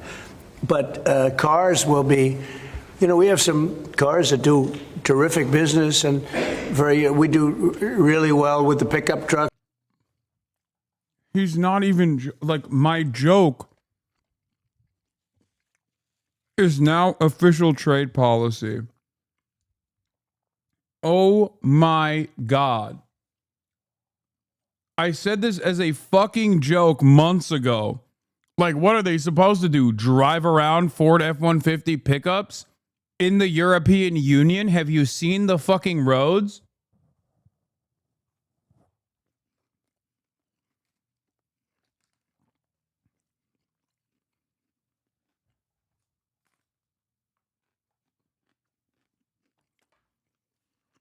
With the SUVs, we have some great things, and I think the people of Europe will have some diversification. I think that'll make them happy.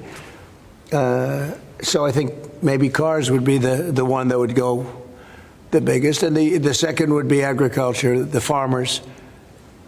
And we'll do it in very strict conjunction with the president and the European Union. And they're coming into our country with great vigor. And I think they're going to make a lot of money with this. I think everybody is. I think and again, it's going to bring a lot of unity and friendship. It's going to work out really well. Okay? What's the next deal you're focused on now? Say it. What's the next deal you're focused on now?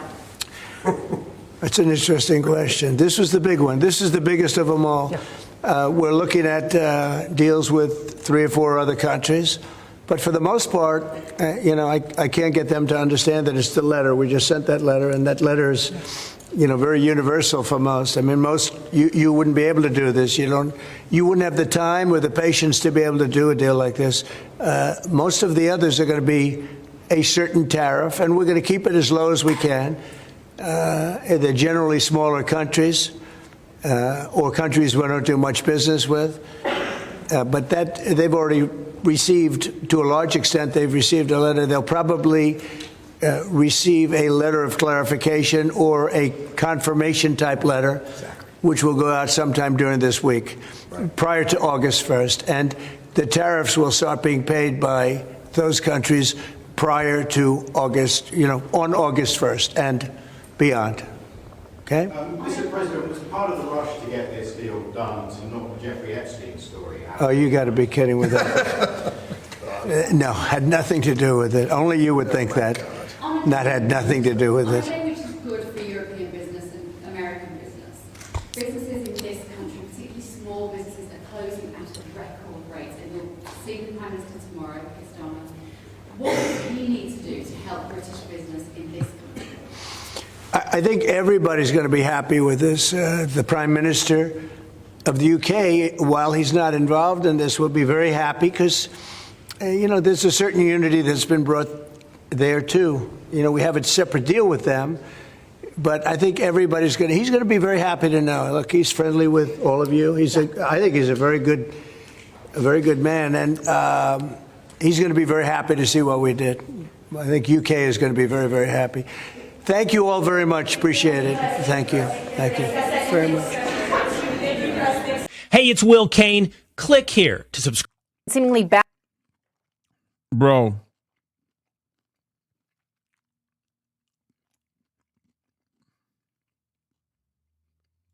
Let's bring in ABC. So insanely cooked.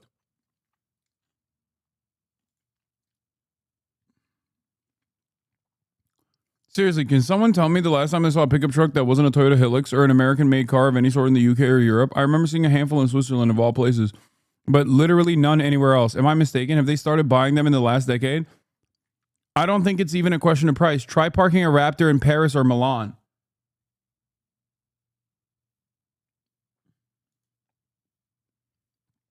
Yeah.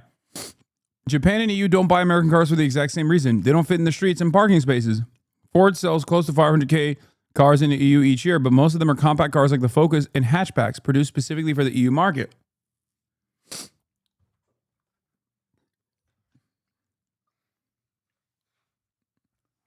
when China is dominating the European car market, they're dominating by making a car that the Europeans want.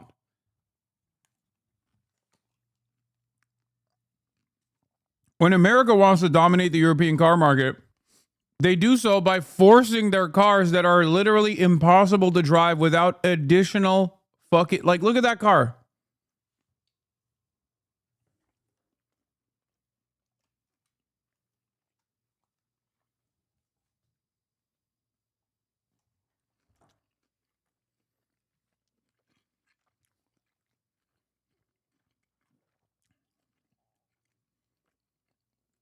It makes no sense.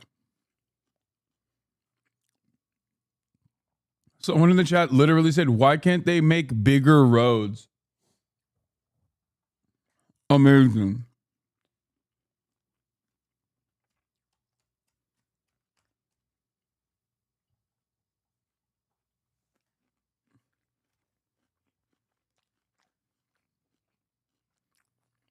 Amazing.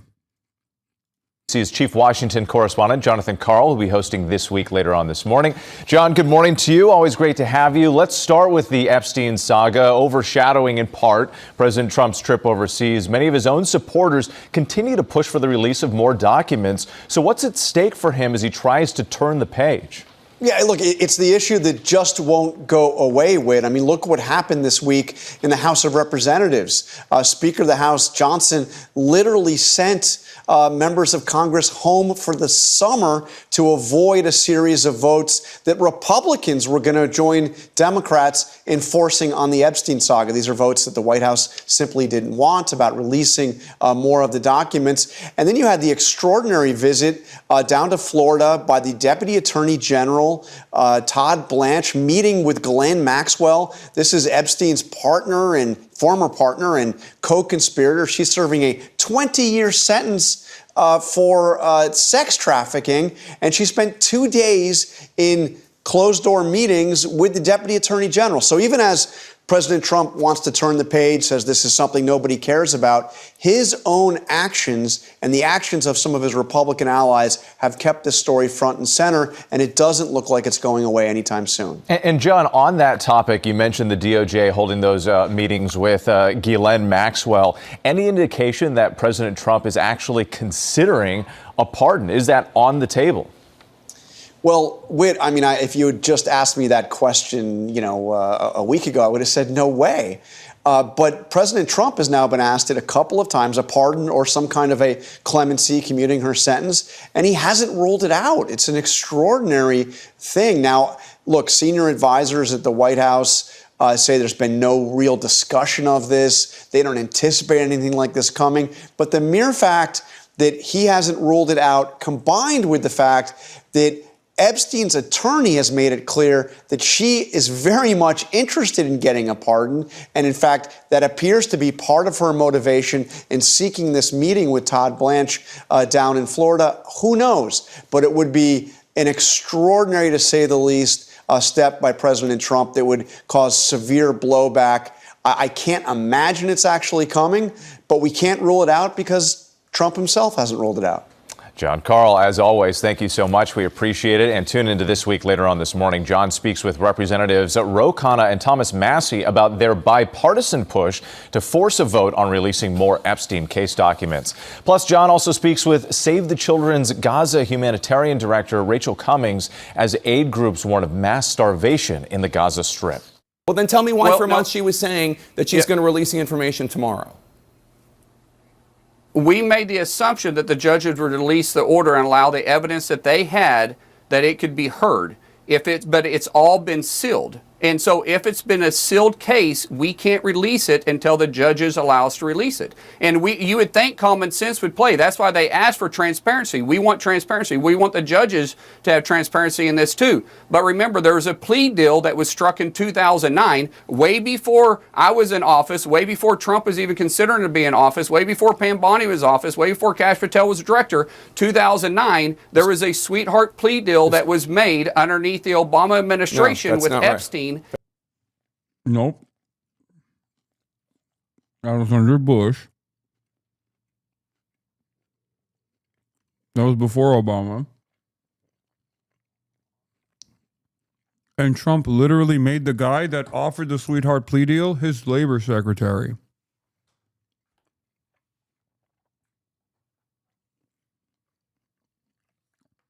Why did these guys keep lying about the timeline?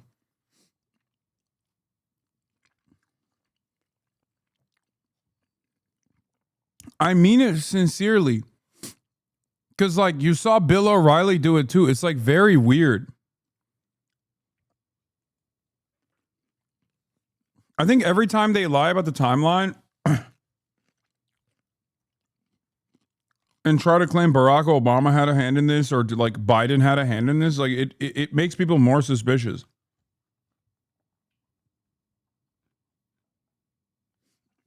That's not And that sweetheart has not been exposed. No, it was 2000. Not?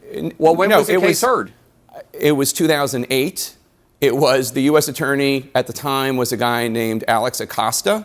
He was a Bush appointee. He went on to become President Trump's Secretary of Labor. It all took place in 2008. Who was in office at the time? 2008, George W. Bush. Who was in office at the time? George W. Bush. No, 2009 is when the case came out, and it was and Obama was in office at the time. It's not true. But let me ask you a question.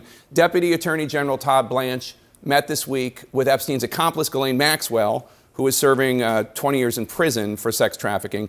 After the meeting, Maxwell's attorney indicated to reporters that he hopes President Trump will give her a pardon. What do you think of that idea? Will it be a mistake for President Trump to pardon Maxwell? And do you think that she's credible? I don't know enough about Maxwell or the conversation to even weigh in on that.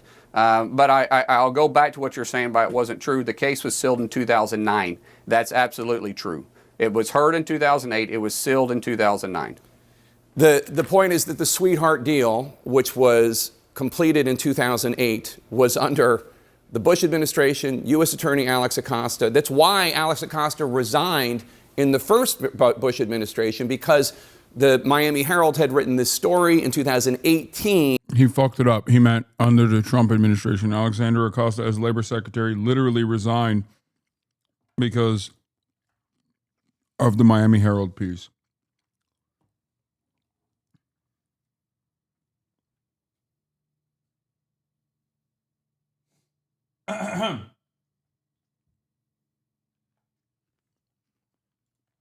About how Epstein got away with so much. And then in 2019, the U.S. attorney under President Trump, Jeff Berman in the Southern District of New York, then brought charges against him. So, I mean, there is stuff to say that you could point to that say, like, President Trump did this or President Trump did that. And remember, in 2019, President Trump and his administration called for it to be unsealed at that time, too. It went silent, and not a word was said during the Biden administration. Not a word. Nothing was said during the Biden administration. People can look it up. Okay, except Trump has said a word when he was running for president, and since is saying different words now that he is president. That's the reason why you're on television right now, Mark Wayne Mullen. The sweetheart deal was 2008 during the George W. Bush administration. But I always appreciate your coming on the show. Senator Mullen, thanks for joining us. Yeah. Let me move on to Ghislaine Maxwell. As you know, Mr. Speaker, the Deputy Attorney General spent 2 days interviewing her. She, of course, has been convicted of grooming, recruiting, abusing young teenage girls, along with Jeffrey Epstein. Mr. Speaker, Maxwell's attorney said she answered all questions honestly and truthfully. But do you think that Ghislaine Maxwell can be trusted? Well, I mean, look, it's a good question. I hope so. I hope that she would want to come clean. We certainly are interested in knowing everything that she knows. And as you'll note, in our House Republican majority, we're working towards that. Chairman Comer and our Oversight Committee has already issued their own subpoena. They want to bring in Ghislaine Maxwell as well.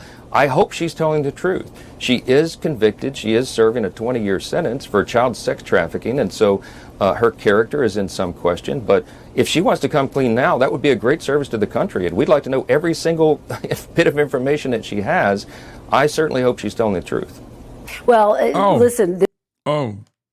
You certainly hope the convicted child sex trafficker is telling the truth when Donald Trump has basically designed the situation in a way where she is the primary she's the principal eyewitness testimony to her own crimes?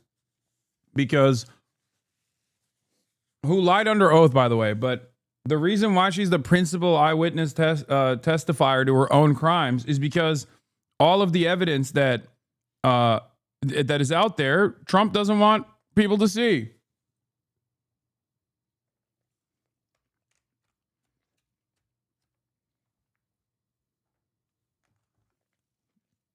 This week, President Trump didn't rule out a pardon for Ghislaine Maxwell. Of course, that's one of the big questions looming over all of this. So let me put this to you, Mr. Speaker. Would you support a pardon or a commutation for Ghislaine Maxwell, a convicted sex trafficker?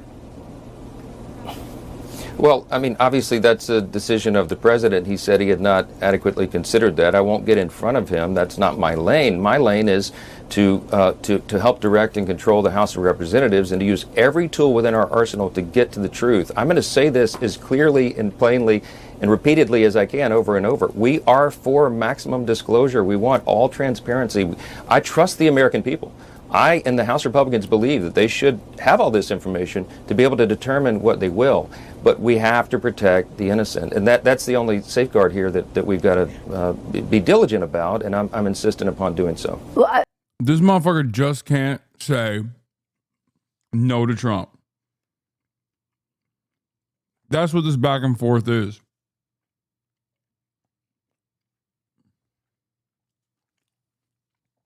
We must protect the American people by releasing a prolific sex trafficker of minors into the wild because her testimony will protect our Jeffrey Epstein affiliated president, who we love a lot.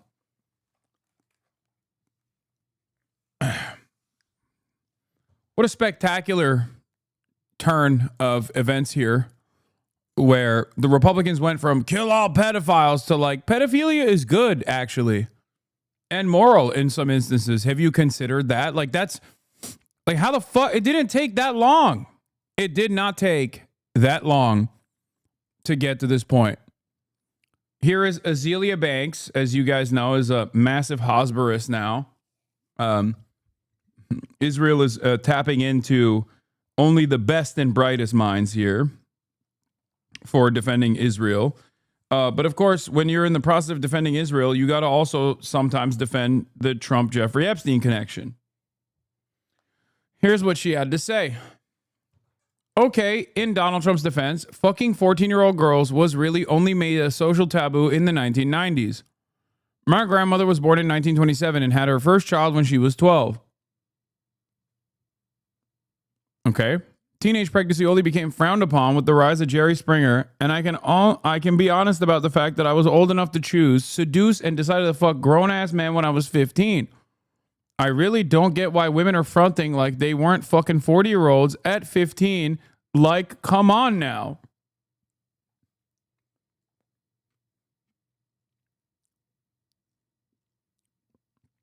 I'm honestly not surprised or mad at Trump for getting some 15-year-old pussy because those were the times.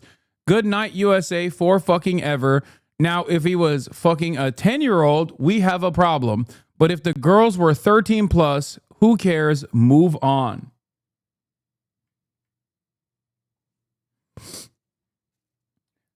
Azealia Banks logged onto her Twitter account and wrote those words in defense of Donald Trump, hypothetically doing statutory rape to a minor.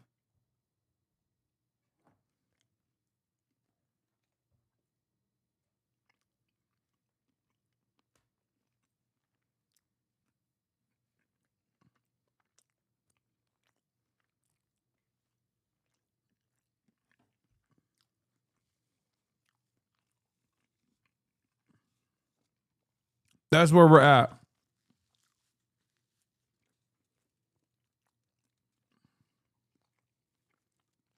Incredible. I guess my question is, are you open to a pardon or commutation? I mean, Mr. Speaker, the victims referred to Maxwell as Epstein's right-hand woman. Here's what one victim who testified under a pseudonym told the court at sentencing, quote, The many acts that were perpetrated on me by Epstein, including rape, strangulation, and sexual assault, were never consensual and would not have occurred had it not been for the cunning and premeditated role Ghislaine Maxwell played. Is that someone deserving of a pardon or commutation in any circumstance, Mr. Speaker? If you're asking my opinion, I think 20 years was a pittance. I think she should have a life sentence at least. I mean, think of all these unspeakable crimes, and as you noted earlier, probably 1,000 victims. I mean, you know, it's hard to put into words how evil this was, and that she orchestrated it and was a big part of it. At least under the criminal sanction, I think is an unforgivable thing. So, again, not my decision, but I have great pause about that, as any reasonable person would. We thank you for watching, and remember, stay updated on breaking news and top stories on the NBC News app or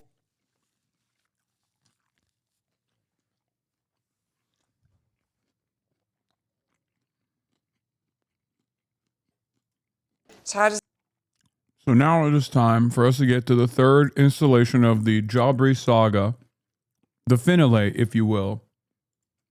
The perversion of Ghislaine Maxwell, the Jeffrey Epstein saga, part 3.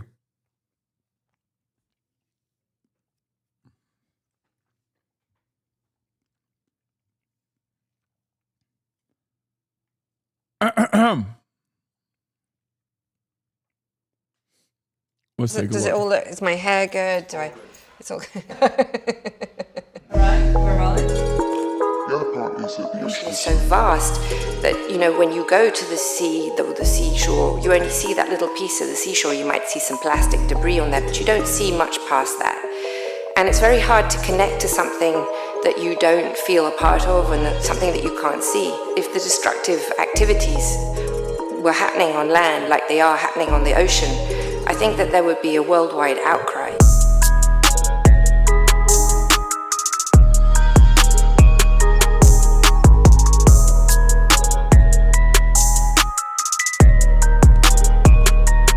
The biggest crime by Jabri is that he will cover these horrific, monstrous criminals, and then he'll also cook up a fat-ass beat in the process. So then you just find yourself bobbing your head along while you're like, damn, Ghislaine Maxwell did a lot of sex crimes, huh? To minors specifically. And it's like, what am I doing right now? Why does this beat go hard? This is fucked up. I need to stop bobbing my dang head. You don't have to cook so hard, Jabri. You let your words do the talking.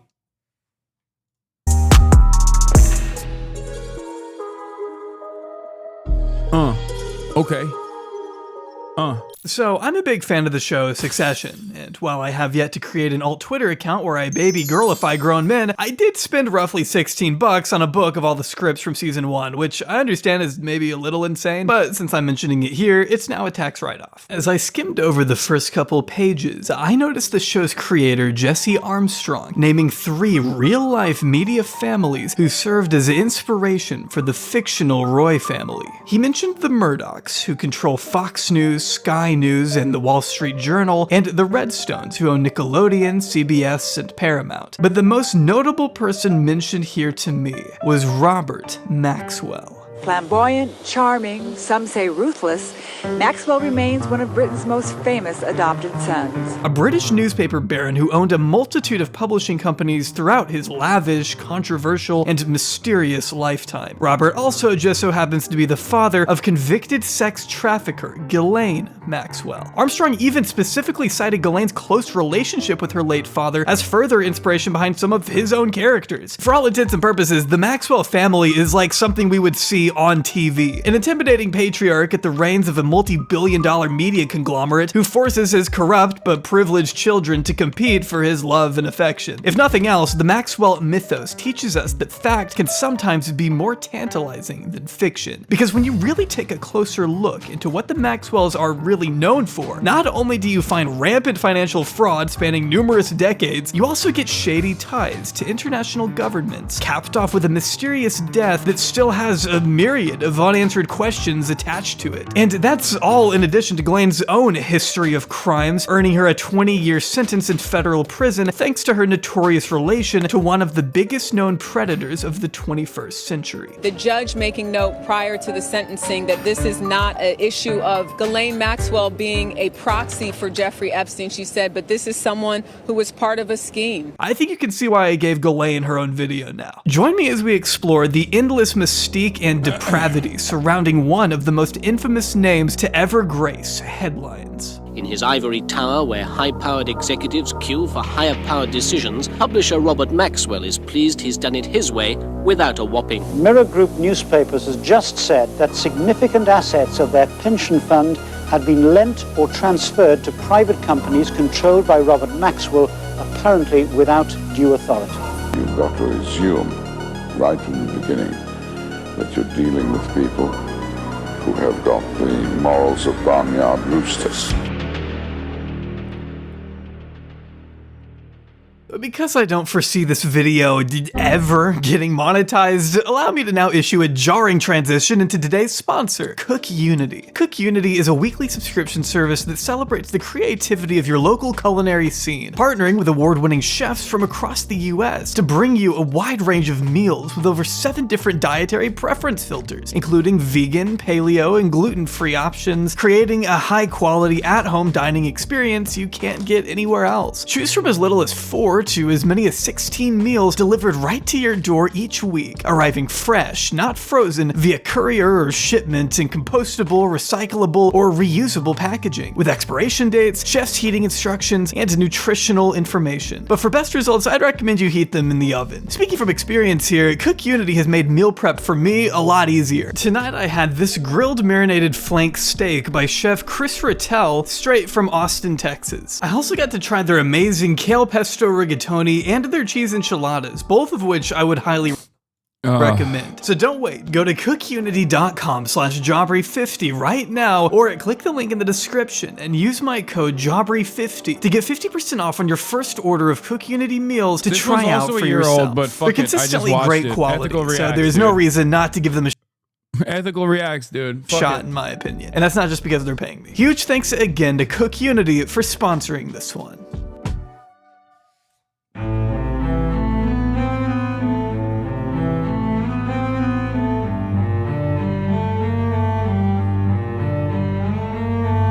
Ghislaine Noel Marion Maxwell was born to Robert. I work here, don't eat here. They donated to LAPD, please. I work there. Please don't eat here. Oh my God, last time I found an AirPod in the food. The kitchen manager tries to give out raw chicken. Please, I work here. Oh my God.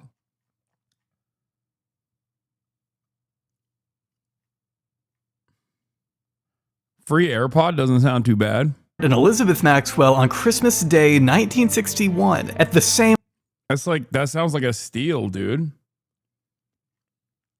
luxurious chateau her 8 brothers and sisters had also been born in Paris. Just 3 days after Ghislaine entered the world, her 16-year-old brother Michael would be involved. Are you sponsored by them? No. What a question. Am I sponsored by them? I don't know. Have you ever heard me fucking shill for this particular company? I love when... Okay, I'm joking. All right. Because some people do unironically go, oh, Hasan, you must be saying this because you're secretly sponsored by them. And it's like, yeah, it must be the biggest secret of all time, which is famously not how sponsorships work. I am sponsored only by one group, and that is you, the chatters. The Piker Broadcasting Service is sponsored by you, the viewers. For you, the viewers. Your $6 a month subscription or a free one in the form of a Twitch Prime allow me to maintain my editorial independence. That's right, the Piker Broadcasting Service is sponsored by you. You can also gift... Oh my God, I can't even finish it.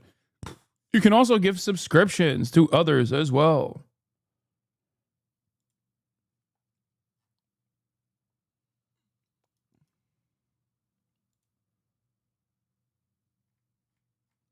Kubaka, they give you the 5 gifted.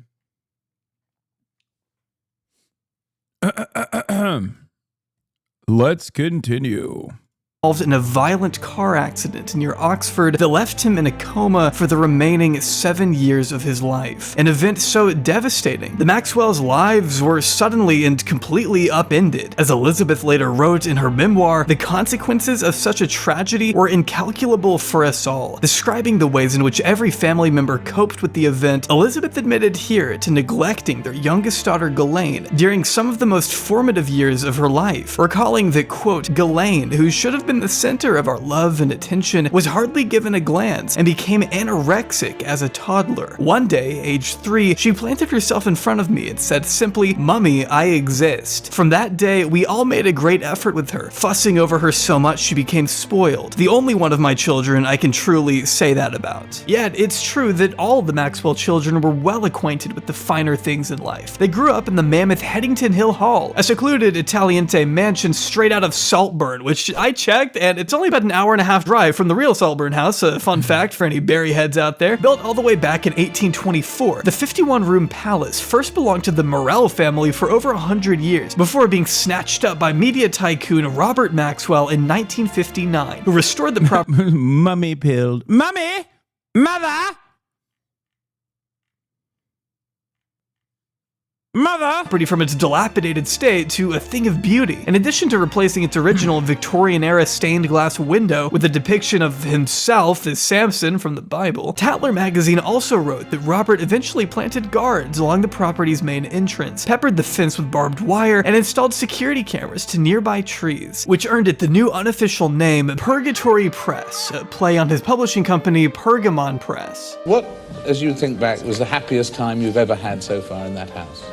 My children and my family being together. Every Christmas so far we have managed to be together, and seeing them happy and busy. Historian Ben McIntyre described the Maxwell's children's upbringing as a mixture of cruelty and luxury, which isn't speculation if you read anything from Ghislaine's siblings. Her brother Ian stated physical abuse was a regular disciplinary tool used against both the boys and the girls. It goes without saying that Robert... He only does this when he responds in kind.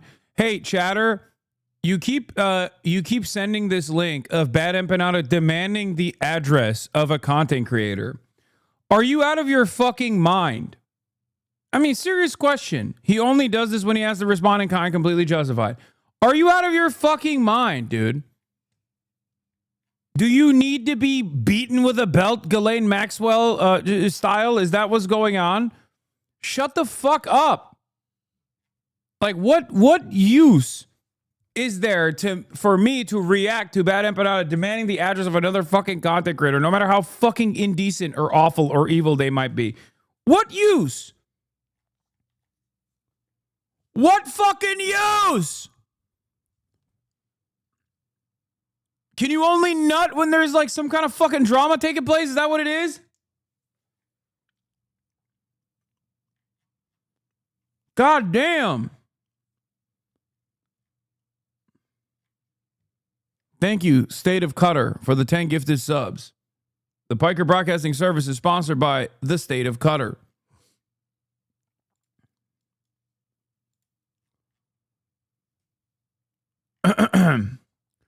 Nerdine Kaswani. While we're on the topic of Epstein, don't forget that Robert Maxwell, father of Ghislaine Maxwell, wasn't just a media mogul. According to his widow, Elizabeth's memoirs, he was a member of Beitar, a Zionist youth paramilitary group, as a boy in Czechoslovakia. Yeah. That's why I said he also played a formative role in trafficking weapons from the USSR through Czechoslovakia into the early Zionist brigades. When Israel had a ban on weapons transfers before Israel existed. There was a ban on weapons transfers into British Mandate Palestine. Anyway. Robert's affection was hard to come by, with his strict expectations even extending to the dinner table, where he would berate his children. Beitar's that old? Yes, Beitar is one of the OG Zionist, terrorist Zionist groups.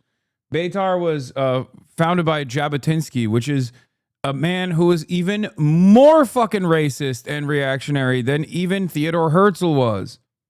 verbally to the point of tears if they failed to engage properly with the topic of conversation he proposed. He was incredibly controlling in nearly every aspect of their lives, being extremely strict of the boys Ghislaine was allowed to date, for instance, as he reportedly had his own plans for his youngest daughter to one day marry JFK Jr. He considered Ghislaine his favorite child and made no secret of it, going so far as to name his super yacht the Lady Ghislaine. More on that little 180-foot monstrosity in a bit, but first, I want to take a moment here to explore Robert's own personal history. We lived in one room with 7 children, hungry most of the time, did not have any clothes to wear in winter. It's true that Robert Maxwell was a fixture in British society, but it wasn't always that way. Born in poverty to Jewish parents in 1923, Robert, or at that time Jan Ludwig Hawk, grew up in a 2-room wooden shack before being forced to flee his home country of Czechoslovakia as a teenager during Nazi occupation in 1939. He changed his name a total of 4 times, in part to hide his Jewish ancestry, before finally deciding on Robert Maxwell, joining the Allied forces and participating in the Battle of Normandy, even being awarded a military cross in 1945. Though it wasn't until after the war that he learned his parents, grandfather, and 4 siblings had all lost their lives in the Holocaust while he was away fighting. A traumatic revelation that would haunt him for the rest of his life, making an effort later on to rebuild the family he had lost to the Nazis, even setting out to have the exact same number of kids as his parents, 9. Teaching himself how to speak with a proper English accent through Churchill speeches, Maxwell's wartime resilience had successfully gained him the trust of his British superiors. And after being tasked with gathering intel on a suspected communist uprising in Paris, 1944, Maxwell was then reportedly relocated to Berlin and assigned to carry out espionage work for the British intelligence agency MI6 after the war, as written in John Preston's book, Fall. As a 24-year-old intelligence asset stationed in Berlin, Maxwell, I guess, got bored. He met a guy over there who ran a German publishing company. This guy was sitting on a huge cache of scientific journals that had yet to be published in the West. The problem was this guy was a German national, and at the time, German nationals were prohibited from making large overseas shipments for reasons that, well, I don't think I need to state. Maxwell then took it upon himself to secure the distribution rights and translate those journals to English before selling them to the West for a handsome profit. In an operation reportedly, allegedly, maybe, facilitated and bankrolled by British intelligence. The only time, as one former MI6 member told Preston, that the agency had ever bought a business for anyone. This placed Maxwell at the helm of a budding publishing company he named Pergamon Press, and went on to live a nice, honest life as an upstanding citizen giving back to the community.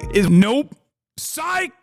What I would say if I were lying. Robert Maxwell was pretty much the exact opposite of that. He was pretty bad guy. He's a bad guy, okay? Something also that I thought was interesting is that Pergamon Press apparently once had a dude named Brian Cox working for it, which is weird because that's the actor who plays Logan Roy on Succession. No relation, obviously, but just thought it was funny. There aren't many people who get to say they're a billionaire, media magnate, con man, and international spy all at once, but Robert Maxwell sure did. Maxwell's alleged history of criminal behavior spans all the way back to at least 1955. When it came out, he had been stripping assets from his main company and selling them to make up for all the loans he had taken out, according to Preston. A fun little illegal strategy he would employ at different moments throughout the rest of his life, in fact. But being reported to the Insolvency Service wasn't about to get in the way of Maxwell's zeal for power. Running for prime minister in 1959, Maxwell was sure to prominently place his military rank of captain next to his name on the ballot, which is a little vain if you ask me. It didn't work, he lost the election, but this also wouldn't be the last time he would run for office, because shortly after Ghislaine's birth, and while the Maxwells were still dealing with the constant stress of their loved one being in a coma, Robert decided it was a great time to join Parliament.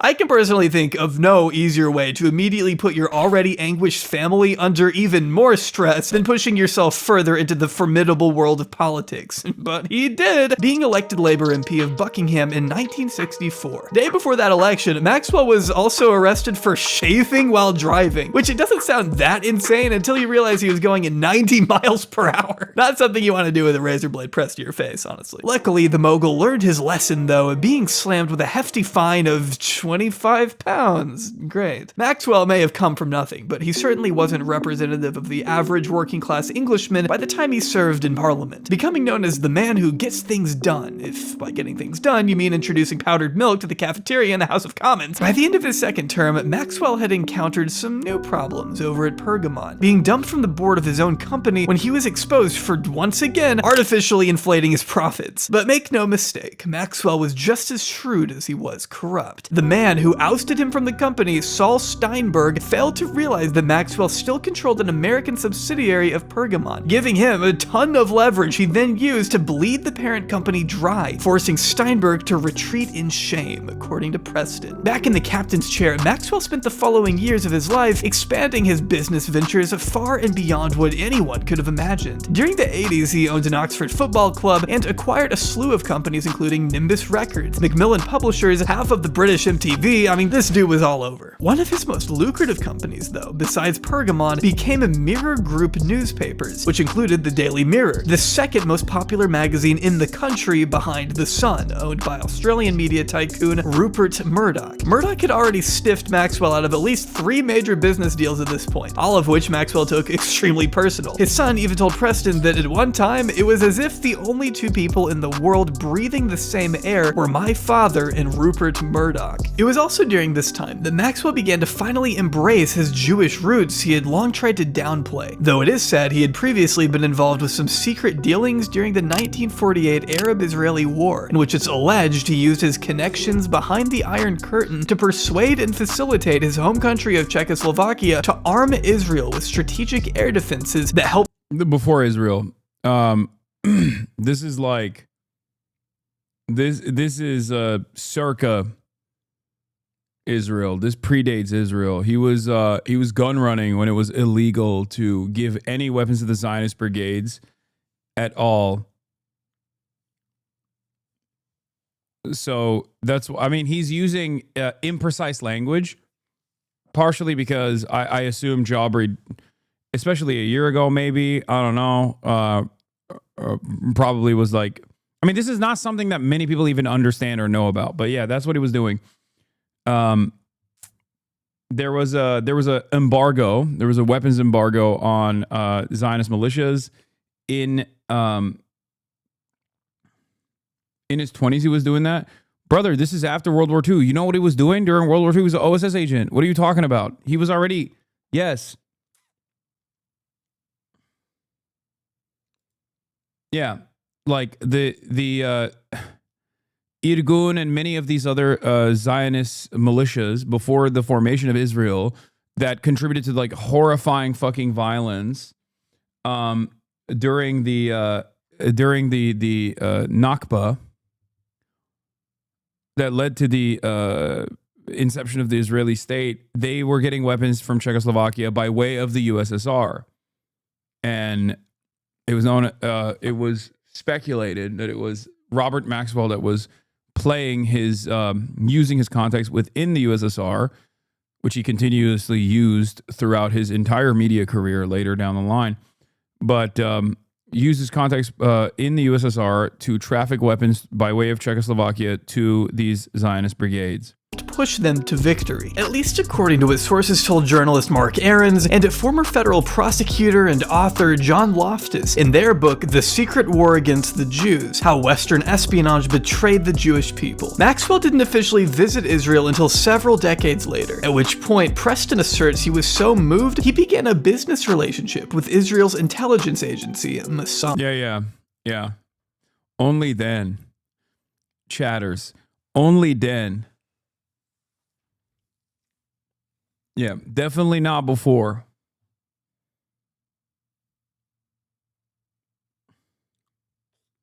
In addition to a hefty $250 million donation he made to the state of Israel, which made him the state's single biggest investor, he also worked out an agreement to, quote, pass on any useful information that came his way to Mossad, as written by Preston and originally alleged by arms dealer and ex-Israeli intelligence agent Ari Ben Menashe, who has not only repeatedly accused Maxwell of being a Mossad agent, but also blamed the billionaire for the imprisonment of Israeli nuclear technician Mordecai Vanunu, who, in September of 1986, threatened to blow the whistle on Israel's highly secretive campaign to obtain a nuclear arsenal. Unfortunately, Vanunu made the mistake of showing proof of these nuclear weapons to Robert Maxwell, hoping the story would be published in the Daily Mirror and blow the lid on the whole operation. Unfortunately, though, that didn't happen. 6 levels below ground, the Israelis had built a plutonium reprocessing plant, a nuclear bomb factory. To this day, Israel still refuses to acknowledge its existence. As The Independent reported in 2004, Maxwell turned around and sent these photos to the Israeli embassy in London to, quote, supposedly confirm whether or not the story was true. It seems likely that Maxwell had motives other than journalistic integrity in this betrayal of Vanunu. As written by Preston, this resulted in Vanunu being, quote, snatched off a street in Rome by Mossad agents, injected with a paralyzing drug, smuggled on board a ship, and taken back to an Israeli prison, where he spent the next 12 years of his life in solitary confinement, subjected to what Vanunu called cruel and barbaric punishment. So thanks, Robert. Always looking out for the working man, huh? These allegations were brought to the attention of Pulitzer Prize-winning investigative journalist Seymour Hersh, the man who exposed the My Lai massacre in 1970. Went on to publish the Vanunu story in his 1991 book, The Samson Option. While Maxwell and the Mirror sued Hersh for libel, Hersh was eventually issued an apology from the paper and received substantial damages, which effectively ended the suit in 1994, according to the New York Times. The Mirror also did run a story about Vanunu shortly after he was imprisoned, but it was one where they cast complete doubt on his testimony and slandered his character up and down. That's crazy, man. Oh my God, who would have thought? I mean, certainly today, obviously different time back then, where you have people who are directly working in unison with Mossad at institutions and media companies. Like, certainly today, you don't have many outlets that would do propaganda for the state of Israel, right? Like, that ended there. Story ends there. Don't look any further.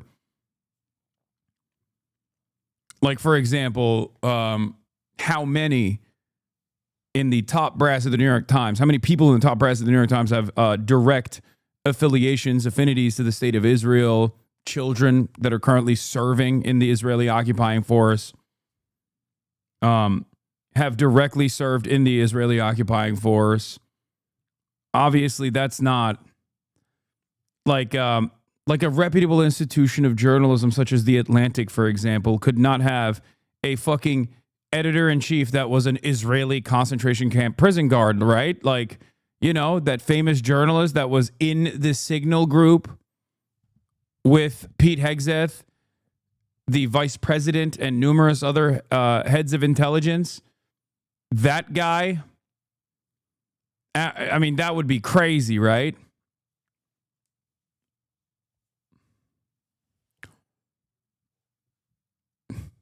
Yes, for the chatter who said, I'm acoustic. What is he talking about? Is he being sarcastic or sincere? Yes, I'm being sarcastic.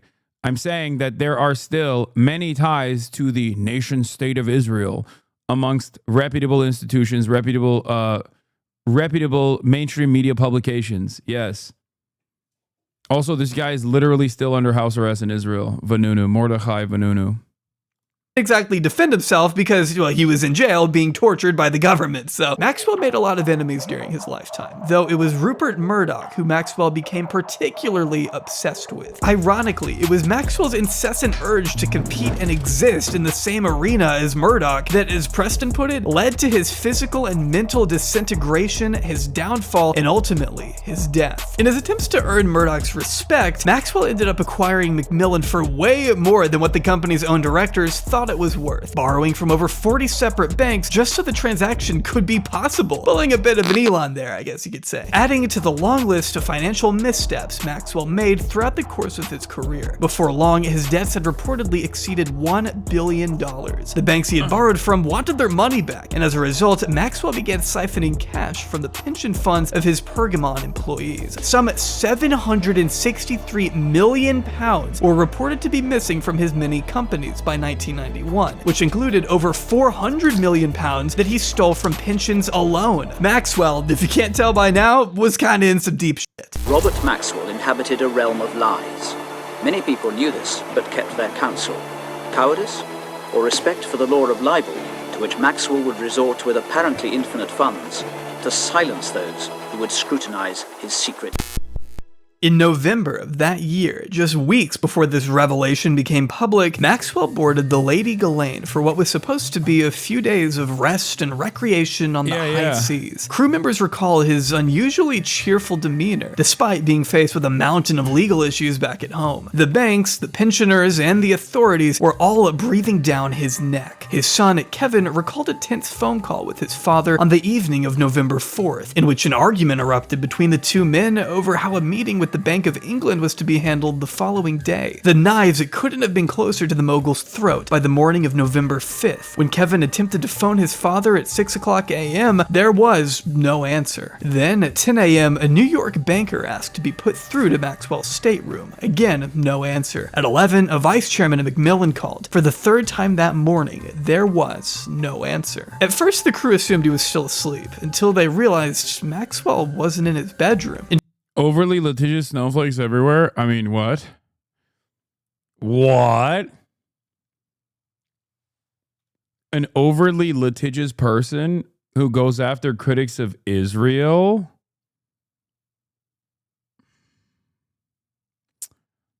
What? In fact, he hadn't been spotted anywhere all morning. Who loses lawsuits as well? Specifically, frivolous libel lawsuits, as a matter of fact, and yet doesn't let up and continues using whatever kind of fucking money they have remaining to continue engaging in ridiculous lawsuits. What?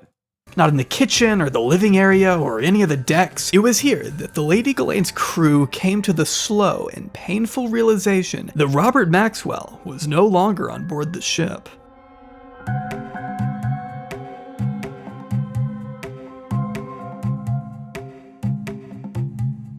So you support Rupert Murdoch in this analogy? No, I'm in a let them fight camp in this analogy. Okay. And also, I was actually supporting Seymour Hersh in this analogy. Not fucking Rupert Murdoch, dummy. Because Robert Maxwell and the Mirror sued Cy Hersh for his credible reporting on Robert Maxwell's involvement in the subsequent arrest of Mordechai Vanunu for the crime of whistleblowing Israel's nuclear program.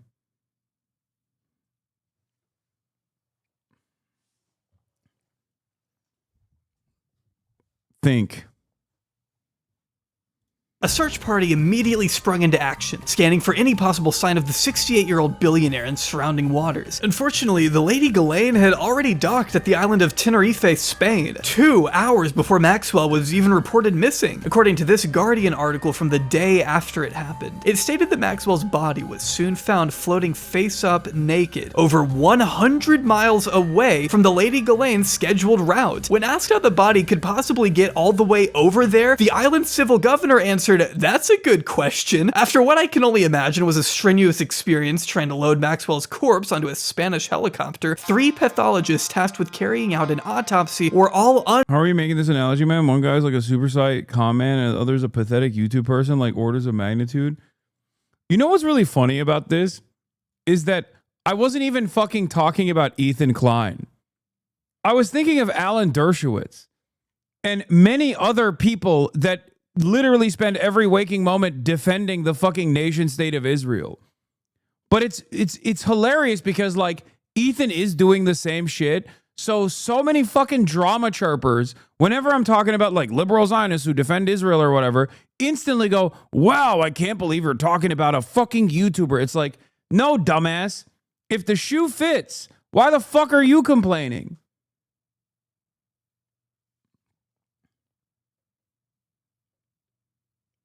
That's it.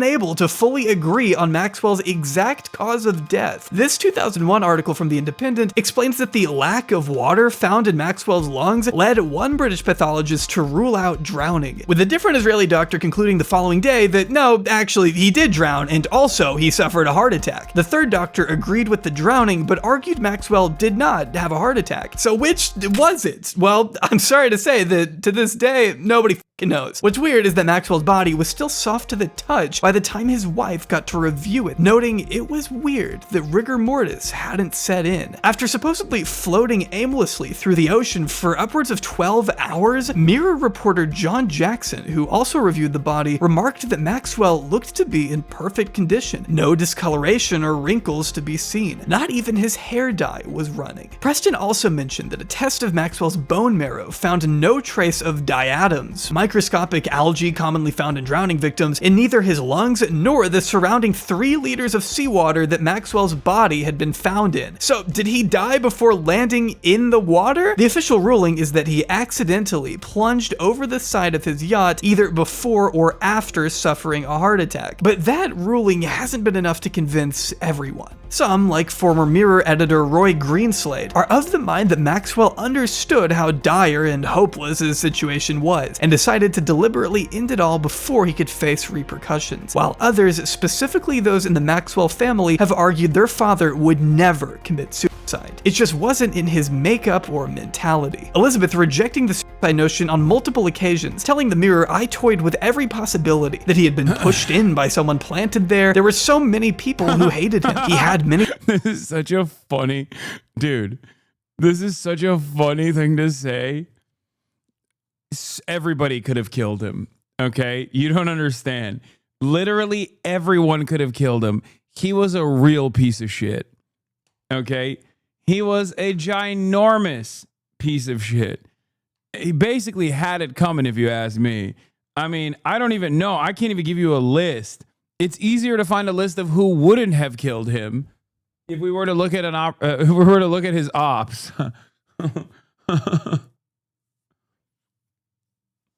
Yeah, he was like a triple agent and a fraudster. Yeah, I mean, exactly.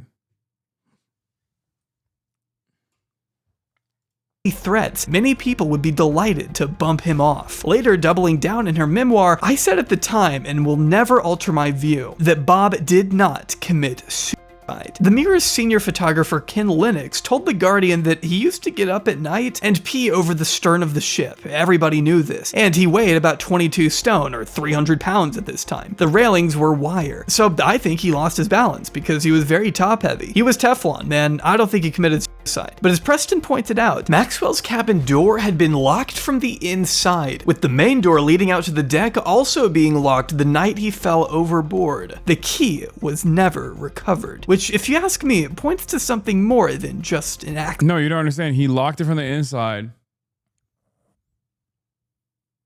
and then killed himself. He was sad.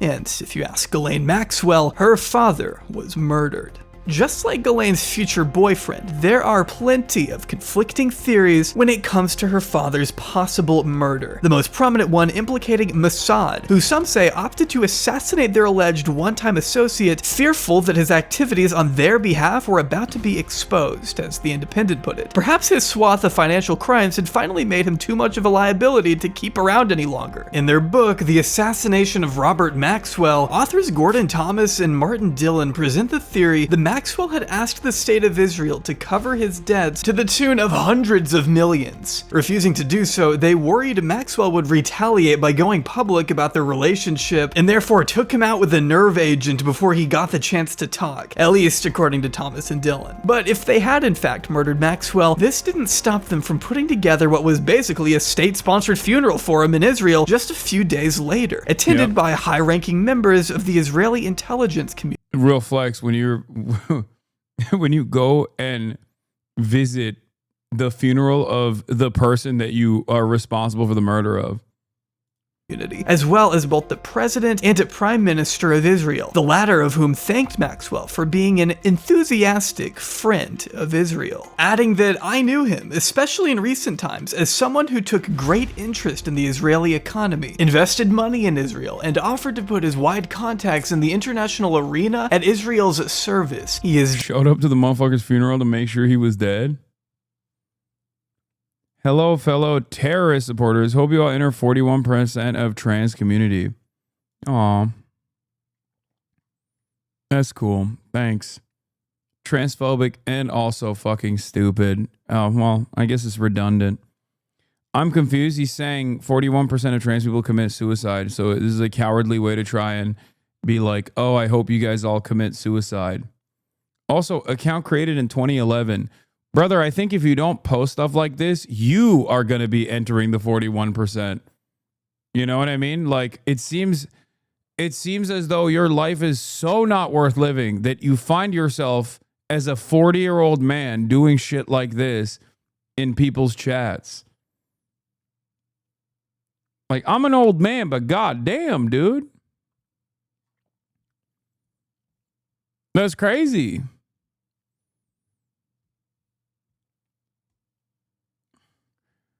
God damn, you have crazy transphobia ball knowledge. It's because I deal with people like this. Transphobes are literally the #1 invested party in trans existence. Transphobic people know more about trans culture and trans tech than trans people do. Okay? They are so pathetic and such fucking virile, repugnant losers that they literally are hyper obsessed. They read literature. They try to learn as much as they can about trans people so they can be like better at shitting on trans people.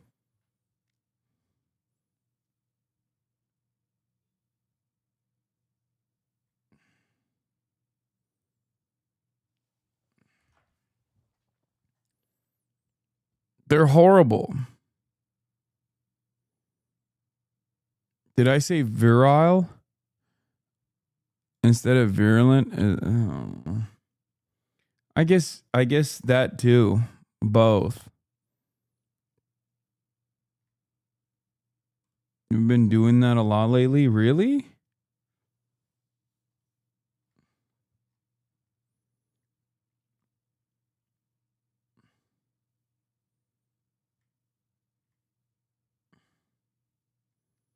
Biden moment? True. I'm Brandonizing. Well, the White House is too, so I might as well be Brandonizing at an alarming rate myself.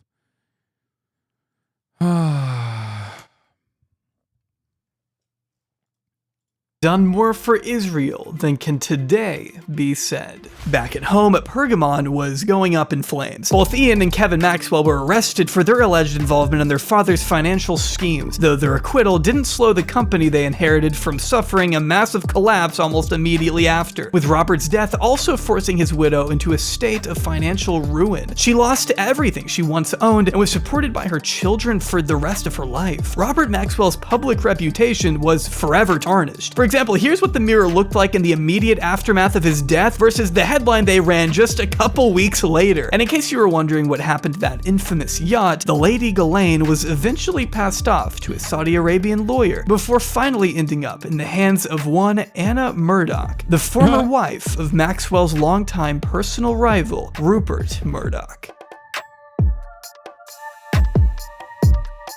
Another weird connection I found pertaining to that yacht is that it was originally constructed for a businessman by the name of Imad Khashoggi, which I heard and thought, that name sounds kind of familiar. A 5-second Google search found that Imad is the nephew of a Saudi Arabian arms dealer you may remember, Adnan Khashoggi, an alleged client of the central character tying this whole enigmatic web together. Would you raise your right hand, please? Yes. Do you solemnly swear the testimony you're about to give will be the truth, the whole truth, and nothing but the truth, so help you God? Yes, I do. Miami Herald journalist Julie K. Brown wrote in her book Perversion of Justice of a time Elizabeth Maxwell made the desperate attempt to contact an unnamed friend of the family shortly after she lost it all. She described him as an American businessman Robert had met during his short stint. Yes, Adnan Khashoggi is the uncle of Jamal Khashoggi, who was chopped up in the Saudi embassy in Istanbul. In charge of the New York Daily News. She thanked this white knight for allowing her a place to stay after her husband's death, reflecting on the unfailing generosity he continued to show her in the coming years. Then, on November 24th, 1991, not even a month after Robert's death, the YIVO Institute for Jewish Research put together an event dedicated to the late tycoon's memory. Both Elizabeth and Ghislaine Maxwell sat in attendance that night. Pictured next to them at New York's Plaza Hotel was a man not yet known to the general public. His name was Jeffrey Epstein.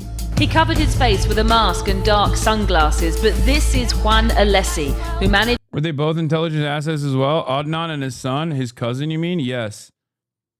There is suspicion that Jamal Khashoggi was an intelligence asset. Yes. I mean, it's still completely insane to fucking assassinate him in the Saudi embassy, but yeah.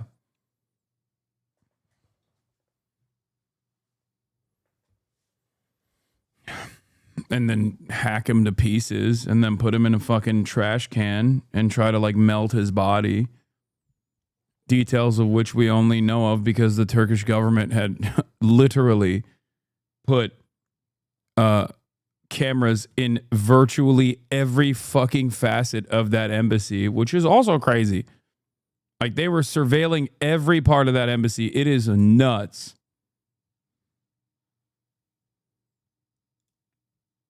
Jeffrey Epstein's Florida mansion for 12 years and who says that Ghislaine Maxwell was at the center of everything that happened there. Did Miss Maxwell instruct you to pick up the young girls?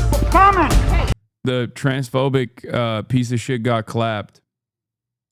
He had no comment last night, but Alessi had earlier told a Manhattan court that the sprawling home in Palm Beach was run by him, but Maxwell made clear that she was the boss. He testified, from the day she took over, she mentioned to me that she would be the lady of the house.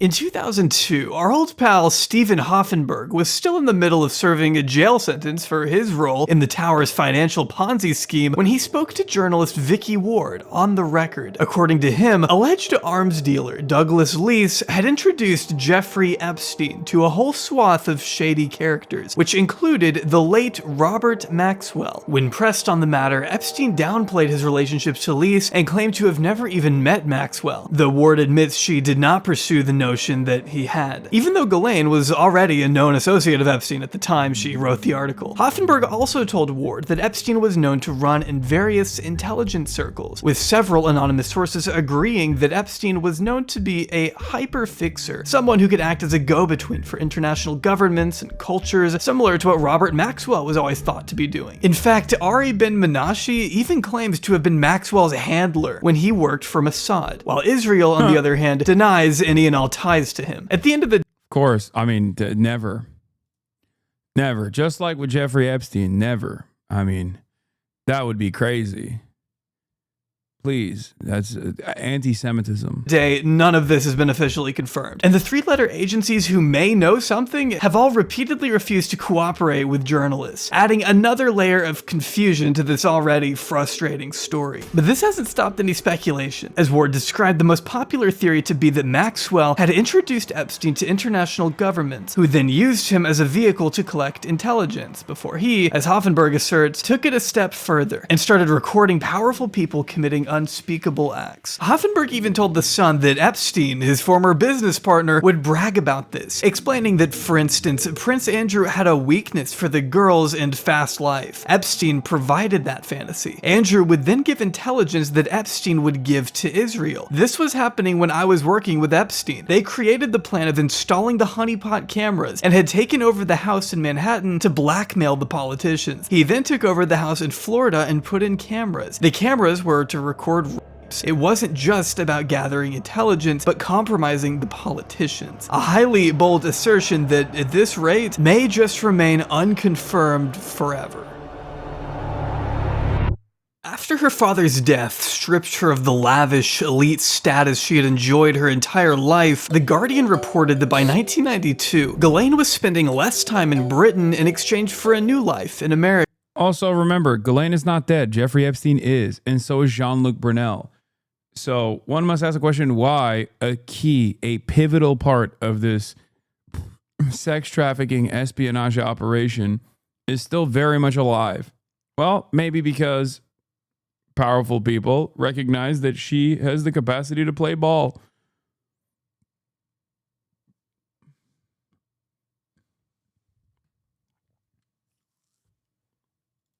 With millionaire Jeffrey Epstein, helping to manage his various properties in Manhattan and Palm Beach before becoming his top recruiter of young girls by at least 1994. For many years, the exact nature of their relationship was pretty unknown, other than Epstein once describing her as his best friend in Vicky Ward's 2003 Vanity Fair article, with Ward adding she seems to organize much of his life. In 2021, an entire cache of new photos came to light, depicting the two as being a lot closer than just best friends. But to get a better understanding of what exactly Ghislaine was doing for her one-time boyfriend, I want to turn back to Virginia Giuffre's memoir, which mentions Ghislaine over 100.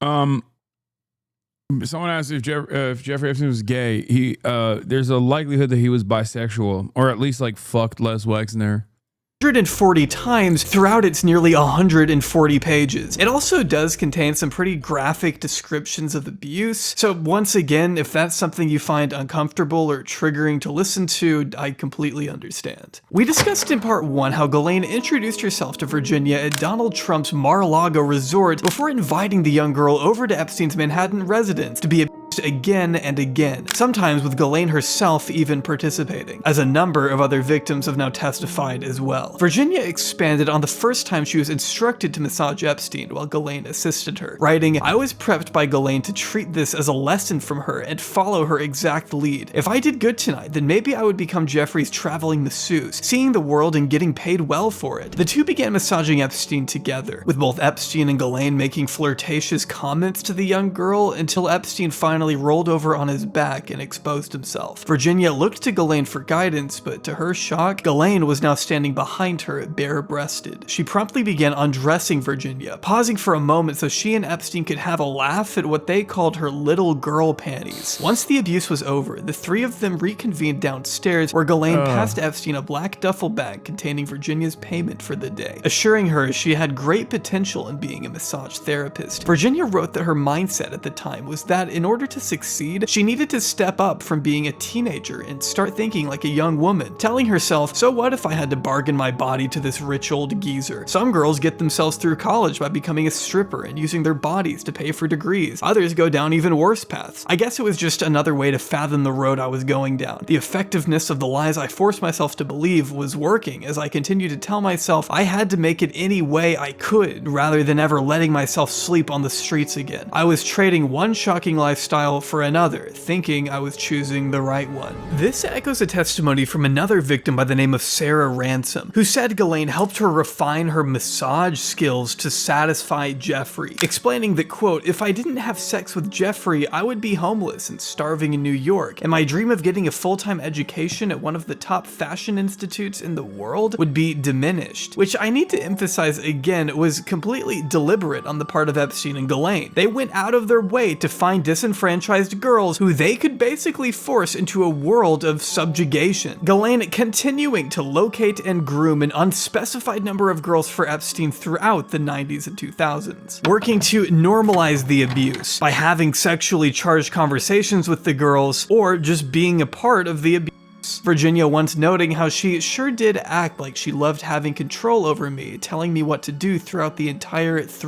Ghislaine's subsequent trial, which we will discuss more in depth later on, also featured a number of testimonies from Epstein's victims who blamed Ghislaine Maxwell for being a key component in facilitating the abuse they endured. An emotional testimony from a girl named Carolyn was particularly crucial in illustrating Ghislaine's role, recalling that at 14, she was unable to even pronounce Ghislaine's first name, just calling her Maxwell for simplicity's sake. According to Carolyn, it was Maxwell who greeted her at Epstein's front door and scheduled appointments for the child to meet with the financier over 100 times throughout the next 4 years, once touching her breasts and telling her she had, quote, a great body for Mr. Epstein. Ghislaine was so committed to abetting Epstein's perversions that she even confiscated the passport of a 15-year-old girl who refused to have sex with the man on Little St. James Island, as court documents reveal that, quote, one witness was in tears as he recounted Maxwell bringing a 15-year-old girl into the employer's home, who, in the utmost distress, told him that Maxwell stole the young girl's passport and tried to make her have sex with Epstein and then threatened her. This witness was later revealed to be Epstein's former butler, Ronaldo Rizzo, who also recalled the young girl was, quote, distraught and shaking, literally quivering, as she described what she had experienced at the hands of Epstein, Ghislaine, and Sarah Kellen, another one of Epstein's recruiters. The Sun reported in early 2021 that these same court documents, stemming from Virginia's 2015 suit against Ghislaine, also include allegations that the British socialite direct.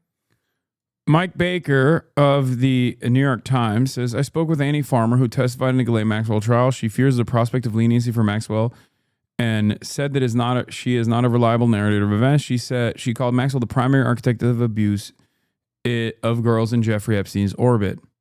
Remember, Jabri made this video way before the recent round of controversy surrounding Ghislaine Maxwell and potential pardon from the Trump administration. A room full of underage girls to, quote, kiss, dance, and touch one another in a sexual way, which of course is all in addition to what the Farmer sisters' allegations were that we discussed in part 1. Annie going into more detail regarding her experience when she took the stand in 2021. See, Annie was just 16 years old in the spring of 1996 when she was ushered out to the trafficker's 8,000-acre Zorro Ranch in New Mexico, some 50 miles away from Jemez Springs, where the Catholic Church was known to send pedophile priests for rehabilitation, interestingly enough. Annie read from the personal diary she kept at the time of the abuse during her testimony in court, where she recalled Ghislaine asking if she had ever had a professional massage before, to which she replied no. Ghislaine then led the teenager into a room with a massage table, forced her to get undressed, and began abusing her while Epstein watched, remembering how she, quote, so badly wanted the massage to be over and to get off the table. As KOAT News recently reported, Ghislaine mentioned New Mexico a total of 64 times in subpoenaed emails. New Mexico is also where Virginia accused Governor Bill Richardson and Prince Andrew of abusing her, and it's also another place that Alan Dershowitz and Bill Clinton were reported to have Zorro Ranch in New Mexico, frequented by all of these people. Stayed numerous times, as Epstein told his scientist buddies on numerous occasions that this ranch would eventually be used as a... Do you think anybody would still support Trump if he pardoned her? Yes, 100%. Yes, absolutely. It'll be a smaller percentage of the base of support than ever before, but if you think that the support will go away, you're out of your dang mind. It's a cult. Base for women to be inseminated and give birth to his children. He expressed plans of having up to 20 women pregnant at a time, according to the New York Times. The ranch is said to have included a massive 8-person shower, as well as an underground strip club used to entertain guests, according to what an anonymous contractor who worked at the ranch until 2006 told the Daily Mail. The Mail also published a series of photos inside the sprawling residence that depict stacks of pillows lined up along a hallway, another shower overlooking a large indoor pool, and a massive depiction of Jesus crucified on a golden cross in one of the bedrooms. Which, I mean, can you imagine falling asleep with that thing staring at you? Like, what the fuck? Another architect who claimed to have worked for Epstein recalled a 6-foot-tall photo hanging above the stairs to the basement that depicted a naked Ghislaine Maxwell caressing a golden dagger. It's also been reported the ranch was fitted with tiny pinhole cameras that kept a watchful eye on all the guests, which made Ghislaine feel untouchable. Bill Richardson was a major Hillary Clinton surrogate, one of her first in the 2016 campaign. He was also in Obama's candidate. If you want a reason why the Dems are silent on this case, yeah. I mean, it's definitely Clinton and Clinton associates who still have a lot of influence and a lot of power over even like Democrat boosters. For example, Huma Abedin is Hillary Clinton's like daughter that Chelsea Clinton never was. Now Huma Abedin went from being married to disgraced former politician who and recent Adam Friedland show guest Carlos Danger, Anthony Weiner, to getting married to Alex Soros, who is, of course, going to be the recipient of George Soros's billions and sophisticated network of influence, NGOs. Huma Abedin is now married to Alex Soros. Huma Abedin is basically the daughter of Hillary Clinton, the daughter that she never had with Chelsea Clinton.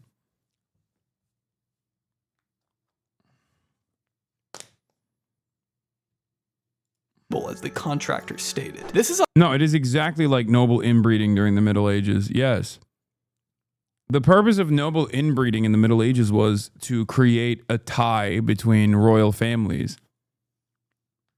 And that's exactly what Hillary Clinton did with the Soros tie there.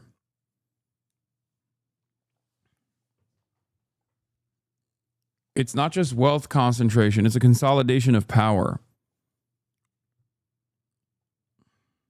Also something Maria Farmer has talked about as well, as she recalled to the Mail that all of Epstein's residences had these mechanical rooms and tunnel systems. I know this because Epstein told me. These rooms were enormous, bigger than houses. I have no... Streets are saying Ghislaine is going to name Dems/Trump's enemies who were involved, clear Trump's name as having been with any kids and get her pardon. I mean, I said that is what's going to happen the moment that Trump floated the idea, the admin floated the idea of getting Ghislaine out of jail to speak to someone from the Attorney General's office, which happened to be the Deputy Attorney General, which happened to be Trump's former lawyer, like personal defense attorney, Todd Blanche. Yeah, I've been saying that. Just like I told you, there's going to be some sort of like leniency in sentencing in exchange for revealing information that, weirdly enough, absolves Trump, and then will only name people who are in Trump's orbit as enemies. No idea why anyone needs so many computers in one room. Frustratingly enough, the existence of these large mechanical rooms has still never been confirmed or denied. His Zorro Ranch was never officially raided by authorities somehow. All we can really do is listen to the victims. Victims like Sarah Ransom who say, quote, Ghislaine was like the mama bear, if you know what I mean. She called the shots. We had to listen to Ghislaine. And Ghislaine was Jeffrey's right-hand woman. So, you know, whatever Jeffrey wanted went through Ghislaine and then filtered through, according to court documents. Insisting Ghislaine's role went far beyond procurement. After all, she wasn't just bringing him young girls, she was also connecting Epstein to some of the world's most elite power brokers. Ghislaine Maxwell is in prison, and a lot of people want to know if she's going to turn in powerful people, and I know you've talked in the past about Prince Andrew, and you've criticized Bill Clinton's behavior. I'm wondering, do you feel that she's going to turn in powerful men? How do you see that working out? I don't know. I haven't really been following it too much. I just wish her well, frankly. I wish her well. During the late 80s, Ghislaine Maxwell started a business called Maxwell's Corporate Gifts, which involved her supplying long-term service awards for companies. I'm not even really sure what that means, but she was convinced her business could see quite a boost in capital if she reached out to US real estate mogul and shoe salesman Donald Trump through her father, who had been known to hang out with the future president from time to time and thought highly of him. I mean, Robert Maxwell was basically the Donald Trump of the UK, so of course they knew each other. Excited to tell her father about this cool new proposal, Robert effectively shot her idea out of the sky immediately, shouting, "Have you got your bum in your head? Why the f*** would Donald Trump want to waste his time seeing you with your crappy gifts when he has a multi-million-dollar business to run?" As reported by Nicholas Davies in the book Death of a Tycoon. Only I guess Robert underestimated Trump's affinity for stupid people and their stupid business ventures, because as Vanity Fair reported, Trump would go on to spend a lot of time with Ghislaine throughout much of the 90s. Like, a lot of time. It really, there's a ton of pictures of these two. According to Stephen Hoffenberg, a character... I wish her well. I wonder why he was wishing her well. Oh my.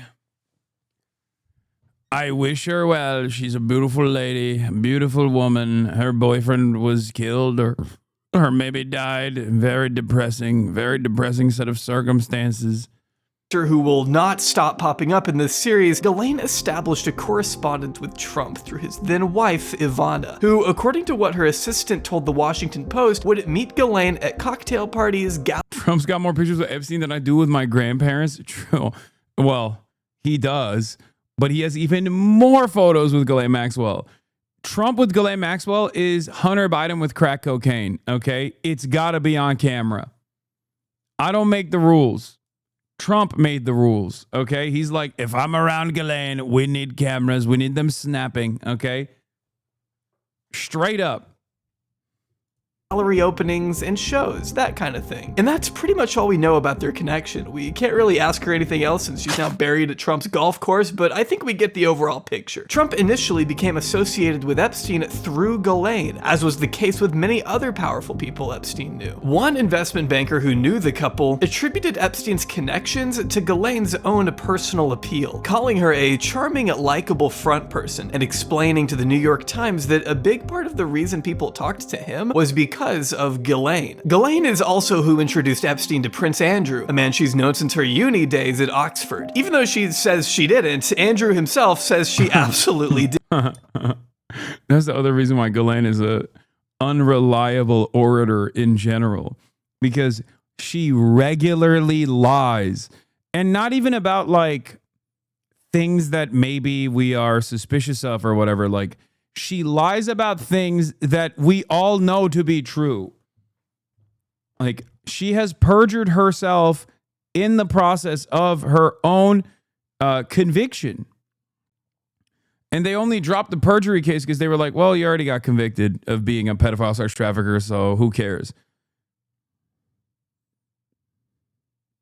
Given Robert's prestige, it's really no mystery that Maxwells have always had ties to the crown. In fact, some sources have even asserted the two dated at one time. As stated in a recent ITV documentary, Ghislaine, Prince Andrew, and the pedophile, where one former royal protection officer recounted how Buckingham Palace staff assumed Ghislaine and Andrew had an intimate relationship, considering the vast amount of trips she was taking to the palace. Yeah, more like Fuckingham Palace when Ghislaine was there. And the ease in which she was coming and going. Telling ITV she was in 4 times in one day from the morning till the evening. She kept coming in and out, in and out. Business Insiders put together a timeline of their correspondence from 1999 to 2001, with flight logs and photographs laying out all the various meetings and excursions they had, which include the time Andrew invited Shipper.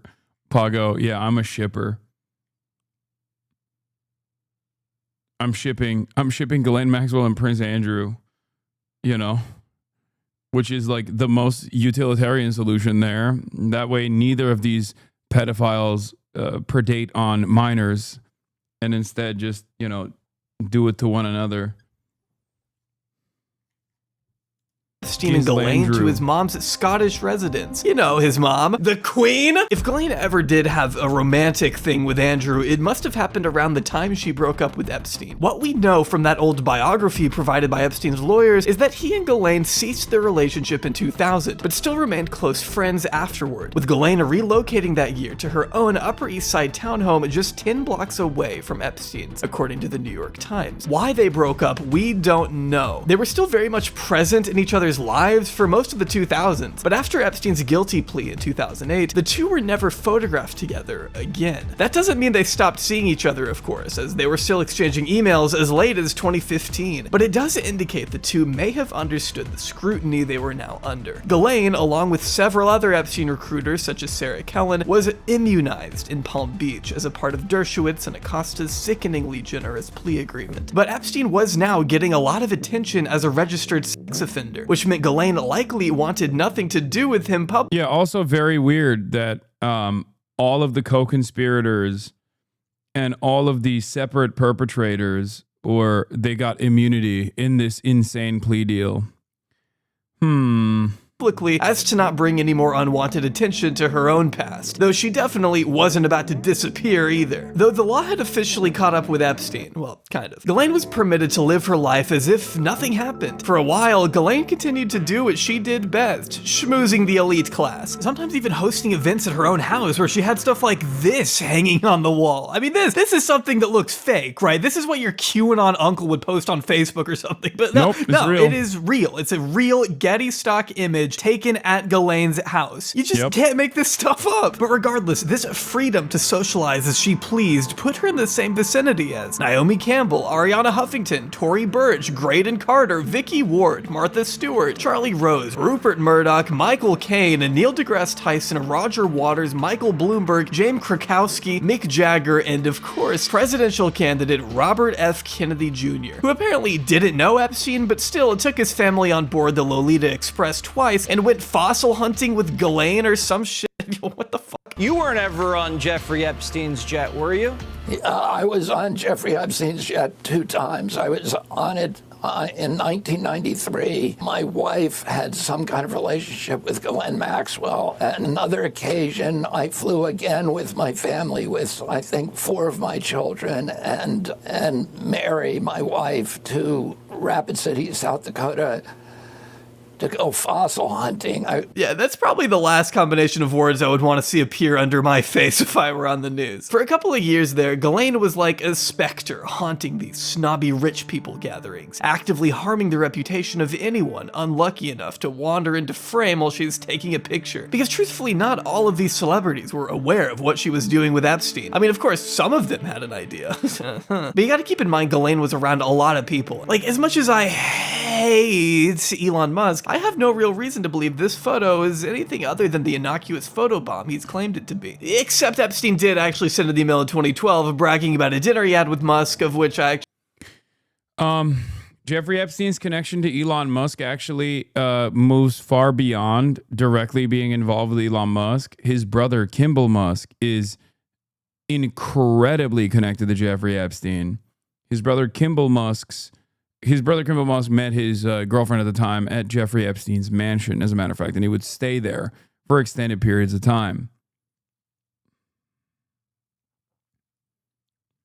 Was not aware of until researching this video, so hey, not the best look in the world. Unless, of course, he was referring to Elon's brother Kimball Musk, who Epstein has allegedly set up with a girlfriend, according to Business Insider. So again, not the best look, and maybe I should have used somebody else to make this point, but the bottom line is that Ghislaine Maxwell had no trouble at all navigating some of the most prestigious social circles in the country. Even while involved in a number of civil suits filed by Epstein's accusers, Ghislaine seemed to have no problem visiting a private campfire retreat hosted by Jeff Bezos in 2018, just a couple months ahead of Julie K. Brown's bombshell series on Epstein. That's how slippery she was. Making TV appearances and giving actual TED Talks, Ghislaine was in full view of the public while knowing that at any time, the feds could very well come knocking. She was even— Well, I guess when you're a federal agent yourself, you just kind of feel like there won't ever be any scrutiny from the public, from private institutions that kind of slip out of the control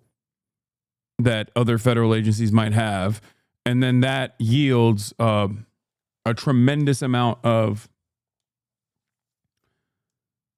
resentment, and then it forces these institutions to at least take some kind of action. And in the process, they end up burning an asset. But obviously, the reason why she thought she could just like go to Chelsea Clinton's wedding, for example, is because, you know, she felt untouchable. Involved in a few NGOs, including the time she founded Terramar, a weird delusional project to create a country out of the ocean, kinda? I still don't really understand what this thing was. And frankly, I don't think anybody does. Even in the interviews I saw, you can tell she's struggling to explain the purpose of Terramar to this CNN host, who clearly doesn't know or care what in the hell this woman is talking about. I mean, it's just embarrassing. By 2015, Virginia had filed a defamation. One must also ask the question, why these guys who were, you know, horrible monsters so easily got CNN spots every now and then for whatever kind of weird pet project that they had that was probably just a money laundering front.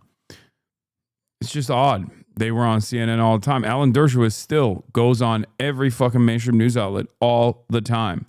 Suit against Ghislaine when the socialite called her a liar over claims that Epstein and Maxwell had abused her, according to Business Insider. This brought Ghislaine all the negative attention she had tried to run away from by distancing herself from Epstein years earlier, and thus she began to panic. In 2016, she abruptly sold her townhome for $15 million and basically went off the grid. Believed to have fled the country, Ghislaine wasn't photographed at any other event past the year 2016 and started dodging various court summons as they rolled in. In 2017, her lawyers told a judge they didn't know where she was, but they assumed her to be somewhere in London. For the next couple of years, Ghislaine kept an extremely low profile, barely even going outside, according to one source close to her at the time, who told the Daily Mail that Ghislaine had, quote, become a real homebody, rarely ventured out. She's the antithesis of the woman who traveled extensively and partied constantly with Epstein. That is until August 2019, when Ghislaine was photographed here at a Los Angeles In-N-Out, days after her ex-lover turned up dead at the Metropolitan Correctional Facility in New York. Though shortly after this photo made the rounds, she vanished again, which was, of course, to be That was weird too, because people were like, is this a fucking, like, is this like a photo op? Like, what?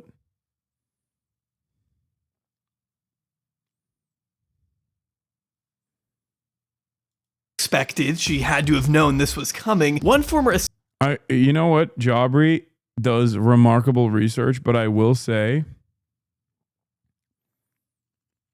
one thing that has missed his already pretty fucking comprehensive analysis video here is the fact that Ghislaine Maxwell was most likely a Reddit moderator, which I think is probably the greatest evidence that she was intelligence. That's right. Ghislaine Maxwell was a top mod on r/World News, a prolific Reddit moderator.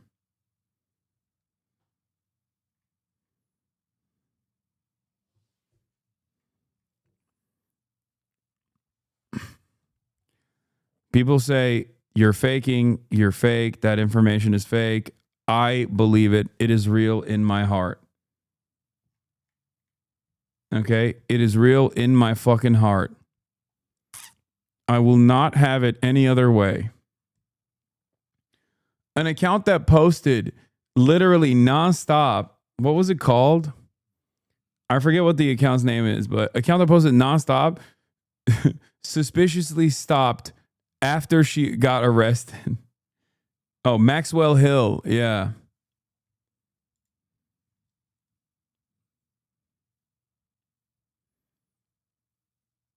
Here it is.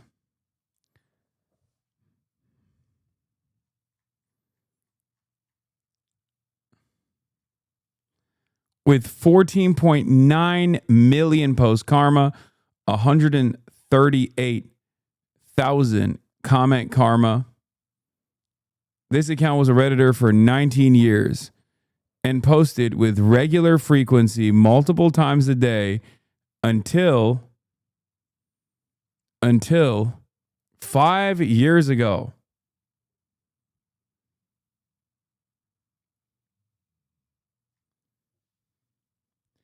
It started on 4chan. I don't give a shit.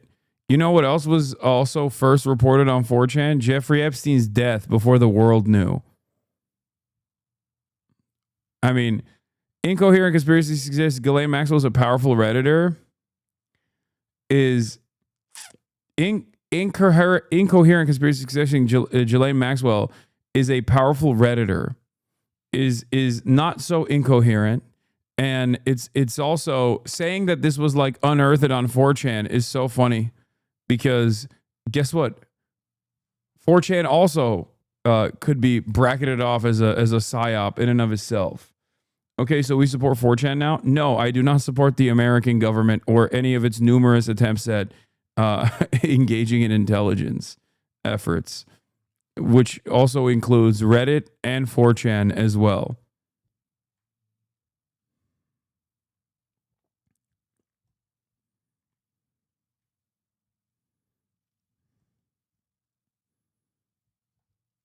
Anyway.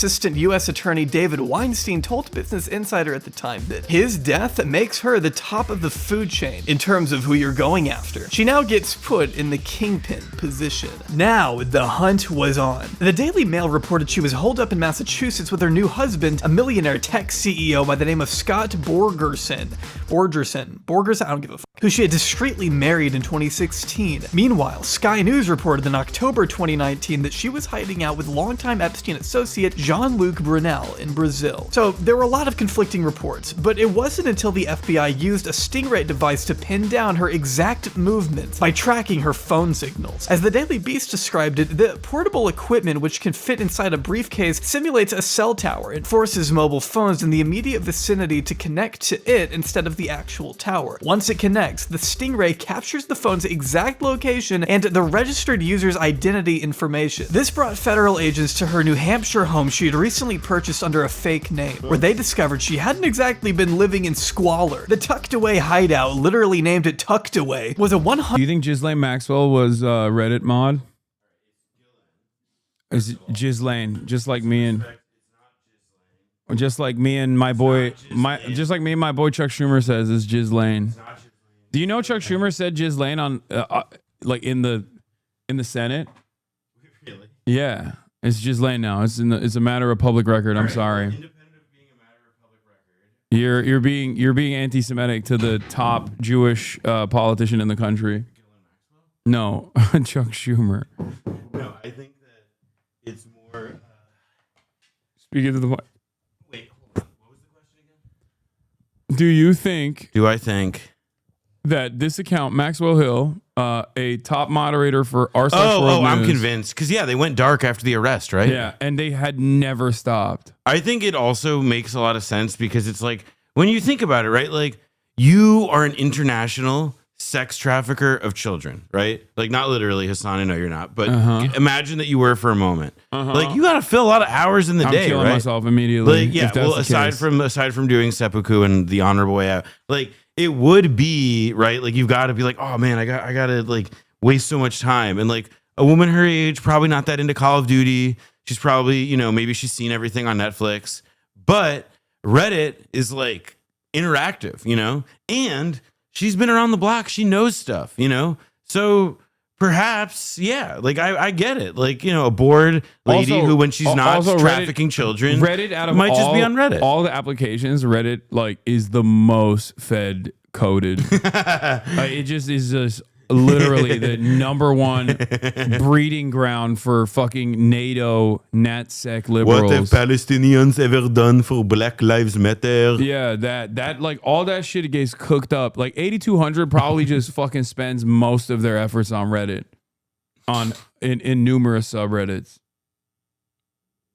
I would say most pedo coded before Twitter. Yeah, I mean, Twitter is definitely taking the cake now because Twitter is just 4chan. Well, yeah, sorry, that's not like a thing. Like it's not like Reddit at least has like the pretense of like, oh, it's like, if you want to look at Lolly, there's some of that, I guess, but there's also like r/cider, where you can look at apple cider like communities. No, I'm not talking about like random interest group subreddits. Those are fine. Those are great. Yeah, exactly. But it's not. Yeah, Twitter though now is just like.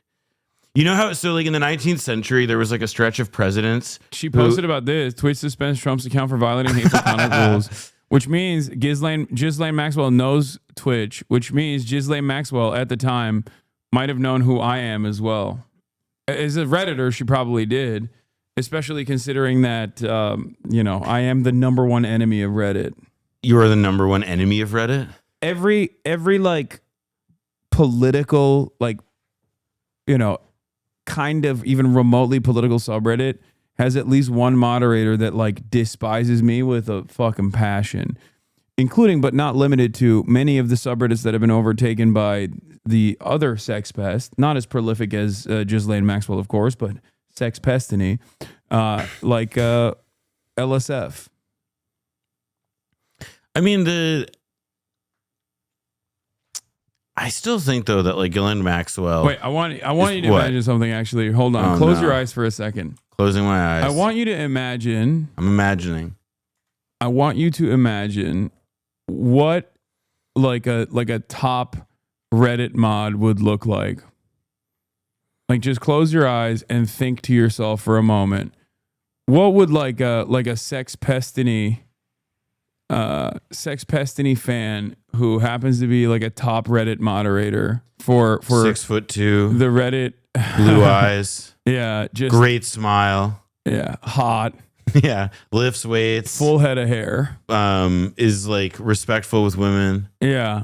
Okay, hold on, I can't find it. Does chat have it already? Here it they is. like know the box scores of classic baseball teams. Okay, now open your eyes to the head mod of live stream fail subreddit meets Dan Saltman. What is that? You're looking at the it's like peak, dough that got left out. The peak male physical it's form. Like dough baby. with black mold on it. Kaya, please. I'm sheltering you from this, Kaya. Oh, mass delete your messages. I wonder why. Yeah, no, I know. It's just so funny because he's like a prolific blackmailer as well, and runs an application that promotes deleting your messages everywhere. That's like a good. I mean, that is actually a pretty classic advertising strategy. Put me out of business. Buy my product. Yeah. Delete messages so that I won't blackmail you. Yeah. Anyway, there it is. Two of Sex Pestiny's greatest fedayeen in one place. One of them looks like William Maypother with an illness, and the other guy looks like Lumpy Dough. Tough. All right, let's get back to 150-acre, multi-million-dollar cabin exhibiting the same hideous taste and decor we've come to know and love. I mean, come on, what are those chairs? She was formally charged in Manhattan federal court with enticing a minor to travel to engage in criminal sexual activity, transporting a minor with the intent to engage in criminal sexual activity, conspiracy to commit both of those offenses, and perjury in connection with a sworn deposition. The indictment seemed to focus mostly on her crimes spanning from 1994 to 1997, and alleged she had exploited girls as young as 14, stating that, quote, Maxwell's presence during minor victims' interactions with Epstein, including interactions where the minor victim was undressed or that involved sex acts with Epstein, helped put the victims at ease because an adult woman was present. Because she posed an obvious flight risk, she was held without bail at the Metropolitan Detention Center in Brooklyn, New York. After all these years of running and hiding from authorities, it was becoming more and more apparent to both Ghislaine and the victims she abused that maybe a semblance of justice might actually be on the horizon at long at last. Ghislaine's trial happened in late 2021, and honestly, it didn't take too long. In December, she was found guilty and convicted of conspiring with the late Jeffrey Epstein for at least a decade to recruit, groom, and abuse underage girls. During the course of her 1-month trial, the jury heard testimony from 4 accusers, only one of whom used their full name, who all detailed their horrific experiences of being served up to Epstein and his girlfriend, as written in the New York Times. Annie Farmer said in the statement after the verdict that, quote, I am so relieved and grateful that the jury recognized the pattern of predatory behavior that Maxwell engaged in for years and found her guilty of these crimes. She has caused hurt to many more women than the few of us who had the chance to testify in the courtroom. Ghislaine's attempts to paint herself as a mere scapegoat for Epstein's crimes fell pretty flat. She wasn't really doing herself any favors when she started drawing the courtroom sketch artist right there in front of everyone, something that Charles Manson apparently did. It also didn't help that prosecutors revealed Epstein had apparently sent Ghislaine over $30 million to maintain her lavish life, and of course, these photos weren't a great look either, which I think I'll have to pixelate, but this one depicts Ghislaine pressing Epstein's foot into her breast on the Lolita Express, so that's wonderful. Defense attorney Paul Applebaum told Reuters that if he were in the jury, he'd think the two were Siamese twins. There was ultimately no way the defense could argue they weren't closely intertwined. An appeal from Ghislaine's defense was also recently denied, meaning Ghislaine will continue to carry out a 20-year prison sentence at FCL Tallahassee. Well, unless she gets Epsteined first. Maxwell, for her part, stood to receive the sentence as is customary, but pretty much just looked forward and didn't seem to have any sort of overt emotion or reaction to today's proceedings. And I will note, during the course of the victim's testimony, she also did not appear to ever look at them, just kind of leaned forward and looked forward and took some notes as well.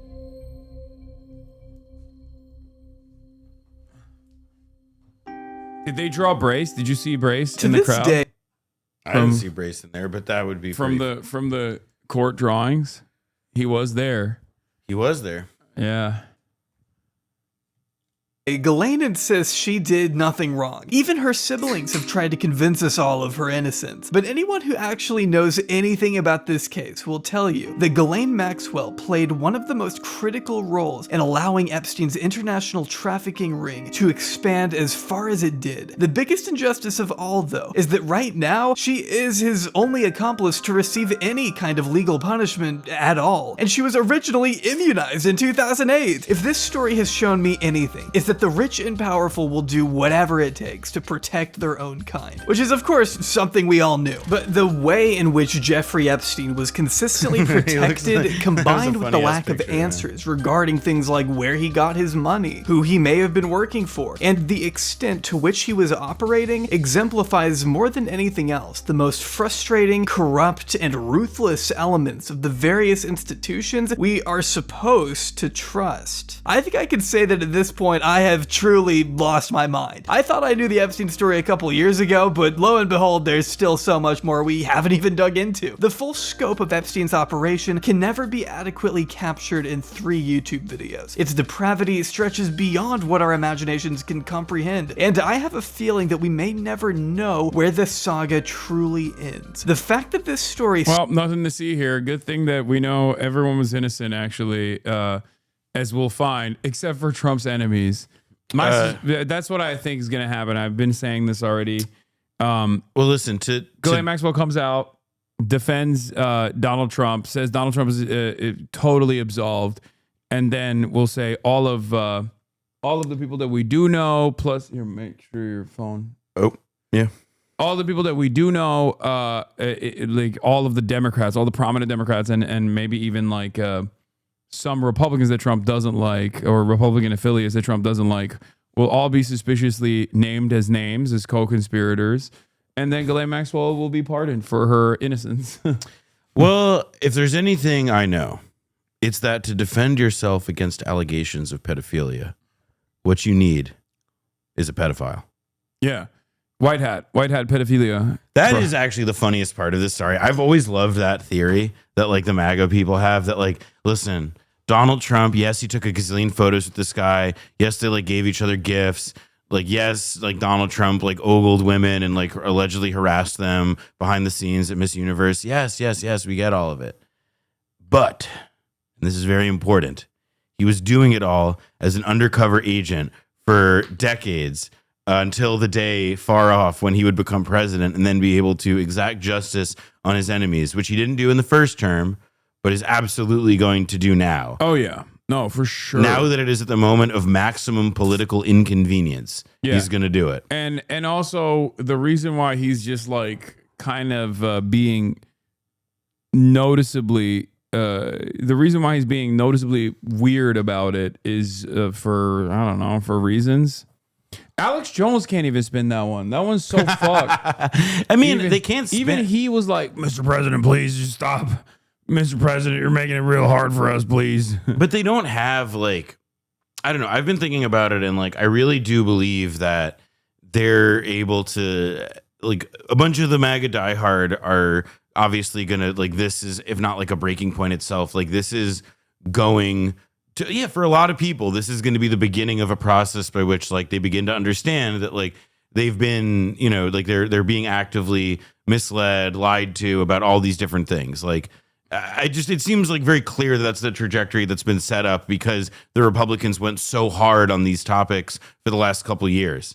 At the same time, though, there are going to be a lot of MAGA people who are going to like treat this as like the next stage of Q. That like actually Ghislaine Maxwell is also now like a white hat, and that she was mistreated by the evil like demo rat Justice Department. I think the number of people that will do that is getting smaller by the day. That's what I think. I believe that this is like for the right wingers, like the conspiracy minded right wingers, like this is the purest expression of class. Like class politics is the closest they can get to class politics. They don't think about it from the point of view of like financial interests of the capital owning class versus like laborers, but they do actually think about it like the elites doing pedophilia and getting away with it. So I feel like there are a decent number of people in his base that will a decent number of people in his base, they'll be like, this will be their break off point. Not like the final break off point, but this will be the starting of and the to which fissure. I say, hey, listen, if you're one of the disaffected MAGA people who's been like screaming about pedophiles, who's like ruined many family gatherings in the last few years, who's like learned and even developed new racial slurs that we haven't heard of yet, I welcome you with open arms. Yeah. Welcome to socialism. Yeah, no, I'm telling you know what pedophiles hate, the international elite pedophiles hate? When people advocate for socialized medicine. Think about that. It is true. I do think it's actually objectively anti-woke to want socialized healthcare. I mean, there is like going to be a person who will be like, I have to believe that there are people out there who are going to be convinced that like actually like what this whole Epstein business is about is wokeness. That actually this was about like this is about like wokeness and PC culture, and whatever, you know, whatever the outcome is, it's going to reflect the overreach of wokeness. Yeah. You know what's anti-woke? Free anesthesia? Yeah. Free healthcare in general is so anti-woke. It Actually, is so gay and woke. You know it's what so gay and woke is trans to want free to want healthcare to be paywalled. I've always said that free insulin is quite libtarded. Yeah. It's gay, woke, and trans to not let trans people get free healthcare. To not let people get HRT for free. Okay? That's right. What are you, gay and woke? That you're transphobic? What are you, stupid?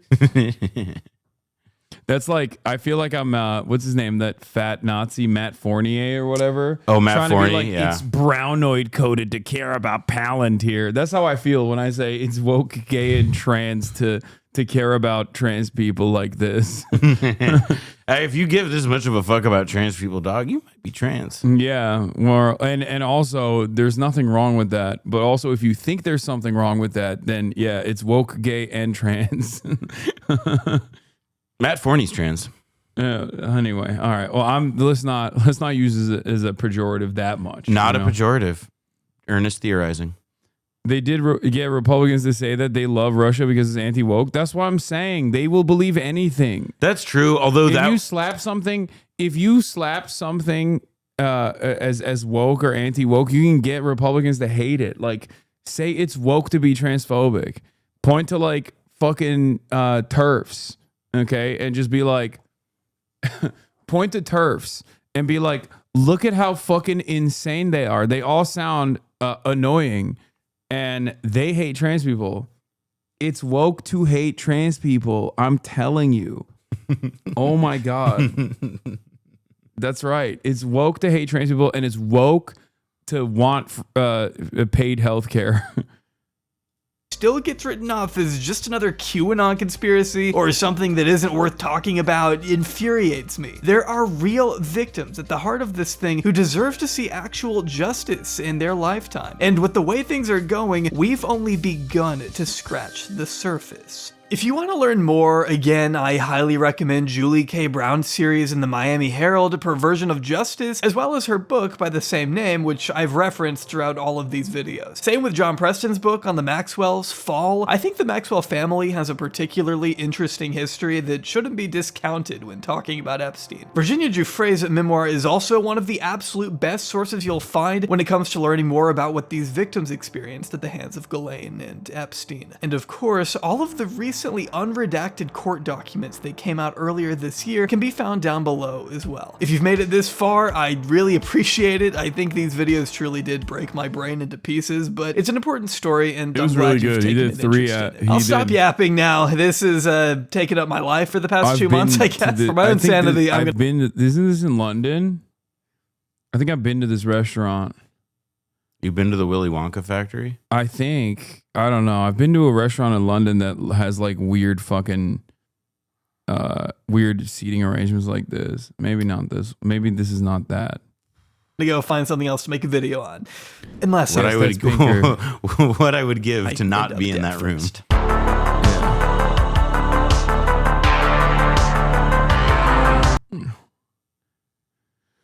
Oof. God damn, that was a 3-part series that we finally ended. And that 3-part series was so fucking long. Each video on the Jeffrey Epstein saga was like insane. Very comprehensive. Shouts out to Jabri. That is some thumbnail work. Yeah, shouts out to friend of the show, Jabri. A lot of great work he's done. Play the Jojo Siva video now, please. Wait, what? What the fuck is the Jojo Siva video? Time to bring around Noah? Yeah. We will. If it's the Jojo Siwa one day, video. Jabri will make a video on you. Yeah, a positive one. Yeah. Why does everybody hate this nice guy? Yeah, I could see that. I could see him doing something like that. Jojo Siwa dance with Netanyahu? What? What? Stop. What the fuck are you saying? Stop.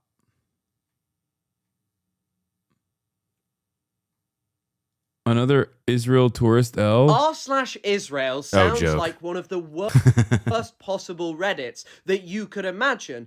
But a few days ago, it produced this absolute gem about an Israeli traveler. Now, the protagonist of our wonderful story is a 25-year-old Israeli man who's on Wait, there was also another like Israeli tourist in Thailand. I watched a video and she was like, our dollars are actually, she was saying that like they're the ones who fund Thailand or something with their tourism dollars or something.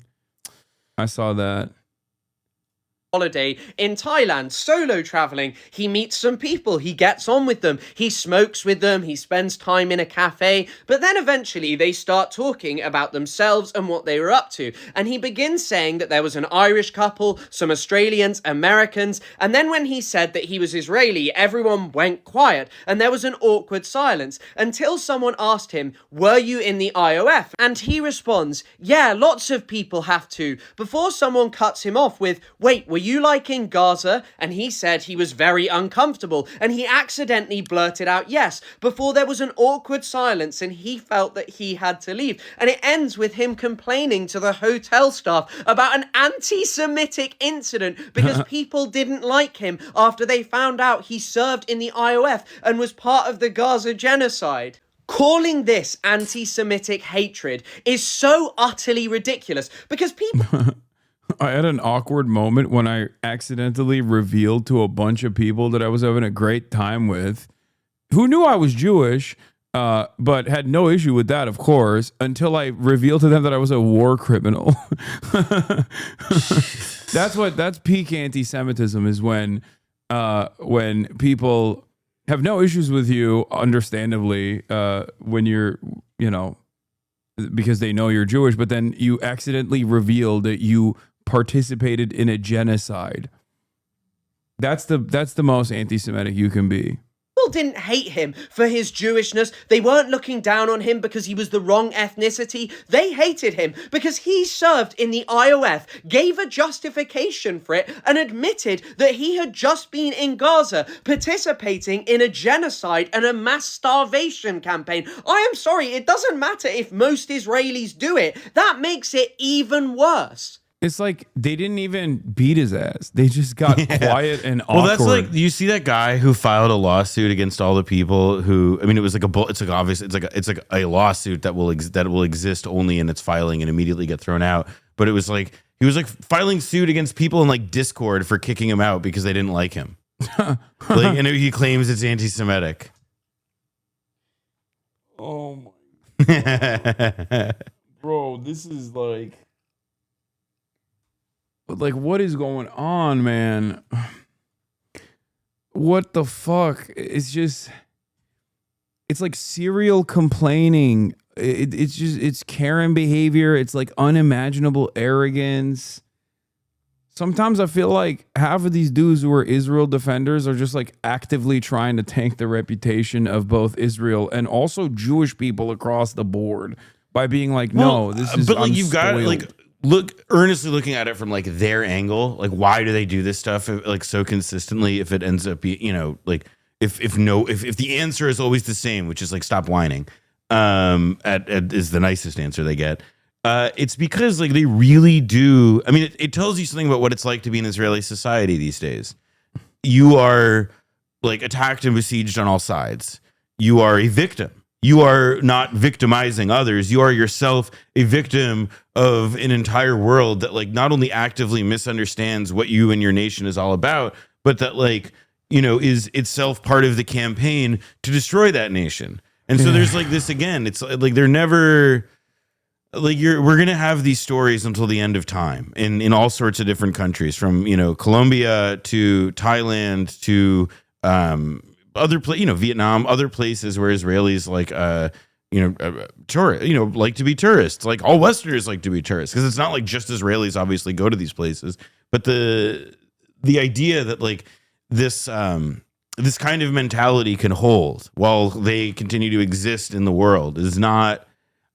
To me, it feels like it's. They should look at South Africa. South Africans around the world are not like roundly despised any longer because they're not associated with the apartheid at this point.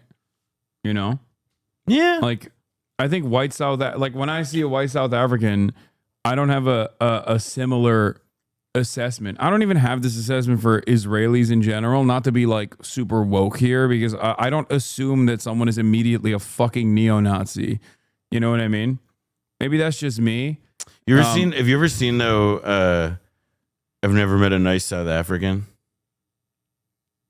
I have heard that. No, there was a TV show that in the 80s in England that used puppets. And they had a musical number. It's called "But I've Never Met a Nice South African." And this is good. Yeah, I want to see that. Oh no, she's hot though. Okay. I just that is a sentence My to lead money, with. okay, build your country. Country. Oh, wow. Okay, keep that. My money, okay. Build your whole country. Yeah, that's tough, dude. Elon have made me have this assumption about the entirety of South Africans again. Nah, I've never met a nice South African. No, hold on. This isn't there's no puppets in this one. This isn't the actual video. This is just the audio. What? Somebody else. Does anyone have the puppets? British TV almost 40 years ago. Yeah, this is the one. Yeah. I mean, this is a snippet of it. And the next contender, please. Your name, sir. Yitzhak Shamir. Your occupation. Oh, this is a different one, but it's the same show. And your specialist subject. Human rights. Mr. Shamir, you have 30 seconds starting from now. According to Amnesty International, which country has imprisoned more than 5,000 people without trial in the last 3 years? South Africa? No, Israel. Between 1987 and 1989, which country killed 540 unarmed demonstrators? South Africa. No, Israel. Which country has shot dead more than 110 children since 1987? South Africa. No, Israel. Which country produces the nicest oranges? Ah, Israel. No, South Africa. No, the song though is from Spitting Image, is like a word of awesome. Here it is. Except for Breitenbach, who was a South African dissident who went to jail. He's like the most famous like Afrikaner who turned against like the apartheid state.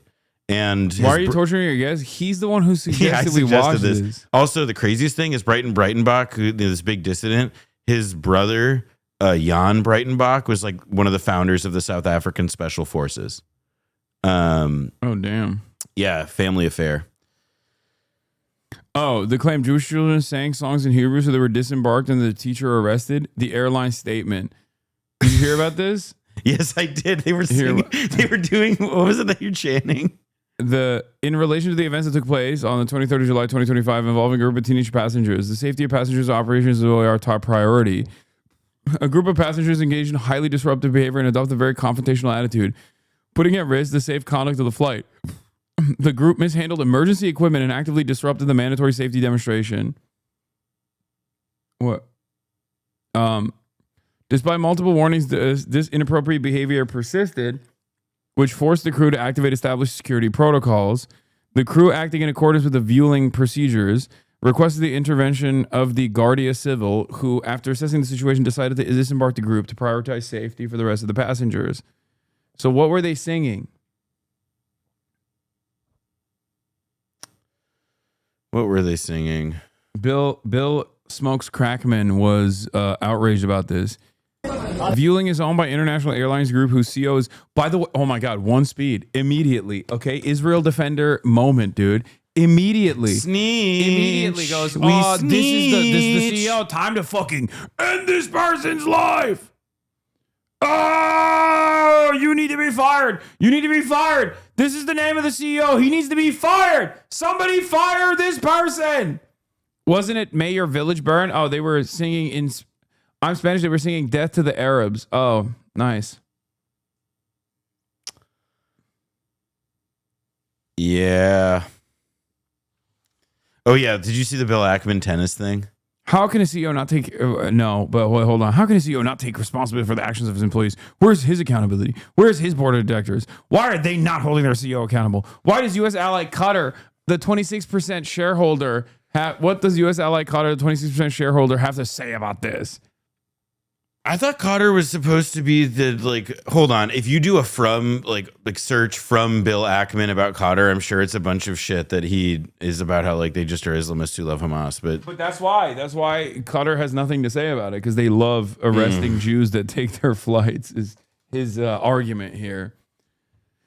No, Bill Ackman embarrassed himself in one of his top 5 moments this last couple weeks. The tennis thing I heard about, I didn't actually see. So I mean, it's just he posted about it. It was all posts. There's nothing to see, but it was so fucking funny.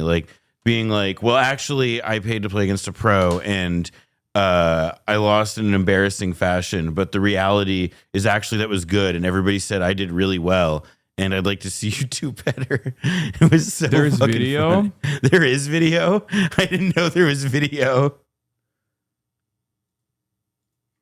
Here's a lady throwing coin into a fountain. If you want to see his new. Wait, what?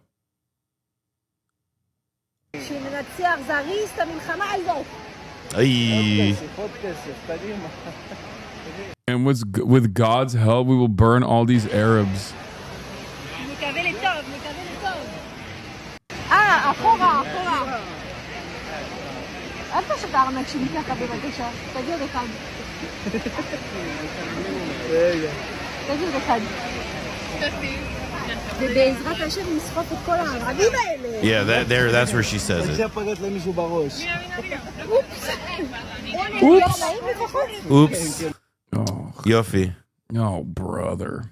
Good job posting that. Oh, brother. I don't think you have good time now. Sorry. Oh my God. I just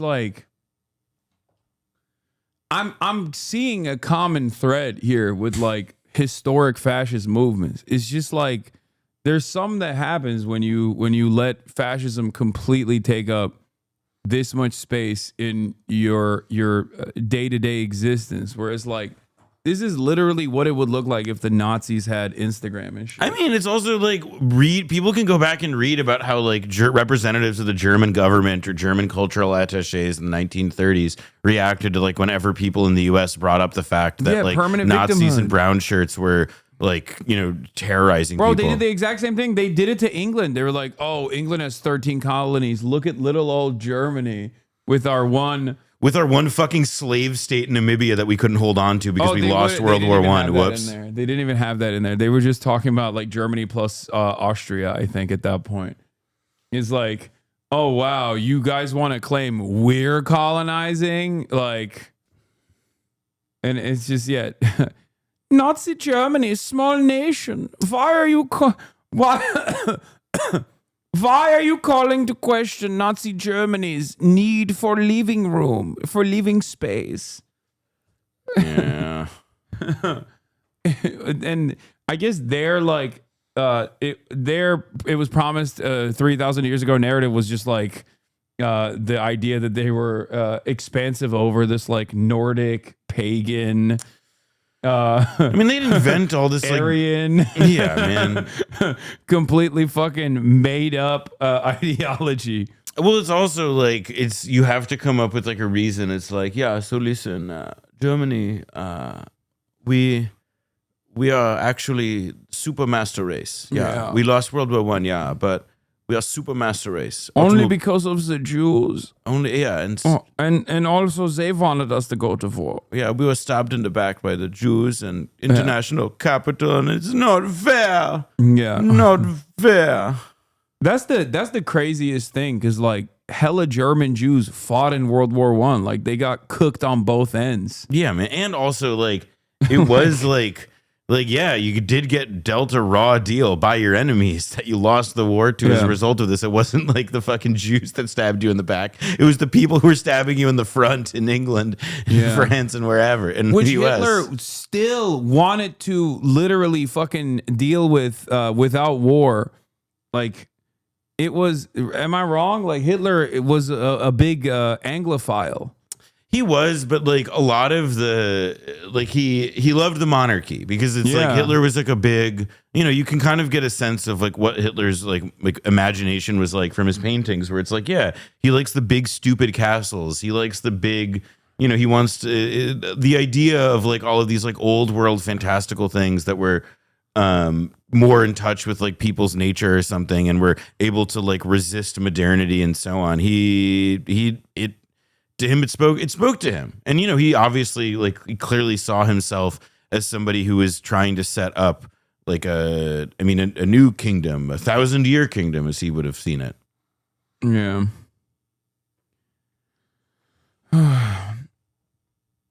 That's why Speer was like his best friend, the big dumb buildings.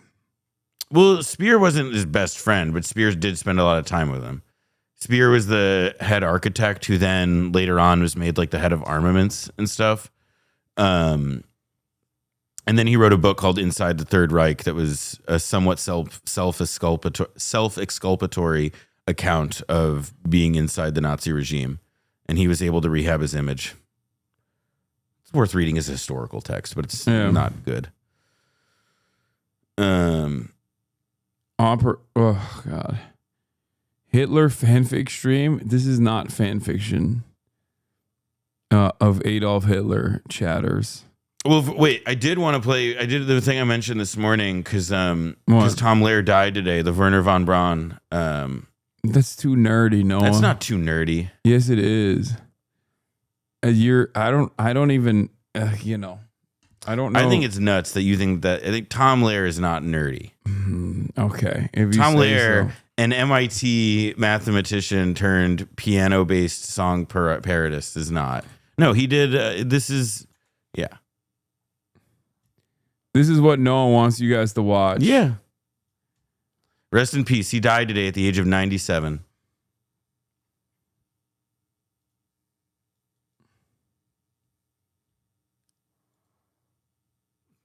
It's not too nerdy. Play the fucking song. Thank you, Noah. I've tried to get him to play this in the past.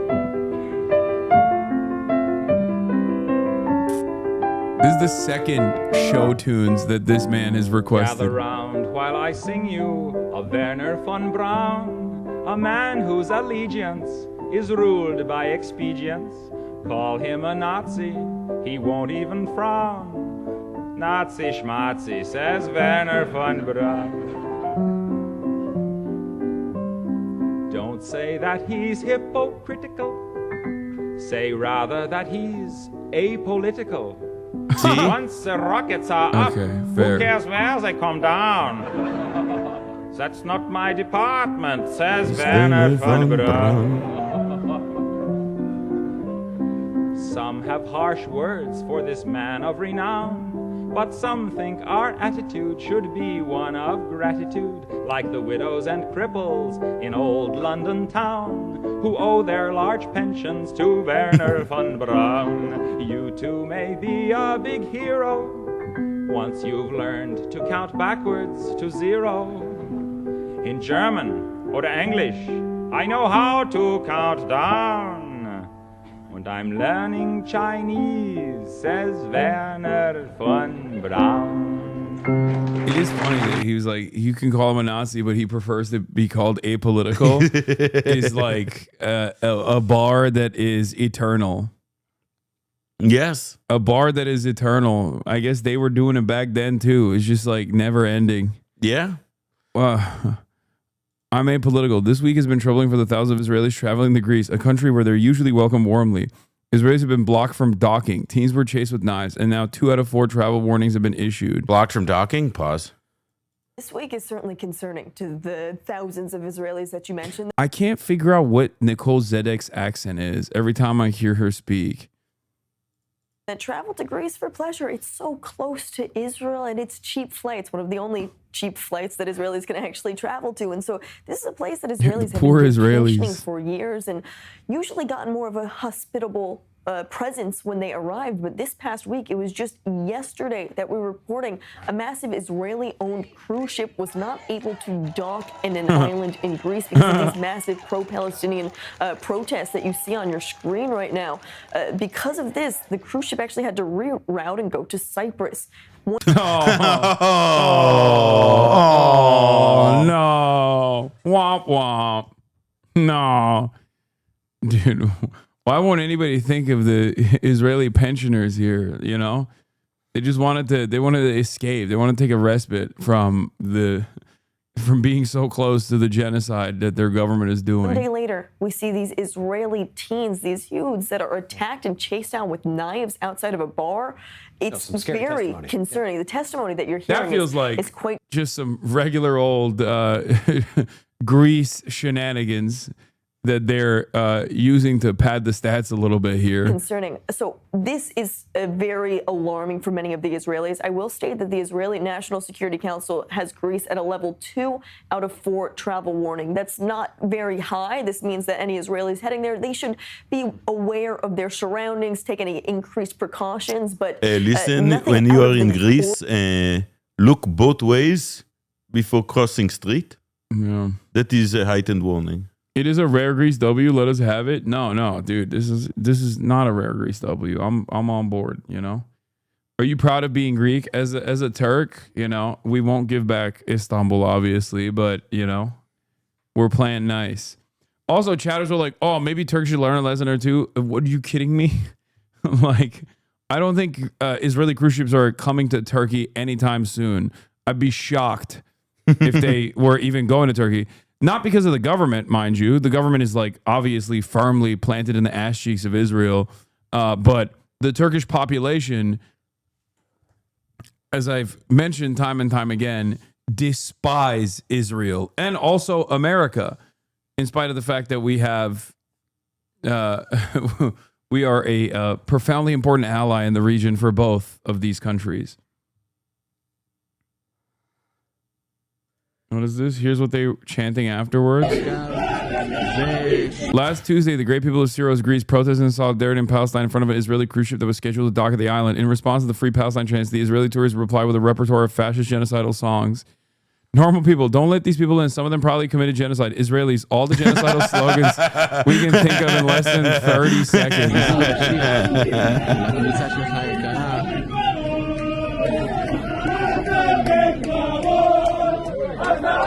I like that they filmed this to be like, here's why these people had every right to not let us into their port. God damn. Like, how can you be so fucking stupid that you don't even want to like present yourself as a victim in a situation where you were given the opportunity to? Because it's what they want. Like, not obviously they don't want to be turned away from Greece. They want to go there, but like, this is what it means by like rallying around the flag. That you even if you just give in. Yeah, they were like, check this out. We're disgusting. Hey guys, check this out. Totally valid for us to not be welcome here. Like, I just want to make sure no plausible deniability here. We love what's going on. This is Israel and this is our music. Death to Arabs. Yeah, that's like, please. Hello, I am an artist from Israel and this is my art. Oh, speaking of, hello, I am an artist from Israel and this is my art. I showed him Nux Taku's Yeah, dude, that Twitch's hentai song last night and almost killed himself. He didn't like. I was sitting there and I was thinking, like, sometimes you get these moments in life where like your past looks to you as if it's just like one road, and it's this like road, this journey you've been on, and it has all these bends and all these, you know, waypoints and these decisions and just places you've been. And then you have the realization that all of that was to bring you to where you are, which was me watching whatever the fuck that was that you showed me. It was awful. Yeah. Wait, what is this? Oh, more. I am an artist from Israel, and this is my art. We'll dance on the ruins of Gaza. We'll dance to the music of your cries. Israeli DJ Skazi, set in Tomorrowland Festival in Belgium, was canceled last minute. Here's a clip by Judeo-Nazi propaganda outfit, The Civilian Front, from November 2023, done in collaboration with Skazi. Oh, you cowards, you lowlives, you dogs. You murdered hundreds of young, happy kids who just wanted to dance. Instead of having them listen to my music. It's so... Dude, Israeli techno is so bad. It's crazy. It's also like funny, like the text there that's like going along with the narration is like, you killed hundreds of youths. Like, hundreds of young happy kids who just wanted to dance. Oh my god, the graphic. You may have stopped the party. But we Jesus. Sorry, hold on. Get that screenshot back up. Jamie, get that up for me. You may have stopped the party, but we shall dance again with the fucking night vision demolition video, bro. Yeah, come on, be less subtle. Be less subtle. Oh Jesus my God, Christ! Why is it in Arabic? It's because this is directly created as a taunt. Okay, to be like, this is, we want you to know how we think, which is crazy because like I'm pretty sure Palestinians know what you think of them.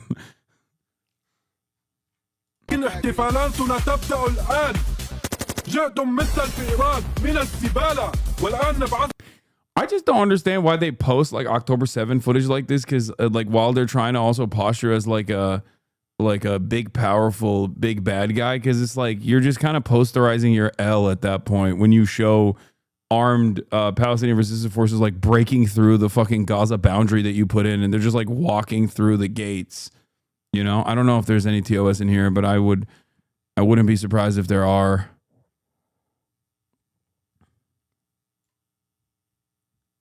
You know, when we leave Gaza, the young and happy, the innocent and pure, Why aren't you crying about the IDF soldiers that got captured in combat are poor hostages? I know.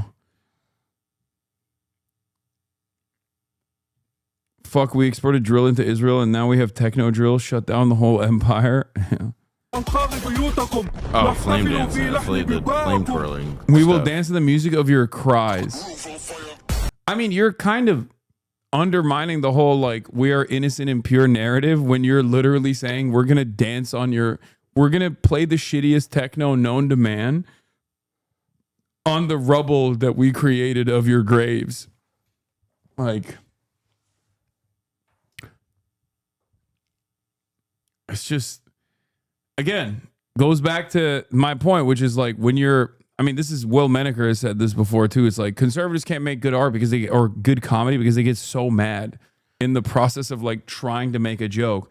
They get too mad to make a joke. So then it just becomes like an explainer. Well, yeah. And also like part of it is that like, they're not like, I think of it as like, it's both they're mad, but also they want to, how to put it? Like they don't want to be like their idea of comedy is less about comedy and more about being cruel.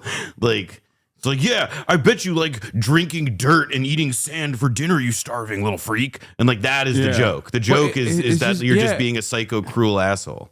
There's nothing. Oh God, Jonathan Greenbaum will be featured on the New York Times, The Conversation, and The Daily next weekend. Oh my God, how much you want to bet he's going to talk about me and how New York Times fucked up by giving me a profile piece in this? Well, I'm sure that the former water salesman has plenty to offer. Yeah, he's gonna he's one hundo P going to be like, the New York Times is also culpable for the anti-Semitism rise in American society. You guys wrote a puff piece about dangerous anti-Semitic terrorist HasanAbi Piker, who wants 1 million October 7th to happen both in Israel and also in America, or some other fucking slanderous nonsense. And then, of course, the gray lady will offer zero pushback to such slanderous statements. Hasn't he been successfully sued for defamation before? Who? Jonathan Greenblatt. I'm pretty sure he has. I mean, it wouldn't surprise me because he's not a particularly eloquent guy, and one generally has to, if you're going to spend all this time accusing people or defaming them and slandering them as being people who are anti-Semitic and all this, then, you know, being an ineloquent guy and making shitty accusations for a living probably does mean that, yeah, you'll get some lawsuits eventually. Yeah. Techno sucks in all of his derivatives. No, I love techno. I just fucking don't like whatever the fuck these guys are doing with it. We love techno. We hate Israel. Yeah. You should tweet out the times for platforming Greenblatt to defend genocide. Get ahead of it. It's not going to work. No one gives a shit. Also, stuff like that doesn't really move the needle at all. Like, I think at this point, people are just like, okay, grandpa, like, go to bed. Like, that's the attitude that I feel like people offer to the ADL at this point. I mean, it's also like the ADL is, I mean, it's aggravating as hell that they're still taken so seriously, but you know, I don't even, are like they? they built yeah. I mean, like, I hate to say it, but like when I was in a newsroom years ago, I had to like fight very hard to not get people to like quote the ADL in stories. But that's years ago. I don't think now, like, they still quote the ADL in stories and stuff, but it doesn't have like that same institutional muscle that it once had. Like Jonathan Greenblatt, Jonathan Greenblatt has name checked me, like 100 times. Anytime there's anything that he can say is like anti-Semitic, he'll be like, Hasan Piker, who was basically white Kanye West, is responsible for every person that has died that happens to be Jewish, like, or even people who aren't Jewish. I mean, this though is like where like Abe Foxman, his predecessor though, had a similar act. I think the difference though, and where I do agree with you, or at least I think on the point that you're making, is that like there's no, like the ADL spent more or less like a century building up like credibility, you know, in fits and starts. There were times when they were far less credible than others, particularly when they were like helping apartheid South Africa spy on activists in California in the early 90s. Yeah. But you also have like this broader period though, where like as a whole, when something happens that is like considered anti-Semitic, journalist gets on the phone, calls them, says, give me a quote. They get a quote. And I agree with you that the quotes that they get are less meaningful. Yeah. However, what is like undeniable to me, at least, or at least what feels like still like so aggravating, is that even though that truth is absorbed as such, but you know, like we all know that the facts are less meaningful. We've assimilated that information.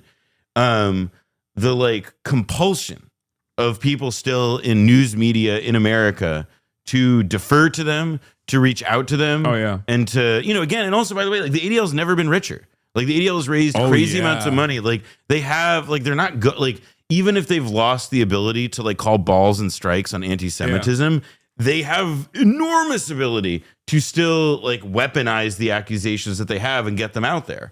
And that is like where like, that's the contradiction, is that, yeah, like people take them less seriously as the umpire of anti-Semitism than ever before, but they have more resources with which to play that part. And that's like, I mean, it concerns and devastates me on a personal level, just because of obviously what it does to the, you know, what it does to the definition of anti-Semitism and actually combating the real thing.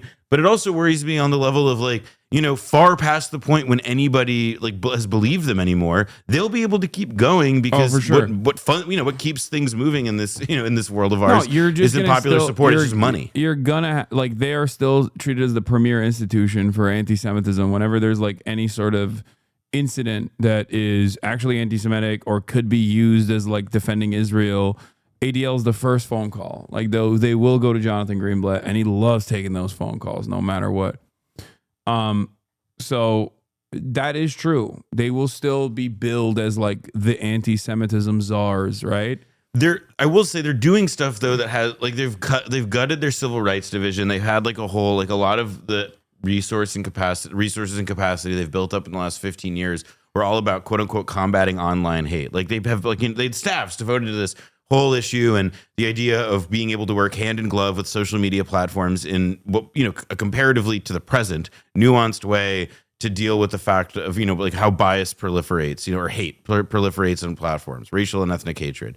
Fine. But what they've opted for now instead is that like their now idea of combating online hate is Jonathan Greenblatt mentioning your name as many times as possible in 30 seconds. Yeah. And like, which is funny because like you'd think, given that there is like an unprecedented amount of actual anti-Semitism, like he'd have his hands full with trying to combat, which is again an endeavor that he is woefully not up to task for. But there's so many actual anti-Semites he could be pointing to, and then he just like chooses to actively freak out over one person who is both anti-Israel and also against anti-Semitism.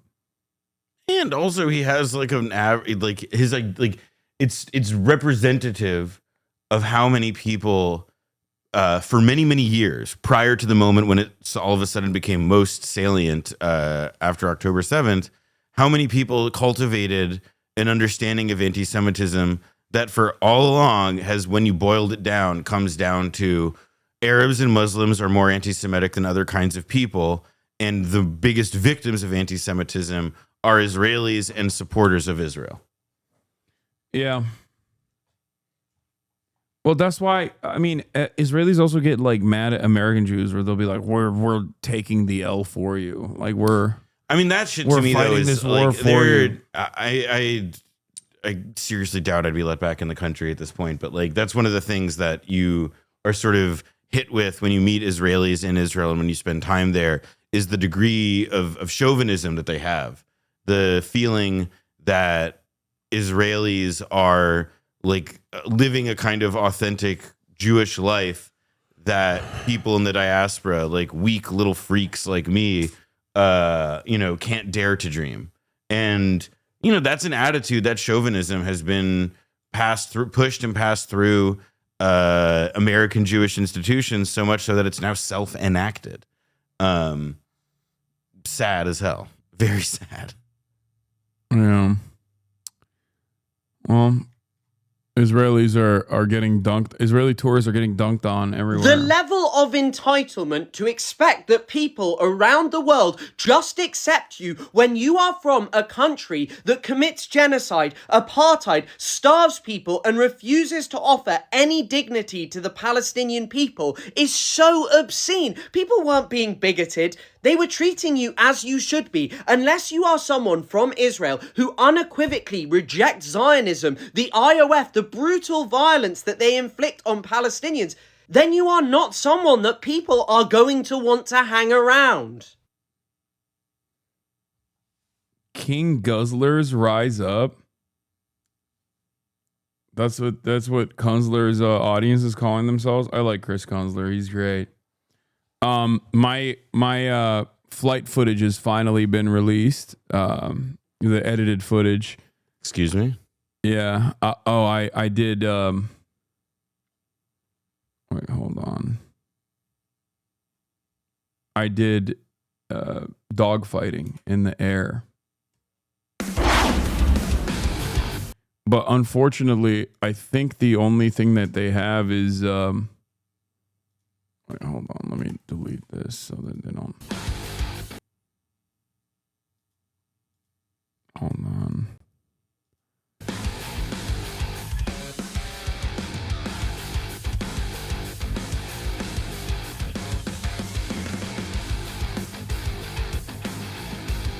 But they don't have my audio for some reason. Apparently, they just have like cool music, copyright-free metal music.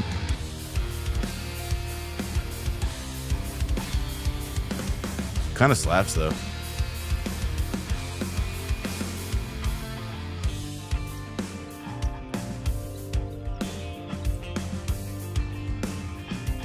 Did you cuss? I did. Or new metal, not heavy metal. What was your like pilot name? They just say Hasan, but there was one that I really liked called Boner Garage. Did you puke? No. Oh, this is me flying it now.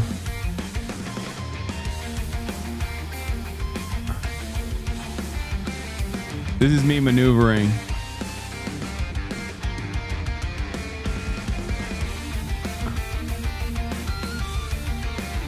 I'm looking for the other plane.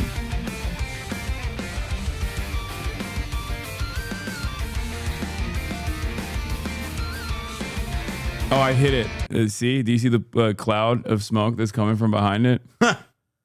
It's like laser tag, but with planes. So when you actually successfully get a hit, when you get a successful hit, it turns into you just see like.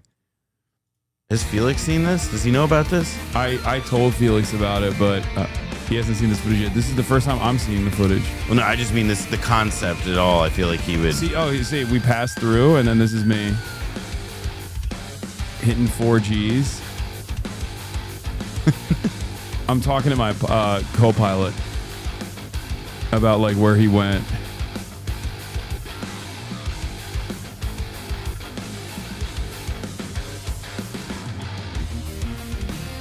And then we got hit, I think. Yeah, we got hit here. So I lost the second one. Wow, so it's just make believe? Yes, we didn't. Yeah, we didn't actually dogfight. Is the risk of clashing into each other high? No, it's not, because planes are, as you can see, going 200 miles an hour. So when they fucking do the pass through, they can comfortably and reliably allow you to take control over the plane, and then maneuver. And if you get below 5,000 feet, they call that like they consider 5,000 feet to be the ground, basically. So then they will forcibly rip controls over from your hand, hard deck, because. Like Will did that. Will literally nosedived and went from like 8,000 feet to 5,000 in a matter of seconds. So then his pilot had to take control over.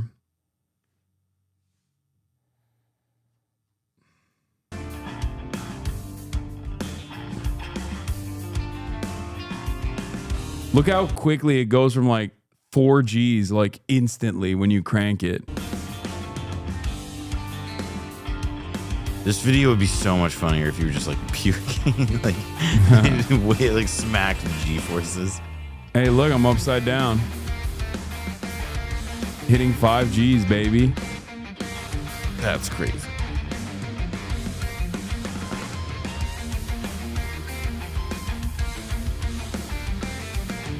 That's me. I did that. I'm maneuvering this. That's after I cooked them.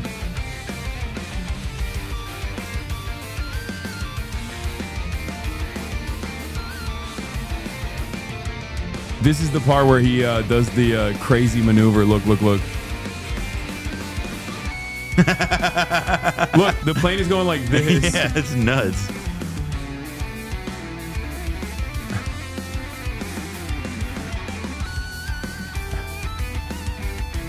And then that's it. Did they teach you first, or are you winging it? No, they don't teach you shit. Yeah, that's such a cool concept. I wouldn't have thought that you could do that. Yeah, it's like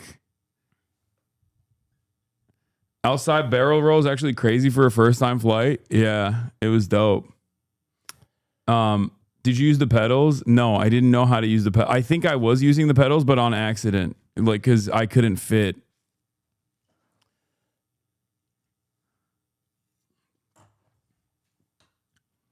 They must teach you something, right? No. How many people have died doing this? 2. We found out after that at least for this specific school, 2 people have died because the flight instructor and the person who was flying the plane died because there was like they flew into like a tornado or something. I don't know. They flew into like a lightning storm.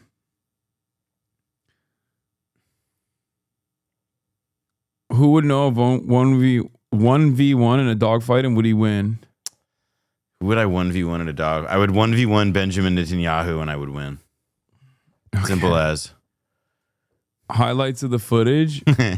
Yeah. Who's getting the best head?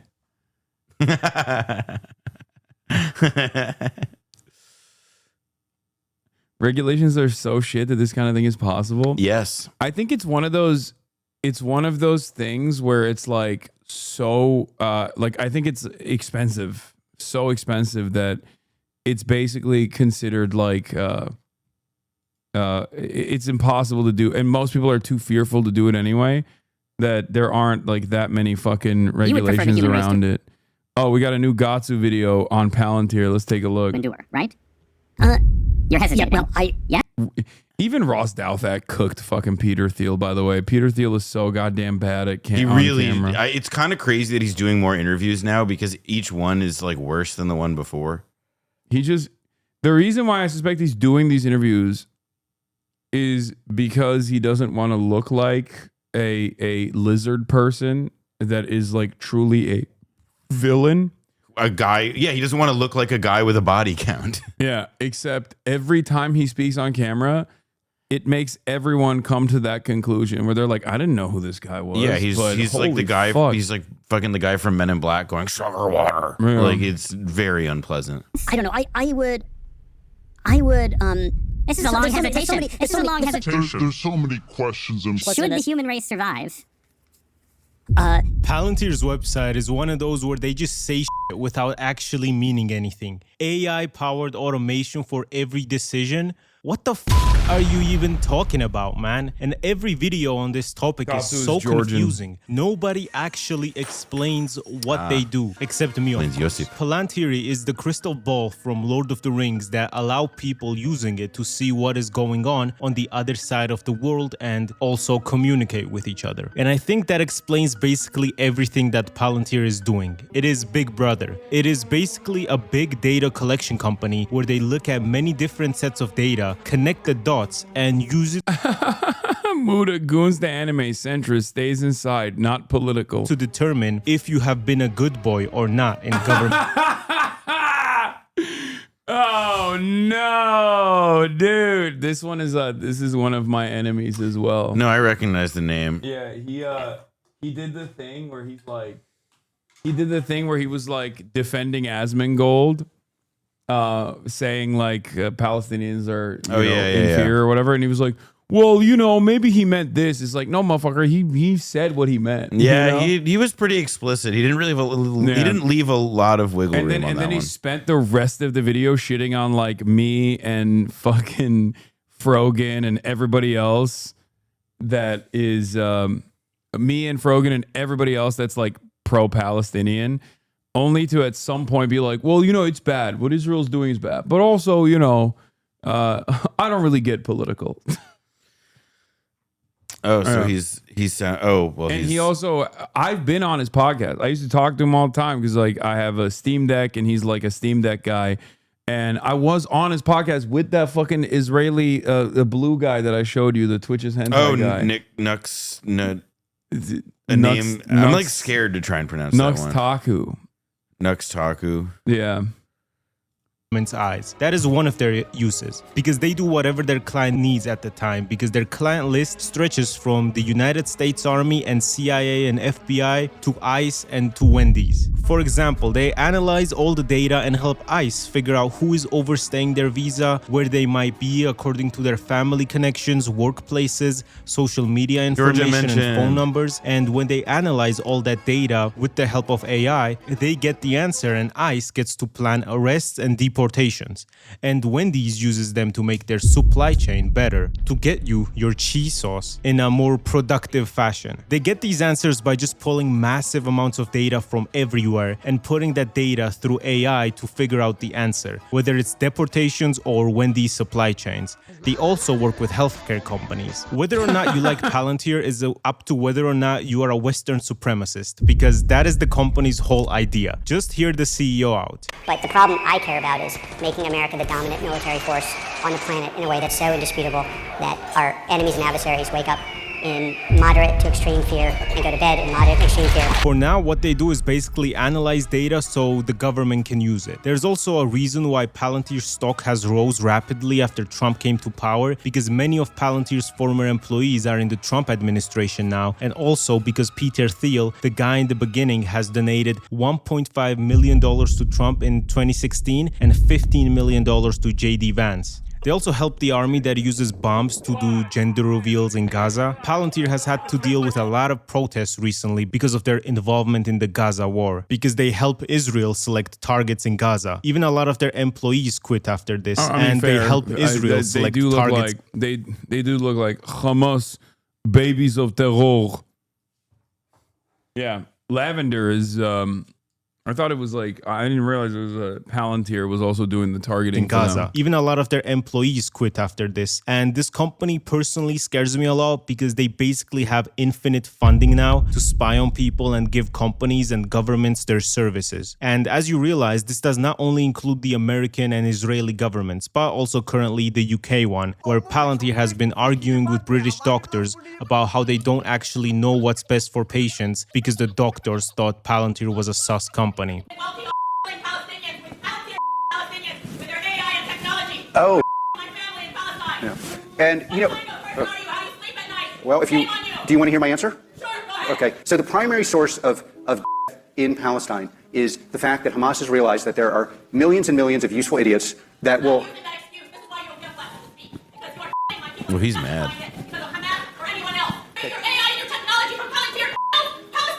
Mostly terrorists, that's true. The only thing I can think about is that America became everything it was accusing China of doing. They use face tracking software to judge if you're a good person or not. We don't do that. Trump taps Palantir to create a master database on every American. Mr. Thiel, do you have any comments about Palantir's surveillance of the American people, sir? Or any of your connections to Jeffrey Epstein? Dude, he's so fucking freaky, dude. He is a terrifying individual.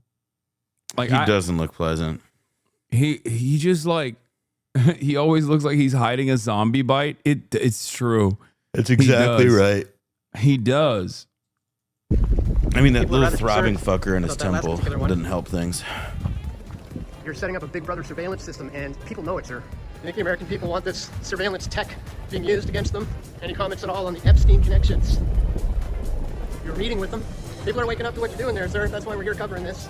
So now a private company is going to have data about every single American which AI can use to judge if you've been a good boy or not, which is the most dystopian. Oh yeah, don't forget Muda defending Epstein after his debate and calling Norm Finkelstein unhinged and emotional. Yeah, that's true. That was a really funny moment because even fucking Sex Pest and he was like, these are my fucking allies? They sound like morons. Shit I've ever seen. We're all used to the fact that social media companies store your data to serve you more personalized ads, but this is crazy because this is a file on who you are as a person, including every single detail of your life, including the IRS, social security, immigration databases. This is some Metal Gear Solid shit. It will pull all the data together and then AI will quote-unquote profile behavior, detect fraud, and identify individuals or patterns deemed. That's Geopold. That's another Zoomer editor. This is like, they do like Zoomer edits. It's like all over the place. Like risky by the system. So basically, they will police you based on what the AI thinks you might do in the future. Where if they think you're a threat, the police might pull up on you based on the assessment of AI.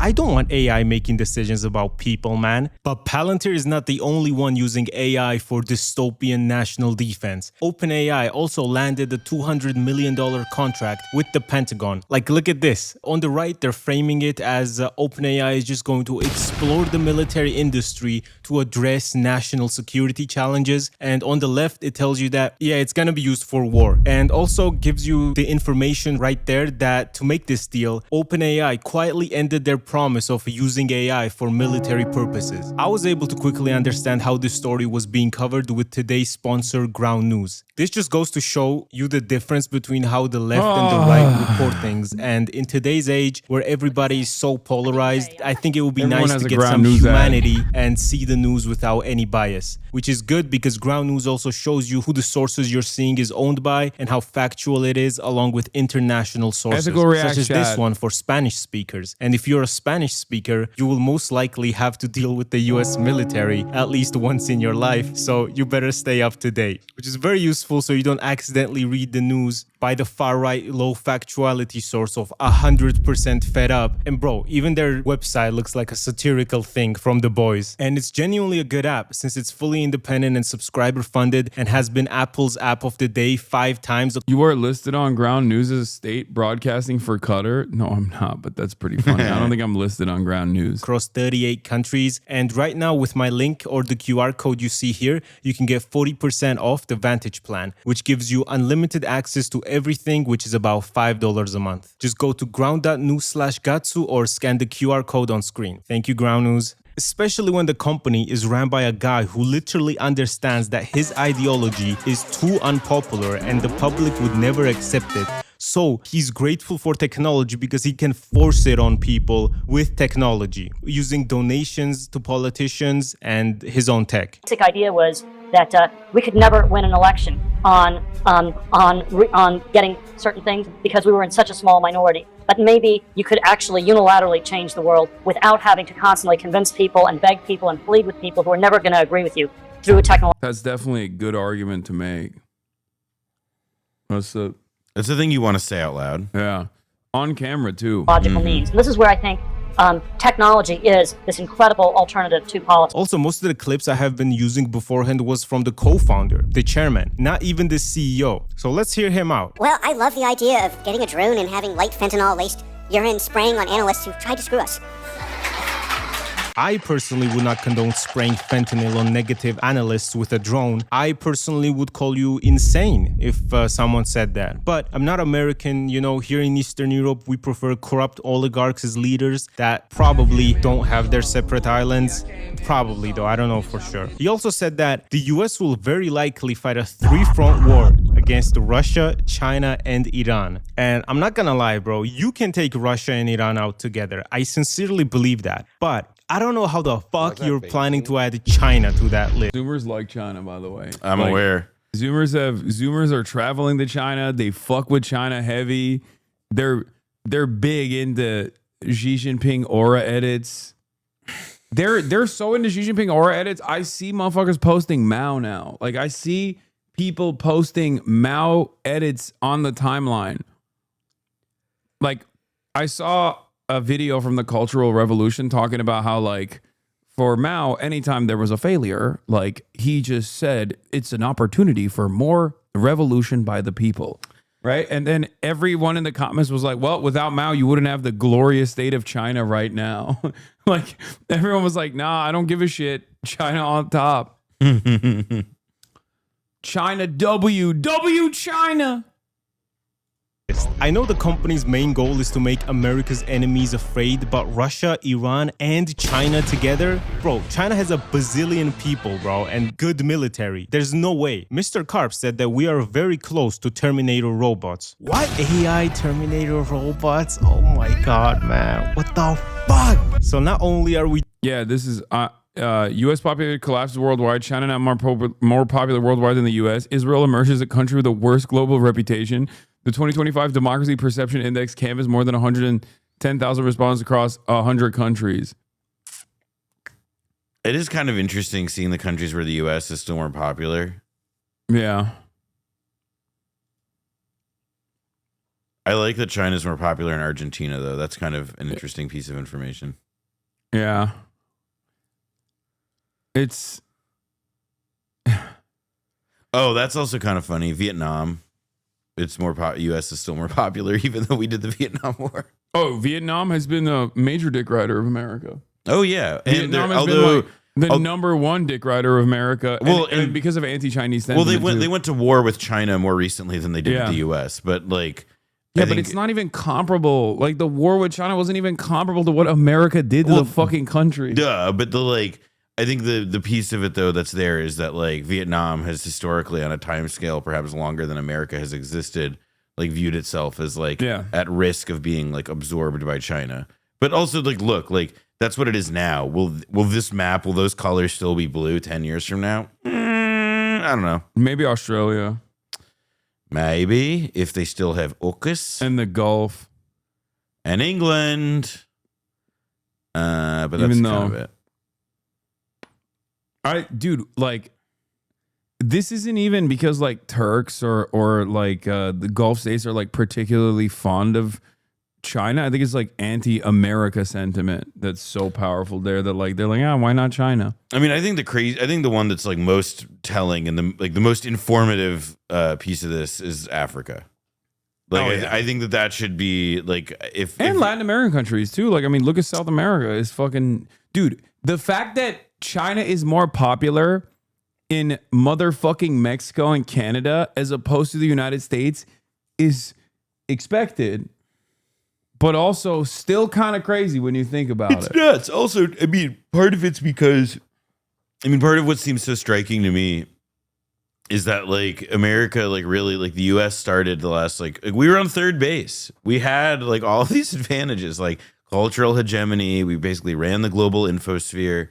But there's just no, I don't know. Part of me really also feels though that there was no, I don't know. I'm not really sure it could have like shaken out any other way because all of the things that made these countries like the U.S. in the first place, in terms of its soft power and all of the different research, like the moments at which they like even the positive revolutionary history of the country, the idea that it's a country of immigrants, that like we don't privilege one ethnicity or race or whatever over another and stuff. Like at least that the aspiration of the country was that like all that shit, people just don't buy it now. Like we've done as much as we can in the last few years to have incinerated that. Soft power, baby. Oh yeah, BYD. Here in Mexico City, BYD cars are everywhere. The first ad at the airport. I agree that the U.S. is the underdog. China's EV dominance, battery capacity, and cost edge is clear. Not sure we are taking this seriously enough.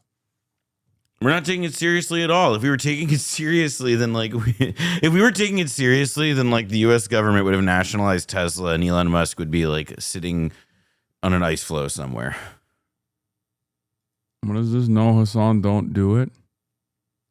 Okay, bro. That's crazy. It took you no time.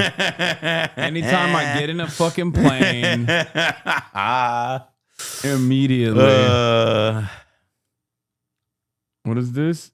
Thoughts on the Ne Zha 2 movie bought licensed by A24 clearing Superman? What is that? I want to watch what is it? Everington or whatever. Eddington. It was good. I liked it. You watched it already? Yeah, I saw it. Audrey and I saw it in the theaters. Oh. It was good. I recommend it. I think people should see it. I think it's that and like One Battle After Another. We're in for a year of like good movies about contemporary shit. Yeah.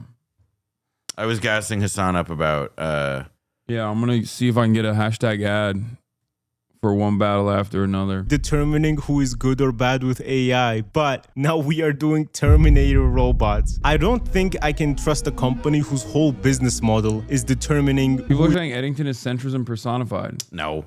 It's just because like there's like a left and a right in it, and like or like set up that way, but I don't think that that's what it's about. Like it's not. I think that it's like a very cynical movie for sure, but it's not like a centrist movie. Just like I don't think it's like a leftist movie or anything. I think it takes a certain perspective about the way in which like the Ari moment Aster was on Chapo Lamau that chatter is dumb. Yeah, but like it's not like it's important to sometimes see a movie that is even about politics. And not try and think about like, is this a leftist movie or a right-wing movie or a centrist movie? Like that's not like you're not helping yourself like watch a movie if like that's like the way necessarily you're looking at it. Because in the case of a movie like Eddington, what I found about it especially was that it wasn't like a movie that was trying to again like advance like a set of ideals. It was a movie that said like, hey, you know, it sort of like very aggressively and in a very heightened, crazy way is that it makes it so that it forces us to examine like, wow, there was this moment in COVID and in the years since where it feels like all of like the shared context, all of the things that like bind people to one another are like being torn asunder by like the psycho info poison environment we live in. And this environment that we live in, like this like info swamp that we tread, is like distracting us from like what are very real concerns that we have with one another, which in Eddington is, yes, actually COVID, which plays a role, and also has to do with like everything from data centers to it's if COVID plays a role in this political dynamic, that no wonder people are like, oh god. I mean, it's a movie about like, it's about a bunch of hot button stuff. It's natural that people are going to interpret and read it. Like, and there was stuff in it. There was stuff in it, portrayals that I didn't think were especially effective. But like, as a movie as a whole, I was very entertained, and I also felt that it made it like it was provocative in the sense that it does make you think like, wow, like what was it that like in that moment and in the years since that has like driven people, that has made people feel so crazy. Yeah. Here's what Andrew said. One more thought on Eddington is I think it's gonna make some people even more nuts, and there's gonna be a lot of annoying posts from people who don't realize who the movie is making fun of.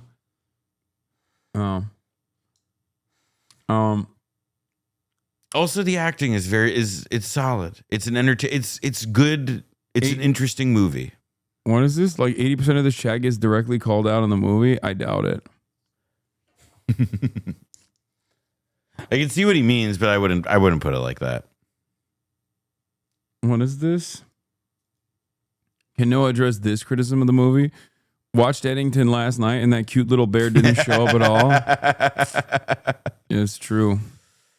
Okay, well, now I'm not watching it. Eddington spoiler-free review. I went to the theater and I watched Beau is Afraid 2. No, I'm just kidding. I watched Eddington. I like Ari Aster. I just want to say that right away. Oh, God, execute me. I'm a stan. That being said, I didn't necessarily love Beau is Afraid. There were aspects that I really enjoyed, but there were parts that definitely dragged. When I saw that this had a longer runtime and was also getting kind of mixed reviews, I was worried that this would be a similar experience to watching that movie. And then I saw a lot of reviews calling this movie centrist, so when I went to see it, my expectations were low, okay? And the thing is this is my favorite movie of the year. Are we kidding? Every film, bro, deserves prison.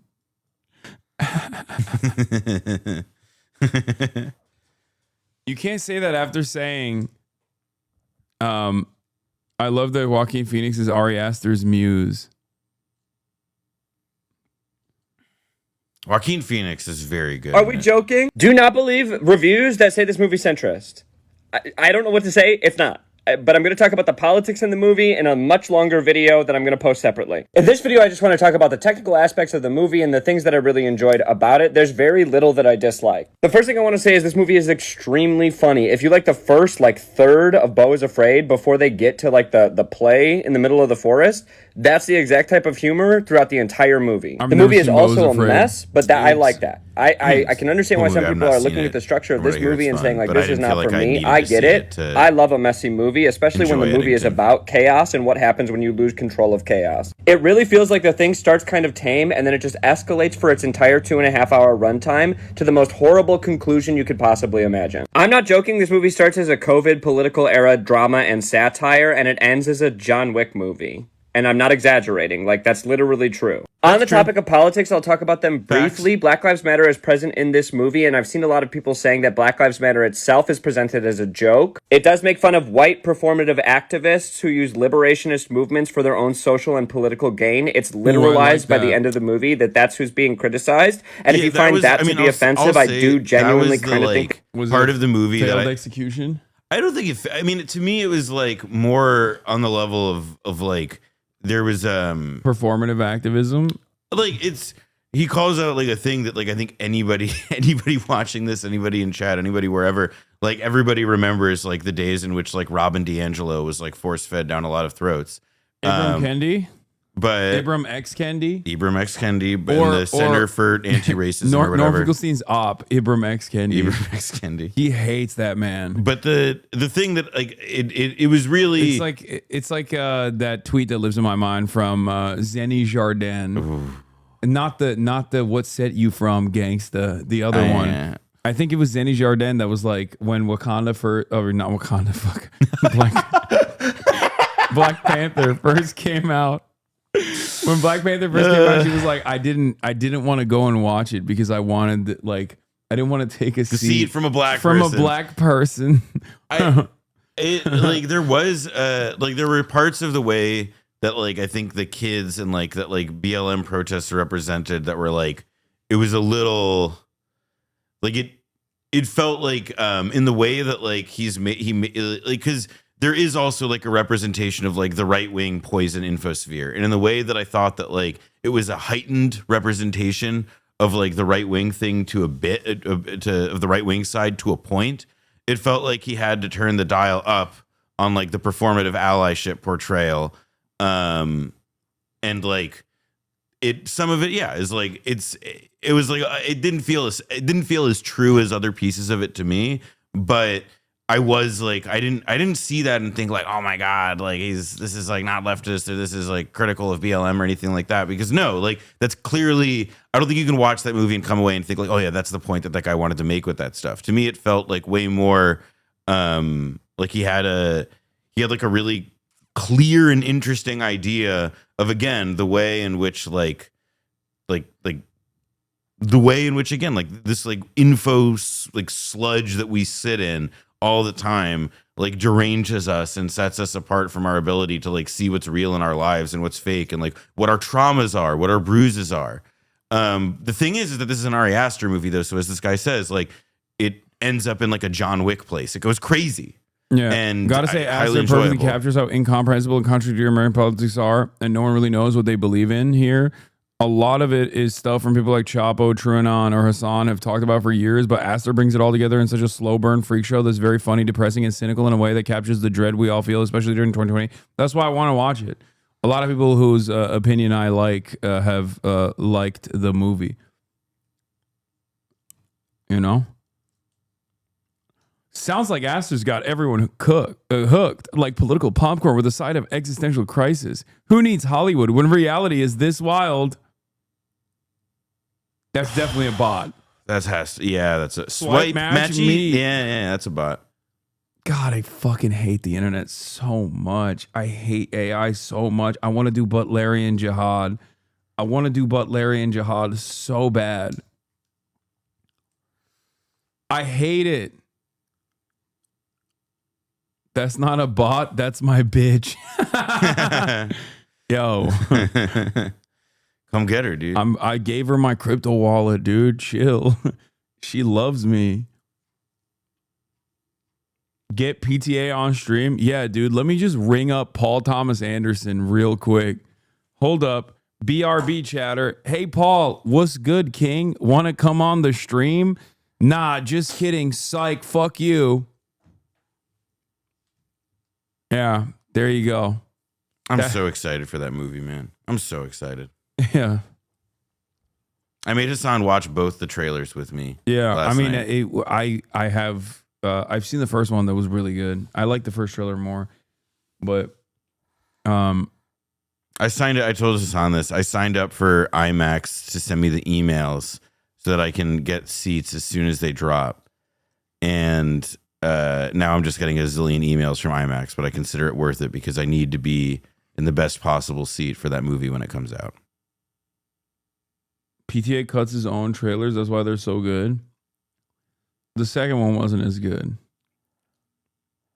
To see what? The new Paul Thomas Anderson movie coming out. What is it? One Battle After Another. I like the name of it too. It's like strange naming convention for a movie. Also, it's an adaptation of a Thomas Pynchon novel that I love called Vineland. And I encourage everybody to read it, as difficult as it is. Someone called it out, right as we were saying. There's some real cinephiles in here and real litterphiles.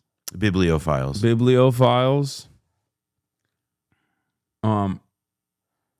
Book sucked ass, movie will too. Wrong. Vineland is a special book. It's a special book that also talks about the time we live in too. And also, like Eddington has a lot to say about the ways in which media makes people into different kinds of people. All right. Well, on that note, I think I've done enough today. 7 hours, a half day, basically. I'm tired. I'm gonna end it here. The Menu turned me into a cinephile. Was it that good? I didn't even watch it. Was The Menu good? Have you seen it? I've not seen it. You want to watch it tonight? Sure. I've been thinking about watching The Apprentice. Oh, I've been meaning to see that. I had the option on the plane. We can watch The Apprentice as well. See Roy Cohn.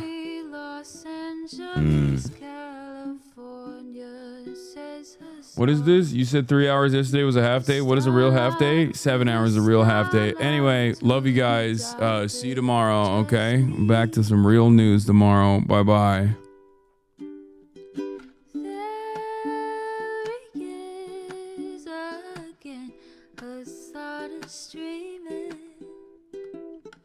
Hasan is streaming. There he is again. Hasan is streaming. Hasan is streaming. Review in the P.O. box. Uncle Uger's face. Sudden discord agitprop. Great names take embrace. Tiny Bernie Sanders, LGBTQ Air Force. The whole left at your fingertips. Ane at your door. H3 crowded debate, the Young Turks online show. 3 full fucking years of this, plenty more to go.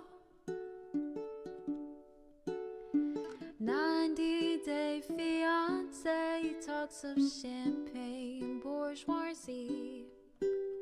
A Trump rally live reaction, a mass riot at DC.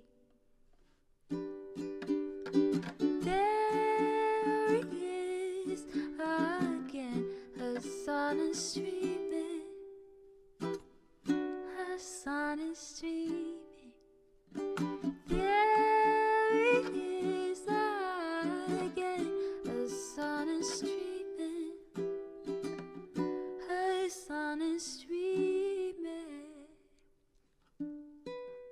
Reading a live stream, fair comments, Austin show chat advice. And all the ways the right-wing pipeline can suck you in online. JCS react, Lord frame gets broken, cover blown. A full-blown mass pandemic, monster streaming at your home. Total radicalization coming out to find. The system you were taught to trust in was broken the whole time. All these daily streams, whether big or whether small, have helped me and so many find the meaning through it all.